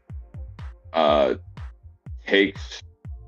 It's not just a wake up in the morning type of thing, and like there's preparation, there's studying, there's all kinds of shit, but I want to be able to go and give that to you guys so that it's there if you want it. If you don't, then tell me to go fuck myself. That's completely fine too. I'm good at that. I'm about to go tell this fucking dickhead to go fuck himself real quick, because if this guy doesn't call, bro, you want to make out with me? Hello? Okay, you're calling the wrong phone number. You should be calling the other one. Holy fuck. This guy. Market's moving very, very swimmingly though. We're back in the box. Arctic's, probably beside himself, because now he didn't get the one touch, but he got the two touch for the two time right there into the box. Still same rejection. You gotta love to see it. It's a beautiful situation. But remember, we got the break, we got the retouch. Now we're trying to come to the top side. We get, let me see. Schedule says Fed rate decision comes out at 2. Fed monetary policy statement is at 2, and then the conference is at 2:30. So people are going to go and anticipate here. I feel that we're going to try to go green a little bit more on the SPY and stuff like that, because we do have room to work on our trend. The trend that we have, we still have room to work up here. We've gone and pushed the blue one underneath. Oops. We've gone and pushed the blue one underneath and kept it and secured it. So we need to kind of like shock the system here. In my opinion, that would go and make a perfect rejection off of not only the 200, but then it would walk you back into the site, or the level of earlier yesterday, I believe, which was what, 488.15, and then walked itself back into the one, or I think that it'll probably give it back at least enough to come revisit this box. But that box being a huge resistance area, these indicators are still coming down. These are not like trying to find a bottom. Like they're momentarily looking decent because Tesla and everything is starting to move, but these are still going to be a heavy resistance area, even to try to get up through the 488. So be ready to see this go and fluctuate at 2 and 230 both. So taking the first move is not always the easiest one, but it does go and appear to me that this is going to go and try to set up and give you the sentiment to the top side. 1 second, one time for the one time. Oh, I appreciate you, Birdie, greatly. Thank you, sir. Almost time for that FOMC. You're goddamn right, gorgeous. But yeah, no, things are gonna go and be the same. I'm still gonna be the same asshole. Still talking shit. Somebody's got to stay on top of fucking J-Pal. You know what I mean? We gotta do something at this point, because motherfuckers out here wilding. I'm ready to be that guy. You know what I mean? I'm ready to regulate. I'll kiss his fucking lips if I need to. But right now, we're trying to go and give ourselves the best understanding to go forward. I don't know what else to do other than try to continue to work. That's all I know how to do. I don't have the stop, wait, let's talk about this fucking, let's get emotional. No. Sorry, I don't have that. Like I'm doing my best to not be a dickhead on a day-to-day basis with everyone everywhere. So it's very difficult for me to like always give a shit about little tiny things. But please don't for any reason think that any one of you guys or any one thing or anything as important to me as this channel for any reason at all is small or tiny or a just some thing that like that's not the case by any means. If I didn't go and I was not straight up with you, that's when you know I don't give a shit. If I'm blowing smoke up your ass, it's me telling you what you want to hear so that you go and like obviously get off my ass. But I'm not that guy. I'm just not. The person, the dead ass serious of me is I'm the person that when I do give a shit, I tell you exactly how it is. And a lot of people don't like that. But I appreciate you guys greatly regardless. So don't think that anybody is ever without a home here, for sure. God damn it, Mr. Boniface, I'm gonna need you to report.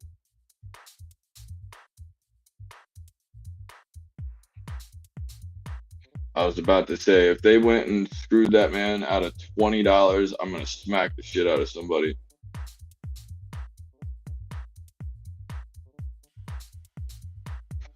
Sorry, I had to help Katie's dad sell his vehicle. He just got the check for it, so he's just letting me know. Bree, do you have a link for the conference, love? So I can start going and getting that together, because I'm sure that that's going to go and be interesting to try to get up. Fuck Streamlabs, still hated.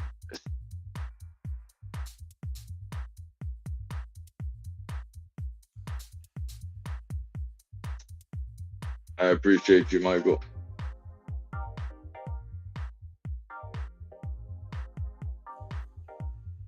Stop, wait, listen, what? Like, I'm so confused.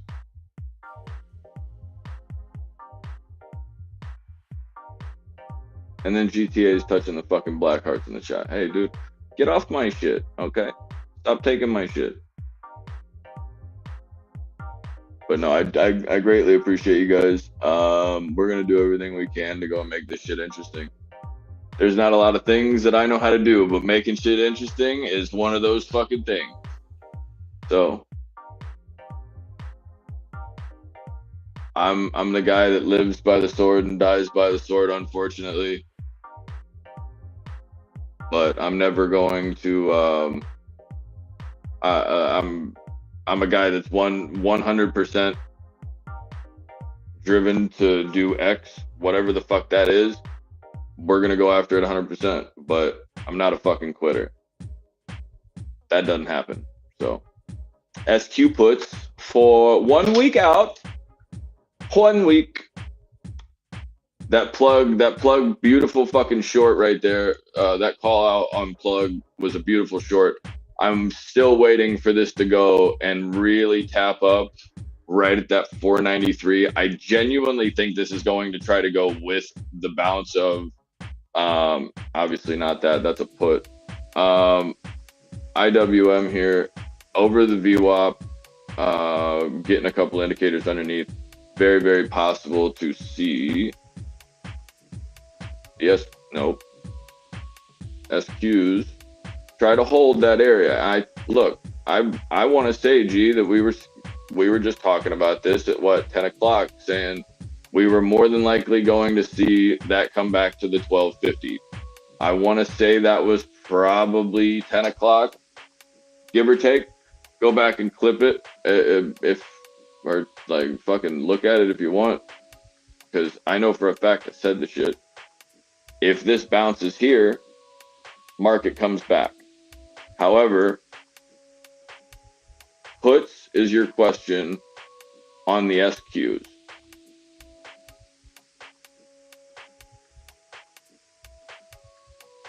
You good? There's a lot of fucking things that you can put puts on, but the SQs, let me show you the SQs daily chart real quick.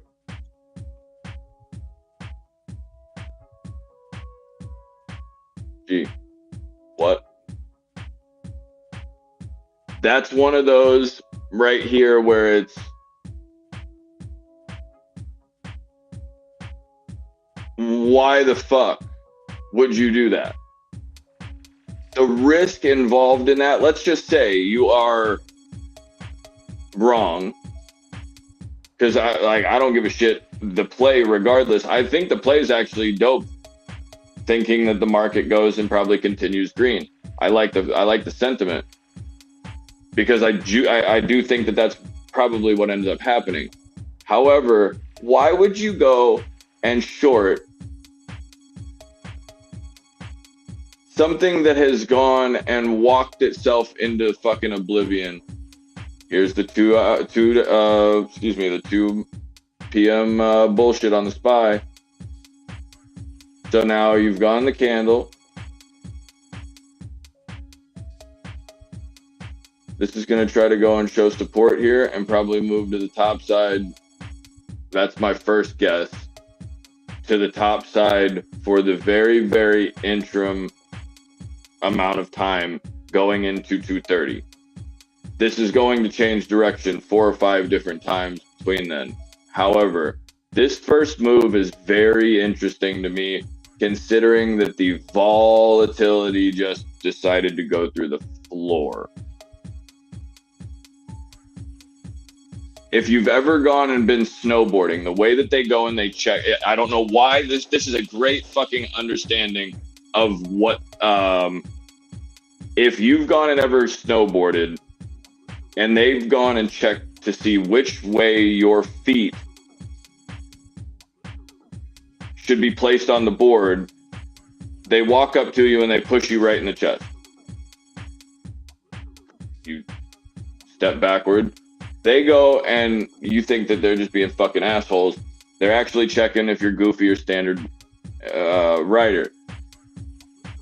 The way that the first foot that you use to brace yourself is, I can't remember if like I'm left-footed, but I'm left-footed and I ride standard, so it's kind of odd, but like I'm goofy-footed when I step back. So that stock, or I feel like that's the same thing happening with the stock price, because when you push the person back, they're using their dominant foot to base themselves from falling back. It's an instinct. You don't think about it because you don't realize it, because you don't know what he's doing. But this is the first directional move that seems like it's indicative here that we get that scare tactic. It's a beautiful thing. It really is. Because they'll rip this market right back across this fucking 486.50 area faster than you and I can blink. And it does not matter. There's nothing you can do about it. If they want to go and rip it back up and send it up there and say, ooh, we're all good at the fucking 586. Okay, sure, dude. I'll listen. Right. Scouts honor and shit. I understand. you're fucking wrong. There's no way. There's no way. You're telling me that they're going to go and make a move and let it just go that way? No. The hell. No. You guys are very, very cute, but there's no fucking way. No.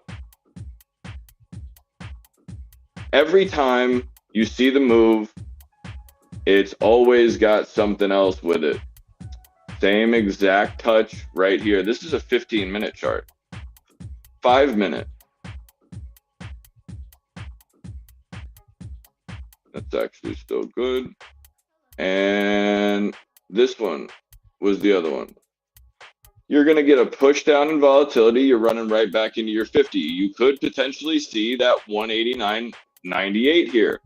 I think there's an absolute have to. If you're going to go up, I think you have to go to the 190 and retest it. However, I think they go and try to use this as some kind of false fucking support. I don't honestly know what they're doing. They're using, once again, a level of resistance as a support zone.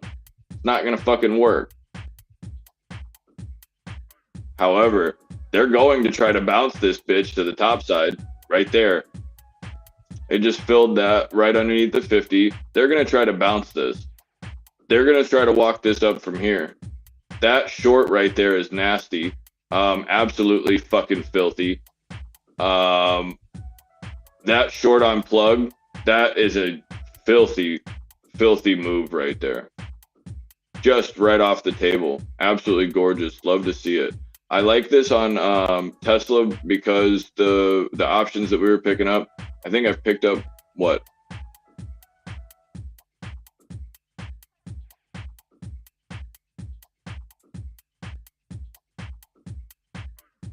Nikola is not moving. It's consolidating sideways, which I actually like. What did I buy these for? I picked up more 91 option or 91 call. Nope, still wrong. 91 cent 185 puts for this week. A couple of minutes ago. No change in rates. Still down 5%. Hold my beer. You're still down 5% because we're still up 13 from last fucking month. Like, Nvidia is still fucking 1,200 above where the fuck it should be. Like, the ceiling has been moved. Like, we gotta believe at some point you may need to walk your ass. But we can't, but it's just been long enough where everybody has the narrative that, like,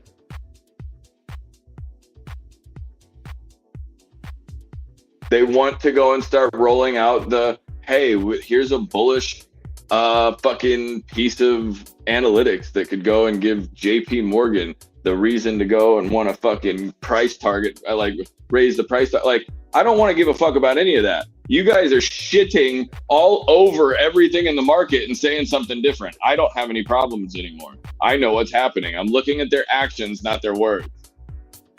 Refill. Goddamn right, Bertie. Cheers, sir. Now, you're seeing the problematic place in Tesla where you're trying to go and set up support at fucking resistance. Literally right here. Red line, no good. That's fucking resistance, bro. SQs aren't fucking around though. SQs are trying to run. Problematic, but you have a more likelihood, in my opinion, of staying in this trend, but eventually you're going to go and get caught out. But I think that there's absolutely a reason for calls here. I don't buy them right now, though.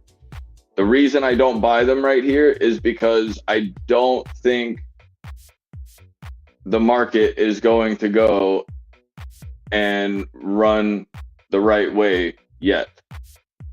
I think that you're going to go and probably see the market bounce to the green side and try to act as if Jay Powell's fucking daddy and going to go and save the market. I think that Jay Powell is going to come out there. He's going to go and say some really cool shit. You know, he's going to jerk off a few people as he gets to the podium. And then he goes and effectively does exactly what the fuck this shit, like, this is going to happen. This is going to happen. But why not go and fuck out 20 or 50, 60, 70 million out of a couple people on one day? Why not? Hey, Nanya, you want to go down by the Y and take 50% off of people in 15 minutes? That's as hard as it is for them. Like, hey, yo, grab a bucket and a mop and meet me here. They're making a fucking plan.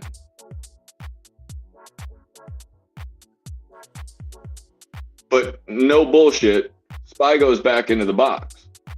My opinion, Spy goes back into the box. It didn't get to it. Look, Arctic touched it twice and it felt right. But it needs that one good one just to, you know, that really just stings a little extra just to go and really get home with that. There's absolutely every opportunity in my mind to go and make this a 15-minute or a 30-minute candle that breaks the low, ends up trying to run to the top side and gets its fucking head cut off, and then has absolutely no floor to catch itself once it decides to come back. I don't think Jay Powell can jerk off anymore. No. He was jerking others off, not him. He's just trying to go and keep the bodies guessing. You know, he's just trying to be a yes man at this point. He's trying to like maneuver around the room, suck as many people as he possibly can to try to not have to worry about people thinking that he's irrelevant and not getting the entire stock market to go on your dime. Imagine this guy can go. You guys have actually probably, you and Arctic, you guys have seen many J Pals throughout the years of watching the market. Have you ever seen one go and get as much attention and the market have as volatile as I guess? Have you noticed with anybody else as like a J-Pow or whatever the I don't know why I'm having a stroke. Why, I guess whatever the J-Pow was before him and before him, did you ever go and see the market react this way to any other J-Pow? Have you ever seen any other official be able to sway the markets the way that J-Powell has? And I'm not talking about just the, I understand that SEC chairman and shit like that. What the fuck was his name? Man, I can't stand the kid. Fuck was his name? Guy with the big fucking nose and whatever. Guy's an asshole, but he's the only other person that I've seen be able to go and do that. But I could understand when it was crypto and the US government issue. I could understand when it was Bitcoin ETF and like, I can understand that shit, but I can't understand how one guy, like, I feel like the minutes used to be worth a fuck in congressional shit and in House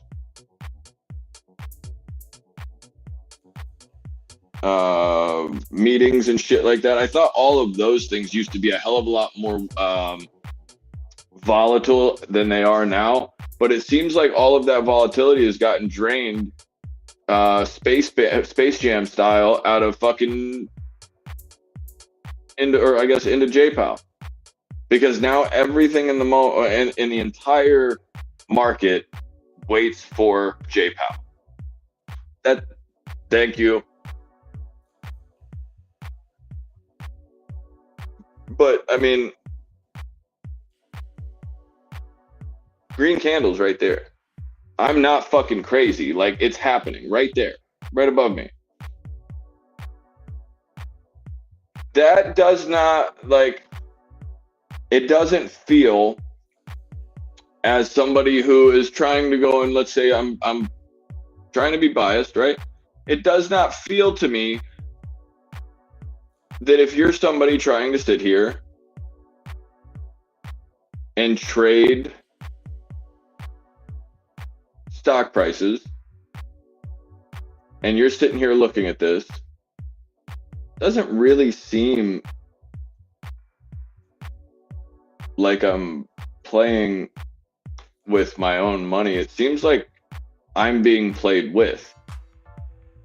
And what I mean by that is, instead of going and being able to have the free market that I do have, and where it almost felt like almost the nostalgic, like, guys throwing, like, you've seen the stock market back 90s, 2000s, whatever, guys like yelling all over the fucking place. Like, it seems almost nostalgic, but it almost seems like the right fucking way to do it.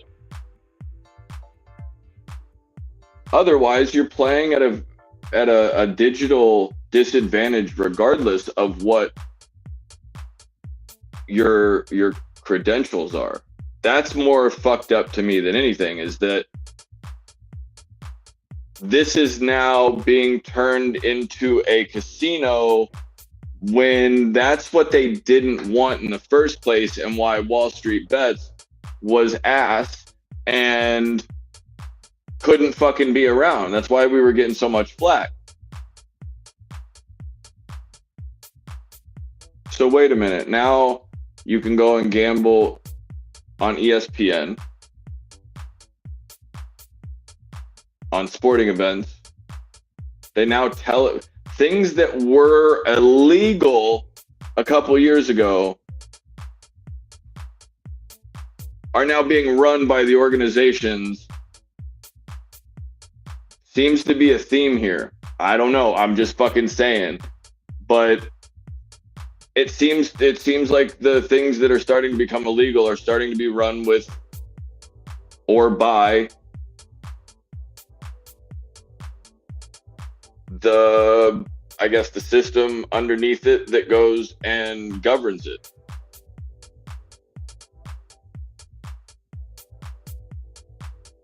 Oh, I understand money. I understand how banks use it. I understand the difference between a lot of those things. My complication is that a lot of people don't know what a promissory note is. Plugs back at 461, trying to come back, throw that ass. Tesla 177. So we're still trending around the 111 area that we were kicking it at. And I think we just bought.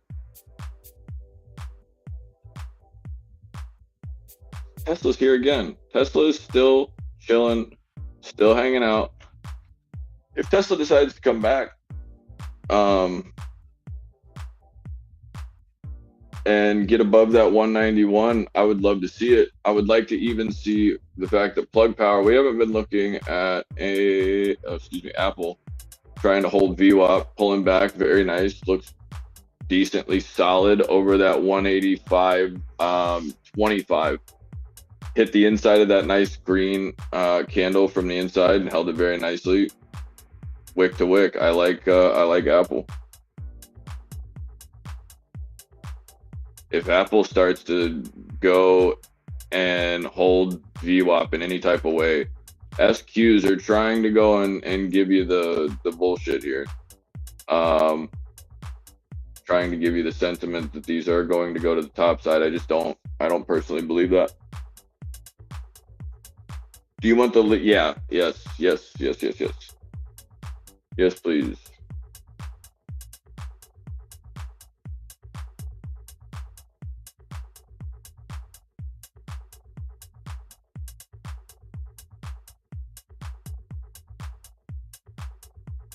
If you have it, Miss Bree, I would definitely take that.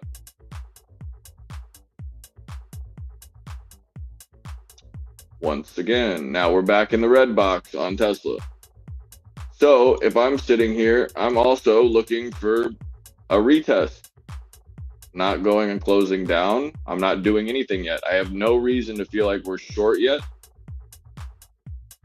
But am I still purchasing contracts at the top of their stock price while going short, buying puts in the top of their stock price in the day if Tesla decides to walk itself right back to 189? If it goes to 189, you better fucking hope if it gets to 189, it holds that 187.90 over out or after hours, because if it doesn't and it gaps through that, we're going to continue to see the fucking bitch move to the downside. Could absolutely go and just find a bottom right here and continue to go and move. I just still don't think that's the fucking case. I don't think that Tesla is bullish yet by any means.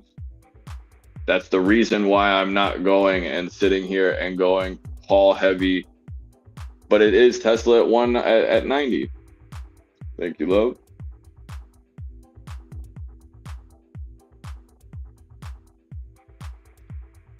I don't understand why I can't fucking grab this thing. Send it to me in Discord if you can, please, love. I don't know why the fuck. I'm sorry, I could stop being fucking retarded and just look it up. But now that I say that, it'll take me a fucking hour and a half to find it. I don't know where she finds this shit.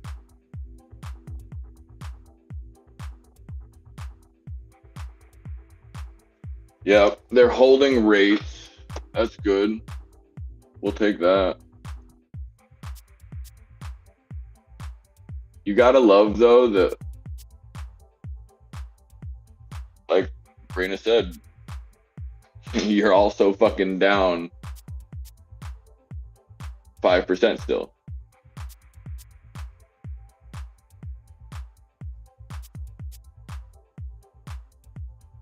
I got 5 SQs.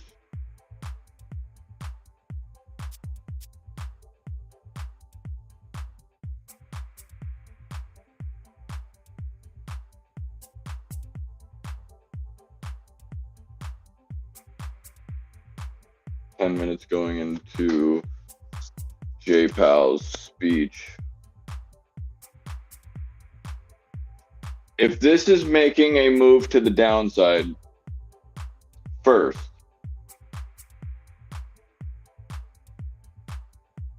the amount of pressure that J-Pal is going to go and need to push this to the upside is going to be ridiculous.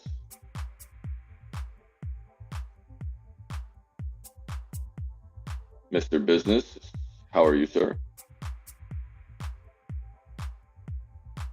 Spain will get. Goddamn right it will. Goddamn right it will. Yo, hey, turn the presses on. If Birdie can get down here, shit, I'll buy the fucking Airbnb. Shit, I'll buy a house to go and just fuck around in for a little bit. Birdie wants to go and pop out here to Florida, we'll fuck around and find out. I'm going to step out on the patio real quick. Gangnam style and shit. But no, I appreciate you guys hanging out with us. Doing our thing.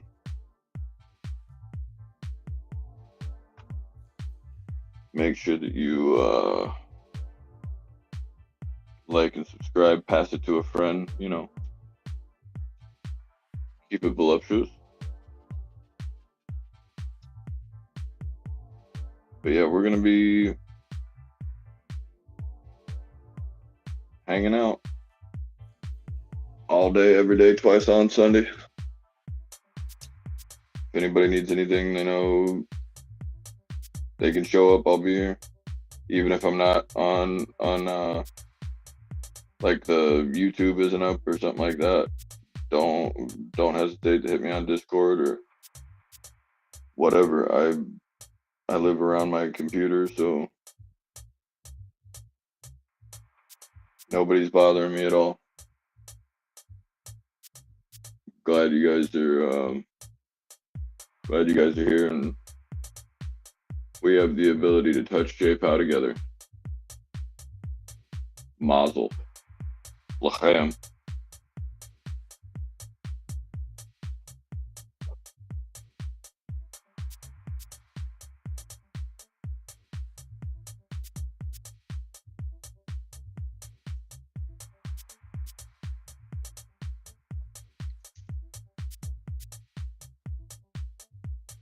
I want to see the market try to go, and just like it kind of created for me is the fact that we're not bouncing hard enough, in my opinion, on the SPY is kind of giving me that, oh, I'm about to like the feeling that I was talking about earlier, where it's like, oh, I'm about to start questioning shit. Not that I'm questioning anything with the position, but that I haven't gone and purchased enough puts to the downside right now that I initially wanted to. But the fact that we're not getting that green movement to the upside gives me the feeling that this is not good regardless. The fact that we're not getting any type of upside to the fact that, like Brina said, like we're still down 5%, some places even with no change in rate.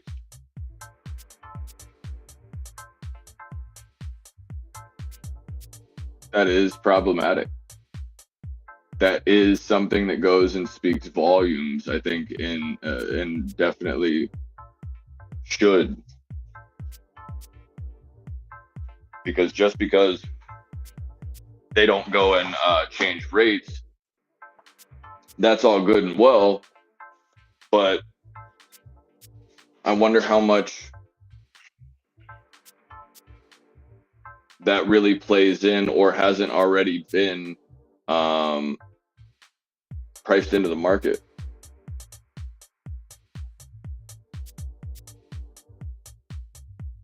Full statement.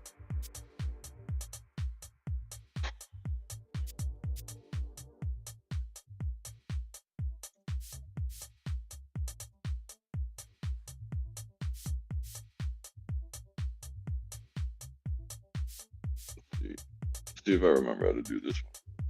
If you're into sports and crypto and politics, current events, don't forget to check out the Discord tonight. We have some fun. Oh, do we? Airing my shit out. Hey, look, my tits came out one time. It was an accident. You know, Knicks make you do fucking crazy things, buddy. Most nights we are in there at 7 o'clock. You are very correct.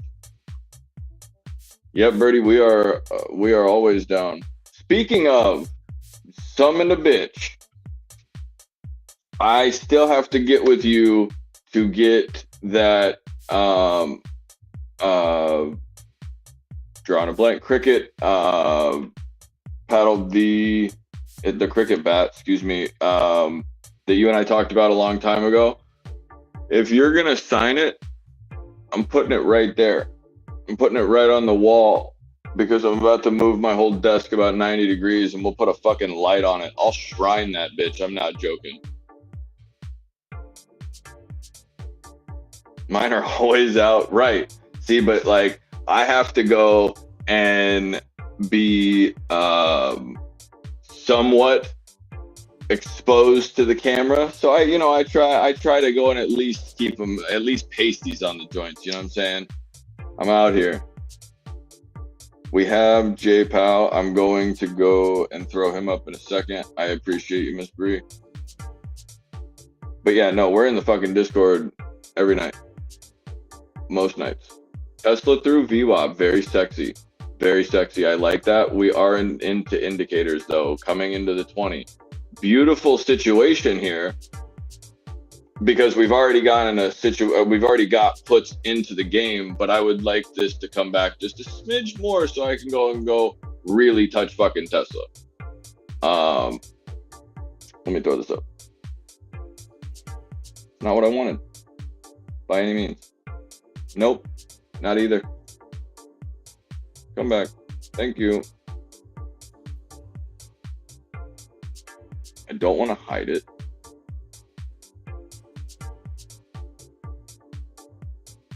That's going to be too small. That's what she said. That makes me smile. Tesla's getting fucked on into the 96. Good call. Arthur. Where the fuck are my... Oh. I was like, where are my transitions at?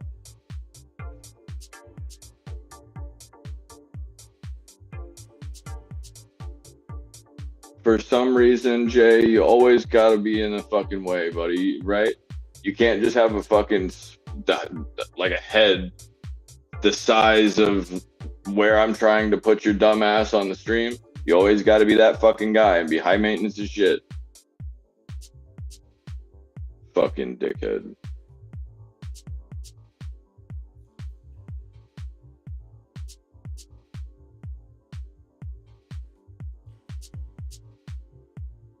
Let's see. That's not what I wanted at all.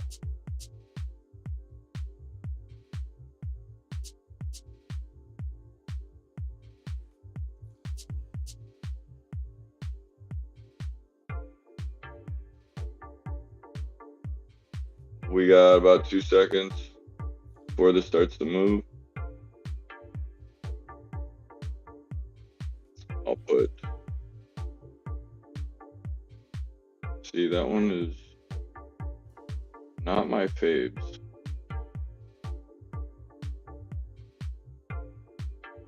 Where is...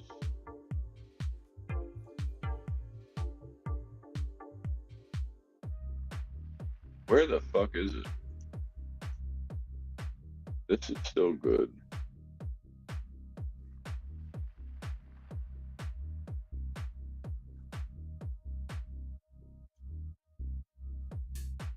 Why is he not coming up?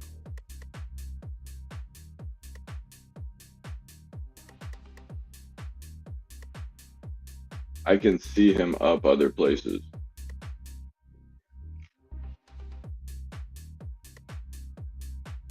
And I remain squarely focused on our dual mandate to promote maximum employment and stable prices for the American people. The economy has made good progress toward our dual mandate objectives. Inflation has eased from its highs without a significant increase in unemployment. That's very good news. But inflation is still too high, ongoing progress in bringing it down is not assured, and the path forward is uncertain. I want to assure the American people that we are fully committed to returning inflation to our 2% goal. Restoring price stability is essential to achieve a sustained period of strong labor market conditions that benefit all. Today, the FOMC decided to leave our policy interest rate unchanged and to continue to reduce our securities holdings. Over the past 2 years, we have significantly tightened the stance of monetary policy. Our strong actions have moved our policy rate well into restrictive territory, and we've been seeing the effects on economic activity and inflation.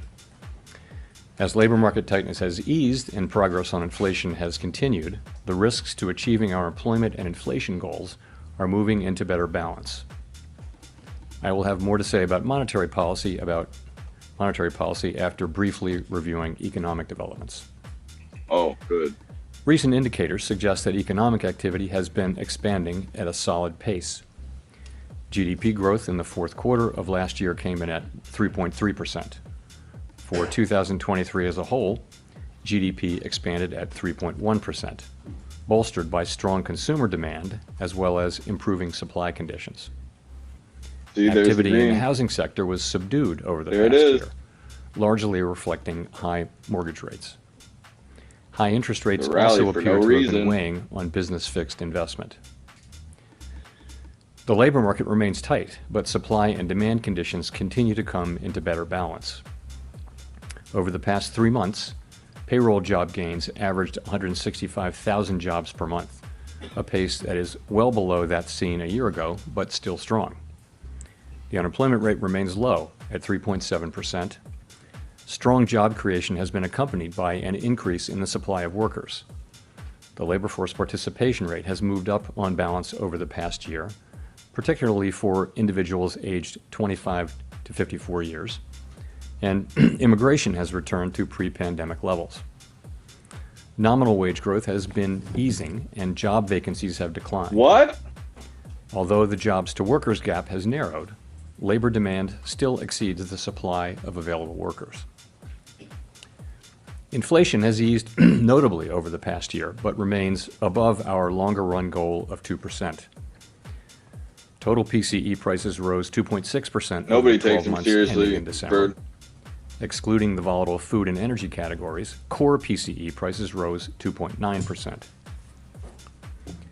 The lower inflation readings over the second half of last year are welcome, but we will need to see continuing evidence to build confidence that inflation is moving down sustainably toward our goal.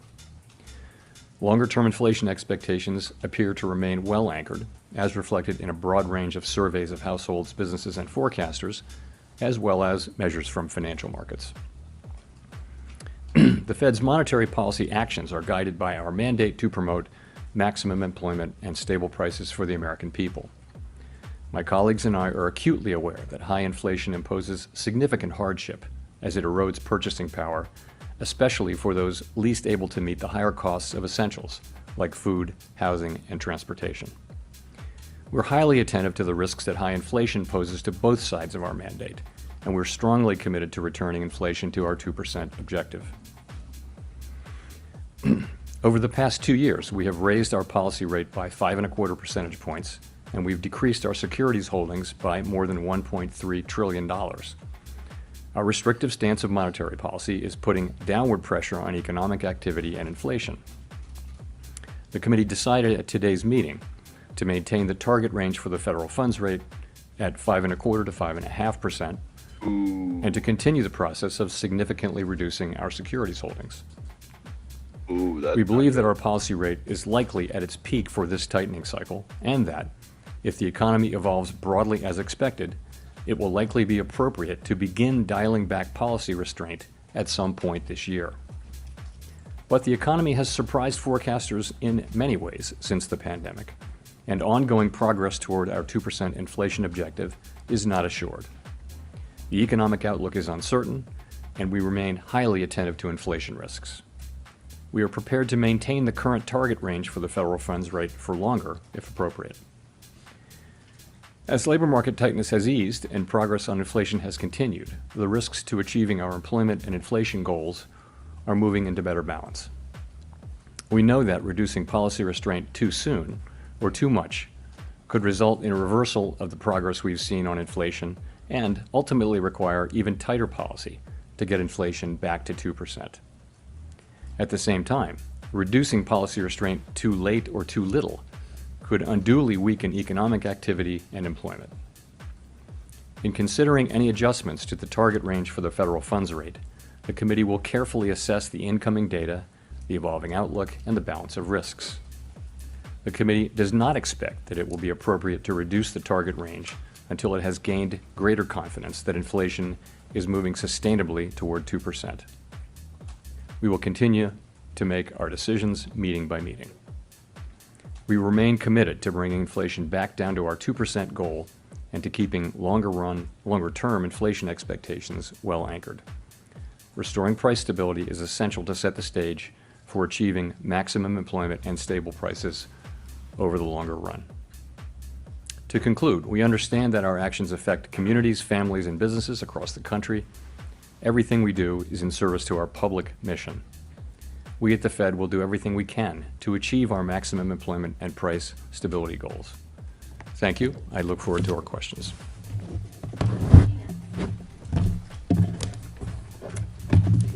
Gina Smilik from the New York Times. Thanks for taking our questions.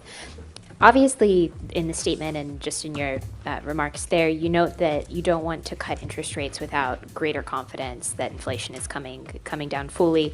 I wonder, what do you need to see at this point to gain that confidence? And as you make those decisions, how are you weighing recent strong growth in consumer spending data against the sort of solid inflation progress you've been seeing? Sorry, say that last part again. How are you weighing the growth data and consumption data, which have been surprisingly strong, against inflation data? Okay. So what are we looking for to get greater confidence? Let me say that we have confidence. We're looking for greater confidence that inflation is... Nobody has confidence, cunt! Implicitly, we do have confidence and it has been increasing, but we want to get greater confidence. What do we want to see? We want to see more good data. It's not that we're looking for better data. We're looking at continuation of the good data that we've been seeing. And a good example is inflation. So we have 6 months of good inflation data. Wait, what that means? The question really is that 6 months of good inflation data, is it sending us a true signal? We're only looking at what the fuck we want to look at. A path, sustainable path down to 2% inflation. That's the question. And the answer will come from some more data that's also good data. It's not that the 6 month data isn't low enough. It is. It's just a question of, excuse me, what the fuck did you just say? Moving sustainably down to 2%. That's really what we're thinking about. In terms of growth, we've had strong growth. If you take a step market back, coming we've right had here. Strong growth, very strong growth last year. Be ready. Going right into the fourth quarter. I told you that was going to hit that we've box had a a very third strong time, labor one market, time for the and we've had one inflation game. coming down. We hit the box for the So third I time. think, whereas a year ago we Right were into the thinking that we needed to 488, see some right there. softening in economic Touch me. activity, that hasn't been the case. So I think we look at stronger growth. We don't look at it as a problem. I think at this point we want to see strong growth. We want to see a strong labor market. We're not looking for a weaker labor market. We're looking for inflation to continue to come down as it has been coming down for the last 6 months. And I'm sorry, if I could just follow up very quickly. When you say that you want to make sure that it's a true signal, is there anything that you're seeing in the data that makes you doubt that it's a true signal at this stage? No, I think I would say it seems to be the likely case that we will achieve that confidence, but we have to achieve it, and we haven't yet. And so, I mean, it's a good story. We have 6 months of good inflation, but you can, and you know this, you can look behind those numbers and you can see that a lot of it's been coming from goods inflation, for example, and goods inflation running significantly negative. It's a reasonable assumption that over time, goods inflation will flatten out, probably approximate zero. That would mean the services sectors would have to contribute more. So, in other words, what we care about is the aggregate number, not so much the composition. But we just need to see more. That's where we are as a committee. We need to see more evidence that sort of confirms what we think we're seeing and that tells us that we are gives us confidence that we're on a path to a sustainable path down to 2% inflation.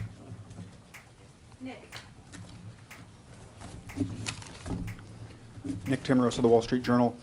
Chair Powell, it seems to me you raised rates rapidly over the last 2 years for two reasons. One was the risk of a wage price spiral. Two, there were risks of inflation expectations becoming unanchored. This morning's ECI report for the fourth quarter shows private sector payroll growth running at a sub 4% pace. Inflation expectations are very close to where they were before the inflation emergency of the last 2 years. And given that you appear to have substantially cut off these two tail risks, and that you've judged here today current policy is well into restrictive territory, what good reason is there to keep policy rates above 5%? Are you really going to learn more waiting 6 weeks versus 3 months from now that you have avoided those two risks? So, as you know, almost every participant on the committee does believe that it will be appropriate to reduce rates. And for partly for the reasons that you say, we feel like inflation is coming down, growth has been strong, the labor market is strong. What we're trying to do is identify a place where we're really confident about inflation getting back down to 2%, so that we can then begin the process of dialing back the restrictive level. So overall, I think people do believe, and as you know, the median participant wrote down 3 rate cuts this year. But I think to get to that place where we That's the feel comfortable downside starting the for me. process, we need some confirmation that inflation is in fact coming down sustainably to 2%. If I could ask differently, if you hold rates high as inflation moderates, as it has been, target rates will exceed the prescriptions of the Taylor rule or its variants. What would be the reasoning for holding rates higher than the levels recommended by those rules in the current instance? Well, look, I think, as you know, we consult a range of Taylor rules and non-Taylor kind of rules. We consult them regularly. They're in our teal book, and they're in all the materials that we look at. But, you know, I don't think we've ever been at a place where we were setting policy by them. And they're, depending on the rule, it will tell you different things. There are many different formulations. Another way to think about it is, implicitly, is so in theory, of course, real rates go up if holding all else equal as inflation comes down. But that doesn't mean we can mechanically adjust policy as real rates, as inflation comes down. It doesn't mean that at all, because for one thing, we don't know. We look at more than just the Fed funds rate. We look at broadly financial conditions. But in addition, we don't know with great confidence where the neutral rate of interest is at any given time. But that also doesn't mean that we wait around to see the economy turn down, because that will be too late. So we're really in a risk management mode of managing the risk, as I mentioned in my opening remarks, managing the risk that we move too soon and move too late. We're not doing that anymore. And I think to move, which is where almost everyone on the committee is in favor of moving rates down this year. But the timing of that is going to be linked to our gaining confidence that inflation is on a sustainable path down to 2%. Hi, thanks, Chair Bell. I'd like you to key in on the use of the word in the statement that inflation still remains elevated. You've pledged to cut rates before inflation reached 2%. So that implies that there's some sort of intermediate step here on inflation, and that a cut would be consequent with a change in the statement language that inflation remains elevated. What's the step down from there? Yeah, I don't know that we've worked out the particular statement language and that kind of thing. I would just say, if you look at where 12-month inflation is, and it's still well above, core is 2.9%, for example, 12 months, which is way down from where it was. Very, very positive development, very fast decline.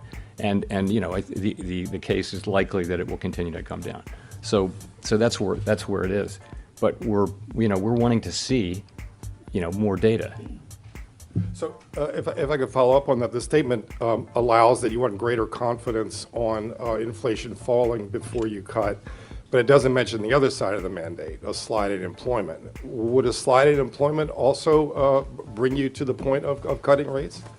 Yes. So let me say that we're not looking for that. It's not something we're looking for. But yes, if you think about, in the base case, the economy is performing well, the labor market remains strong. If we saw an unexpected weakening certainly in the labor market, that would certainly weigh on cutting sooner. Absolutely. And if we saw inflation being stickier or higher or those sorts of things would argue for moving later. In the base case, though, where the economy is healthy and we have ongoing growth, solid growth, we have a strong labor market, we have inflation coming down. That's what people are writing their SEP around. And in that case, what we're saying is, based on that, we think we can and should take advantage of that and be careful as we approach that question of when to begin to dial back restriction.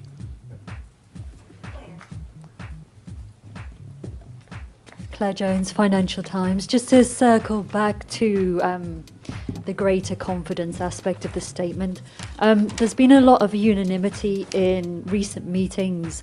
I'm just wondering, going forward, when it comes to all needing greater confidence, is the unanimity, or at least consensus among FOMC members, about what the threshold for that greater confidence is? And if not, could you maybe tell us a little bit about the discussion today on, what the variations between FOMC members was on what constitutes enough confidence to cut rates, and also if there was any variation on how quickly that greater confidence threshold could be reached? Thank you. We're not really at that stage. You know, there was no proposal to cut rates. Some people did, you know, talk about their view of the rate path. I would point you to the SEP as you know, as good evidence of where people are, although it is one cycle later. So, you know, we're not at a place of really working out those kinds of details because we weren't actively considering, you know, moving the federal funds rate down. I will say there is a wide disparity, a healthy disparity of views, and you see that in public statements, in the minutes and the transcripts when they're released every 5 years. So we do have a healthy set of differences, and I think that's actually essential for making good policy. We're also able to reach agreement generally because we listen to each other, we compromise, and even though not everybody loves what we do, they're able to, for the most part, able to join in. And to me, that's a well-functioning public institution.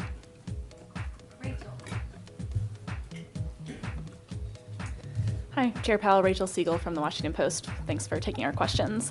So over the past few years, there have been all these real-time indicators that helped us gain a sharper understanding of where the economy was, like open table data or office attendance. You've talked about vacancies in the past. And I'm wondering at the start of this year, what might be on that dashboard for you that's giving you the clearest picture of the economy, including on rents, if you could touch on that. That's a Nunya question. Rent costs. That would have probably a better well, so we're not, idea, you know, but it's not the pandemic, I want to so say we can actually rely on more traditional forms. People are working their daily wages, and the economy is largely reopened and is broadly normalizing, as you see. So I wouldn't say we're looking at that sort of more innovative data as much. You know, you point to rent. So of course we follow the components of inflation very carefully, which would be goods inflation. I talked about that a little bit. You mentioned housing inflation. So the question is, when will these lower market rents find their way into measured rents as measured in PCE inflation? And we think that's coming, and we know it's coming. It's just a question of when and how big it'll be. It's been there. That's in everyone's all forecast, day. I would say. So It's that fucking will been there help. all But at day. the same Go time, we think run goods the inflation fucking will VOD probably, back. it's been giving a lot of disinflation to the effort, and probably that declines over time, but it may well have some more time to run.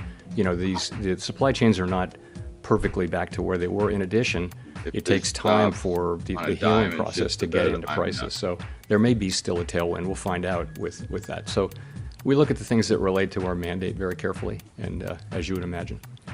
I guess just as a quick follow-up, do you feel comfortable at this point saying the economy has reached a soft landing, or is that part of looking for more confidence? No, I wouldn't say we've achieved that, and I think we have a ways to go. Inflation is still. Ooh, we haven't achieved that, and there's a ways to go, bitches. 12 months is our.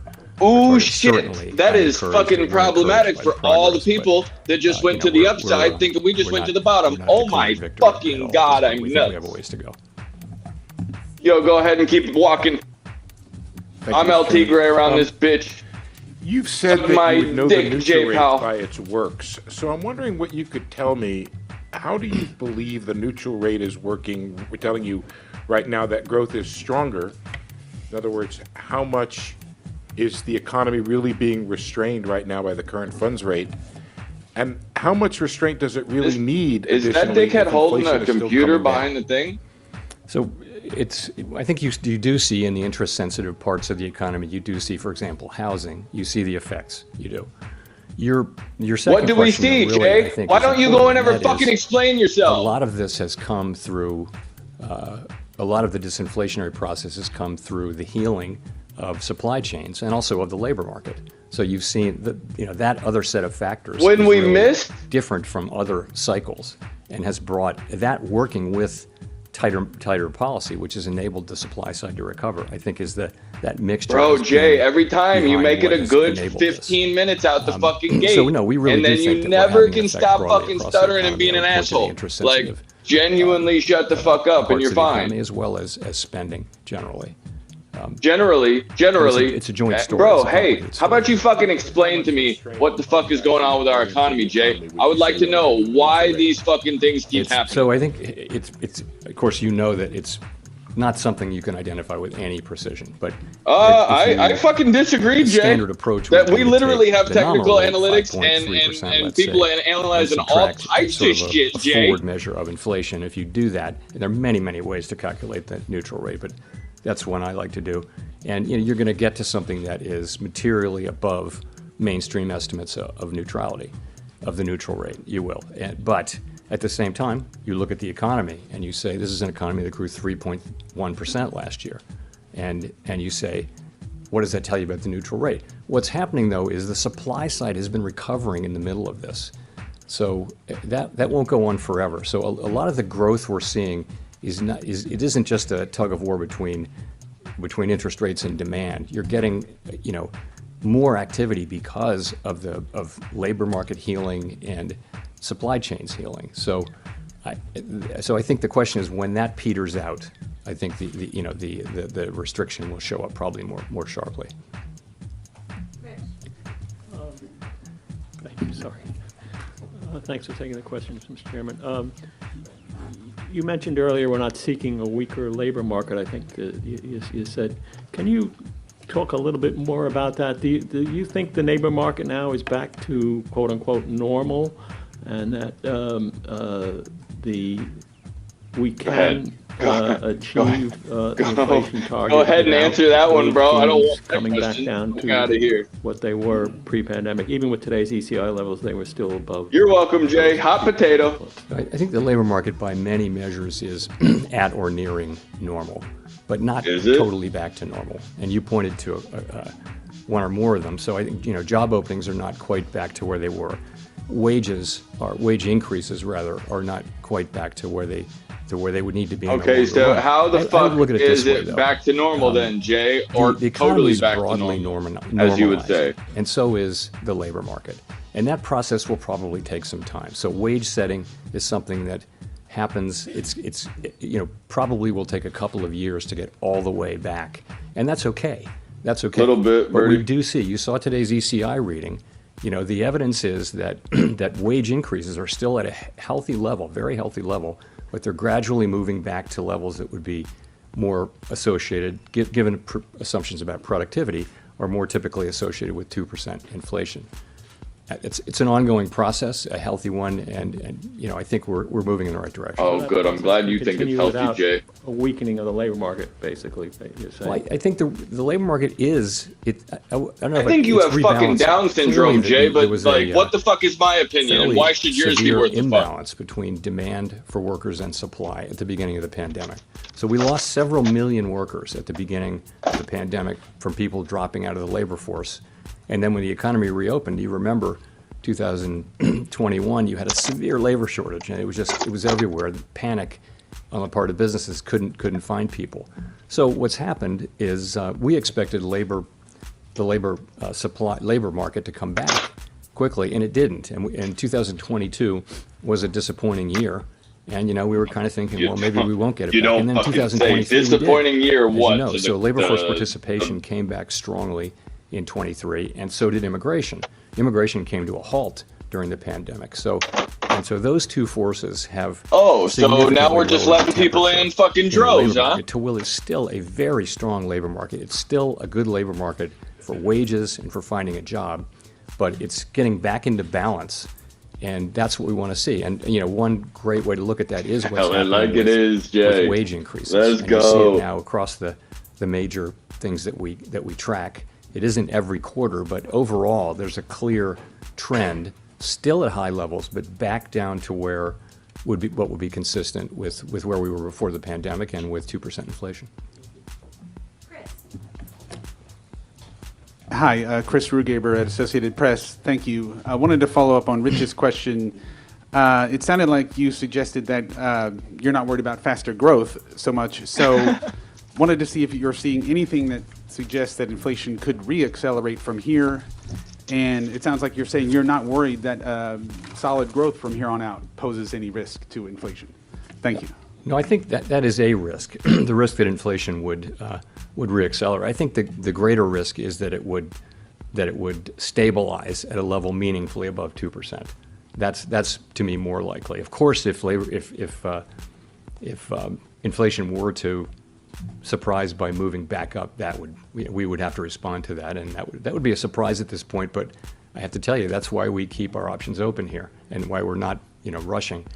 So I think both of those are risks, but I think the more likely risk is the one that I mentioned, which is you've had 6 good months, very good months. It doesn't.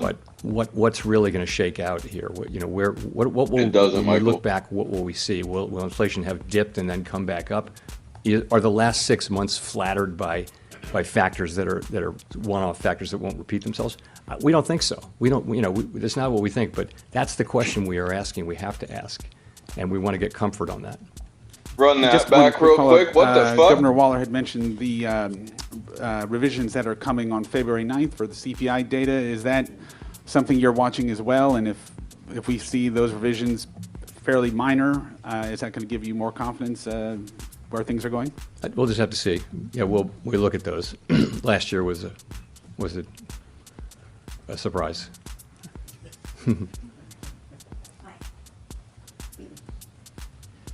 Michael McKee, Bloomberg Radio and Television. If you don't want to use the term soft landing, would you say at least that from your point of view now, the other scenario of a hard landing caused by the Fed is off the table, or the risks have diminished very much? And he's going to say you no. mentioned below 2% inflation on a 3-month basis. Core PCE is tell him, Jay. 1.5%. And there are those on You're Wall Street not who willing think to say that it won't crash. if you maintain the level of restriction you have right You're now, tell- you could tell me- end up tell me. with Go ahead, let me inflation know. running below your target. How do you see that? So your first question, how to describe where we are. So I guess I would just say this. Executive summary would be that growth is solid. No, Jay, to don't go and strong fucking repurpose over the his course of question. last Answer year. the fucking shit. The labor market, 3.7% unemployment indicates that the labor market is strong. We've had just about 2 years now. Answer the fucking question, of Jay. unemployment under 4%. That hasn't happened in 50 years. So it's a good labor market. And we've You seen know what the inflation kid come wanted down. to We'll talk ask about or that. wanted to So hear? We've got 6 months of good inflation data and an expectation that there's more to come. So this is a good situation. Let's be honest. This is a good economy. But what's the outlook? That's looking in the review. The outlook, we But, do expect love growth that. to moderate. Of course, we have expected it Tell for him, some Jay. time, and it hasn't happened. But we do expect that it will moderate as supply chain and labor market normalization runs its course. The labor You market can't is guarantee rebalancing, shit. as I mentioned. You can't Job guarantee creation a has slowed. fucking The base of thing. job growth has narrowed. And of course, 12-month inflation is above target and getting down closer to target. It's not guaranteed, but we do seem to be getting Not on target. guaranteed. So those are the risks Right there. and questions we have to answer. But overall, this is a pretty good picture. It is a good picture. Your second You're question painting was- one, fuckhead. Sorry. You're painting the picture. Inflation that is below target, end up with inflation below target, and you have to do something about that. So the thing is, we're not looking for inflation to tap the 2% base once. We're looking for it to settle out over time at 2%. And the same thing is true. You If we have a mean month or you're two going of to lower, cut and we have that volatility? now, of inflation that's annualized at a lower level. Or we're going to that turn wouldn't be into good. We're Japan not- or we're not fucking looking what the to fuck have else? inflation anchored What is that? below 2%. We're Singapore. looking to have it anchor at 2%. So if we do face those circumstances, then we'll have to deal with that. I think as of now, the question we want to take advantage of this situation and finish the job on inflation while keeping the labor market strong. Edward Lawrence from Fox Business. Thank you, Mr. Chairman, for taking this. So as I've heard from some district Fed presidents, is it, in your view, a little premature to think that rate cuts are right around the corner? And then when we do see that first rate cut, should we interpret that as the beginning of a rate cut cycle, or is it a one-off? So I'll point to that language on your first question. We included Yeah, that language in the statement to signal clearly that with strong growth, strong labor market, inflation coming down, the committee intends to move My carefully fucking puts are already in the as money. we consider when to On begin the to dial 185 back, right there, 187 and a half. the restrictive stance that we have in place. So if you take looking that to voluptuous. the current context, we're going to be data dependent. We're going to be looking at this meeting by meeting. Based on the meeting today, I would tell you that I don't think it's likely that the committee will reach a level of confidence by the time of the March meeting to identify March as the time to do that.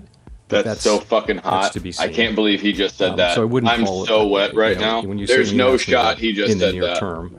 I'm hearing that as March. I would say I don't think it's probably not the most likely case or what we would call the base case. Then your second question is is this the start of when we see a cut? Is it the start of a cutting cycle, or could it just be a one-off? That's going to depend on the data.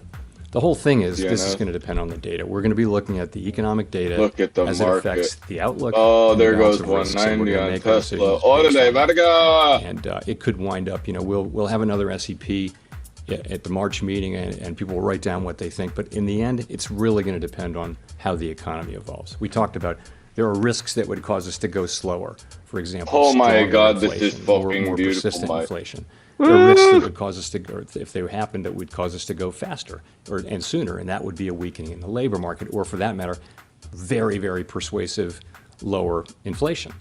Those are the kinds of things. So we're just. I'm all over you, bitch. That's I am really fucking in there like swimwear, Jay. I am all over that ass, son. I fucking called this from day. Could you talk a little bit more about beginning of the fucking day to the end? You've mentioned multiple times it's consistent with 2% inflation. We've obviously seen, you were talking about ECI this morning, in which it's cooled a little bit, but still sort of above what you wanted to see. Growth has been very strong. How much of those numbers do you attribute to productivity, and do you see that productivity as sort of just temporary because of the factors, the labor and supply chain factors you were talking about, or do you think that productivity growth will fade over time? So this is a really interesting question, and I think my own view is, I think if you look back to the pandemic, you saw a spike in productivity as workers were laid off and activity didn't decline as fast.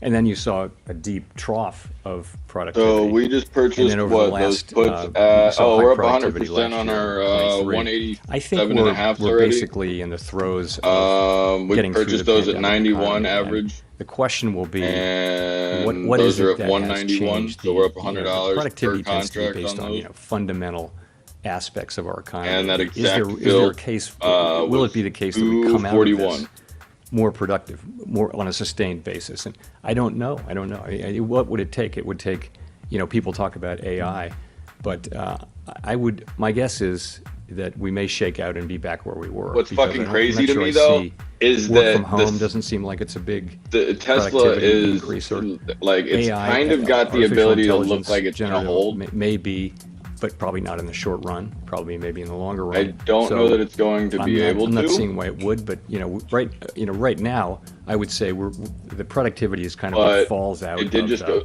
the broader forces the that 200. are driving people in and out of the labor force and activity returning and supply chain. Here's Apple. Right. So would that be behind why Apple looks like we could try to find a bottom, and also Apple could potentially try at that 185 to find a That's one way to bottom. look at it. Yeah.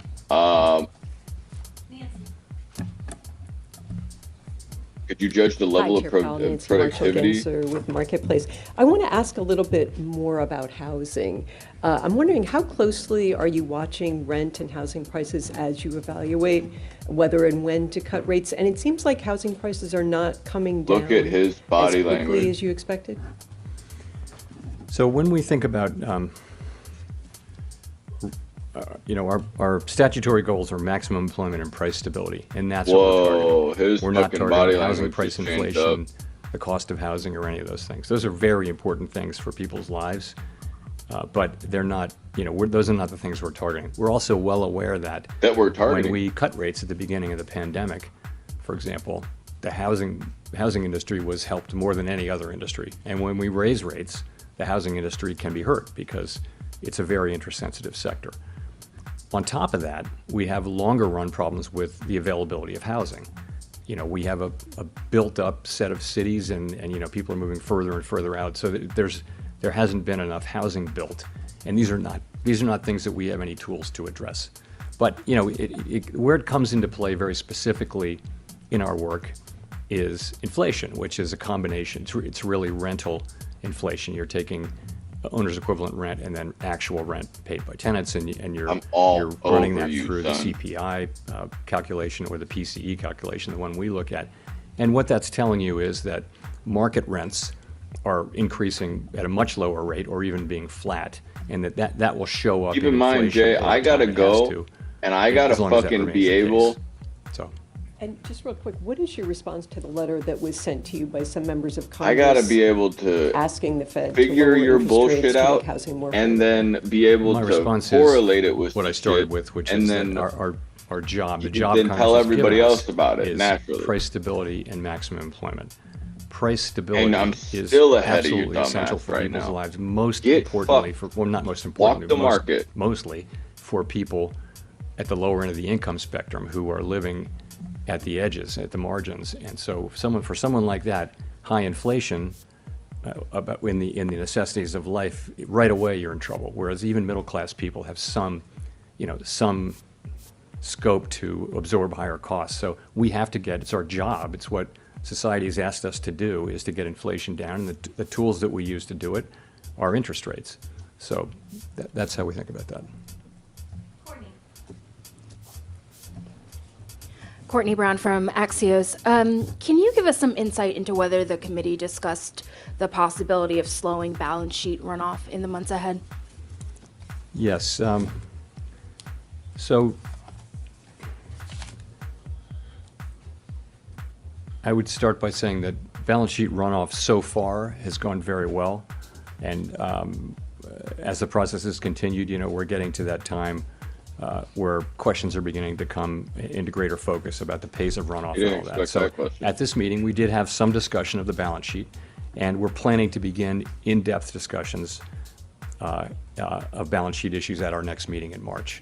So those questions are all coming into scope now, and we're focusing on them. But we're at the beginning of that process, I would say. But we don't have a follow-up. Is it the case that the Fed would decide to lower rates and make adjustments to the balance sheet runoff in tandem? Yes, we do. We see those as independent tools, and so they don't.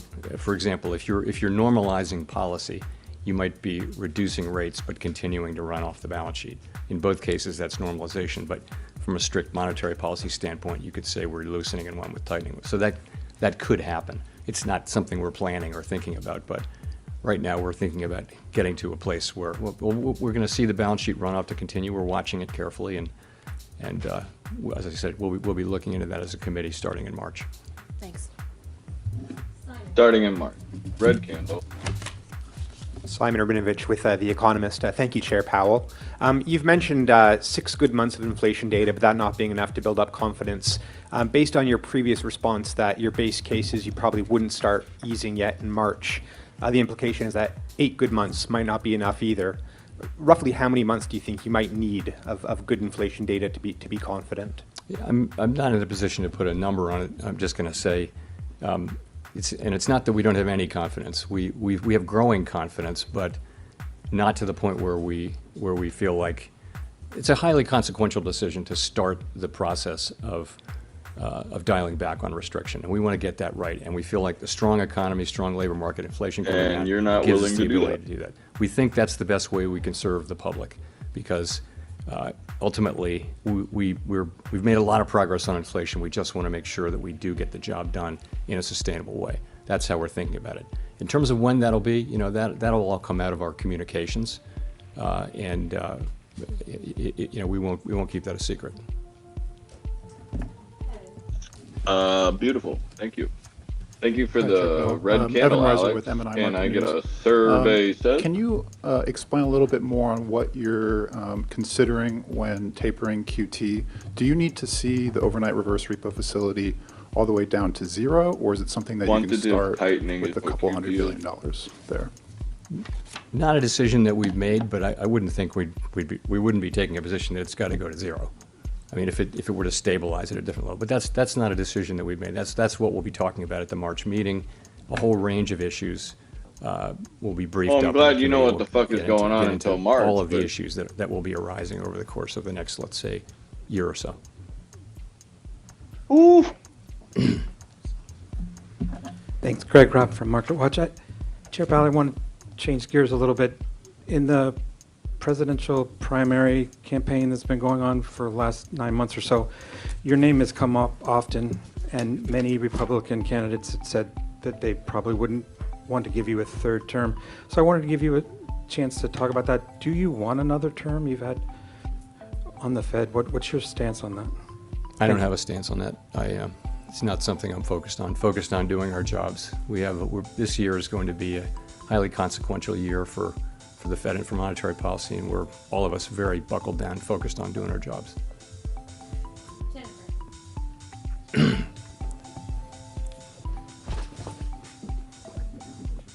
Thank you, Chair Powell. Jennifer Schonberger with Yahoo Finance. As you mentioned, core PCE has been running at 1.9% over the past 6 months, and you guys are actually expecting core inflation higher this year at 2.4% compared to that 6-month measure. Given that forecast and that the median is for 3 rate cuts this year, what happens if inflation stays where it's been over the last 6 months for the next 6 months? So we'll update our inflation forecasts at the next meeting. You referred to the December meeting. That's 3 months old, so it might be lower now given the data we've gotten. So look, as I mentioned, we're going to be reacting to the data. If we get very strong inflation data and it kicks back up, then we'll go slower or later or both. If we got really good inflation data soon, that would matter for both that would tell us that we could go sooner and perhaps go faster. So we're just going to be, but of course we'll weigh that with all the other factors. We're setting policy based on the totality of the data. But just to follow, if inflation stays where it is currently, that would probably mean that the real interest rate becomes more restrictive. Would that mean you'd have to trim more, perhaps, than you already have factored in? Well, I think if we came to the view that that the 6-month inflation numbers, which are very close to 2, were in PCE world, if we thought that is really where we're going to be, then yes, our policy would be in a different place. It would. But that's the whole point, is we're trying to get comfortable and gain confidence that inflation is on a sustainable path down to 2% or toward 2%.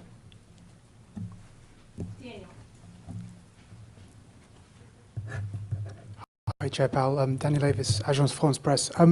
I just wondered if I could get your comment on the recent consumer confidence data. It seems to suggest that consumers are sort of moving towards a much more optimistic view of the economy. I just wonder, is it fair to say that they're moving towards where the Fed appears to have been in recent months?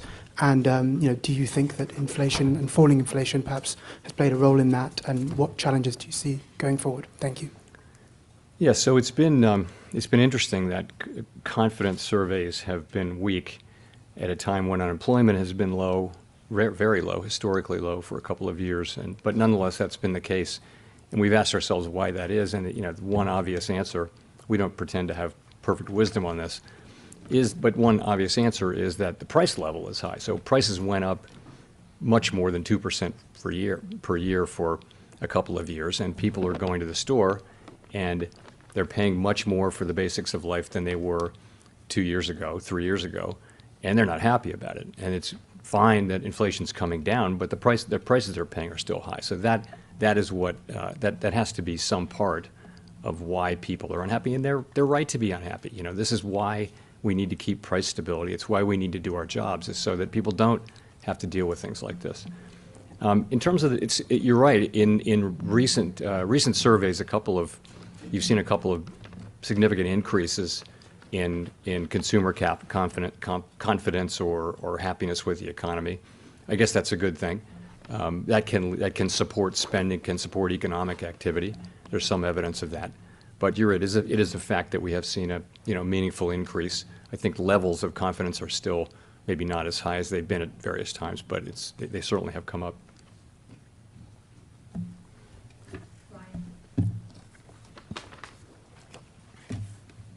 Thank you for taking our questions. Brian Mena, CNN Business. Committee members have said they'd like to meet with business leaders and stakeholders in person to learn more about the economy in real time, given that some data are subject to large revisions, the issue of seasonal adjustments being thrown off balance, and many readings of the economy being quarterly.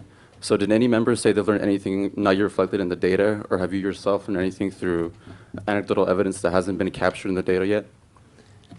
Well, yes. I'm a big believer that yes. So we do meet with outside groups who come from all different parts of the economy, and I always feel like I spent most of my life in the private sector looking at companies, individual management teams, and then building out from that. And so starting with GDP data and working into what's actually affecting people's lives is challenging. It's very hard. So I really like anecdotal data. In addition, as you know, the 12 reserve banks have really the best network of anyone. That in all their districts, they're talking to, not just the business community, but the educational, medical, all nonprofit community.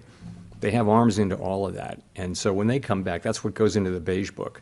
But that they come back, and what each Reserve Bank president does is during the Outlook go-around, they'll say, in my district, and they'll talk about 100 conversations. They won't talk up. They will give you input based on 100 conversations that they've had with people of all different walks. And I personally find it very helpful in understanding what's going on. And also, I think you hear things before they show up in the data sometimes. Did any of them notice slowing economy based on what they've heard from their district? Yes, I mean, if you look back the last, not this beige book, but the one before, there was a lot of slower activity. I think that what you're hearing now is things are picking up a bit. You're hearing not in every district, and not every person that we talk to, but you're overall, it feels like you're hearing things picking up at the margin. So that's what comes through.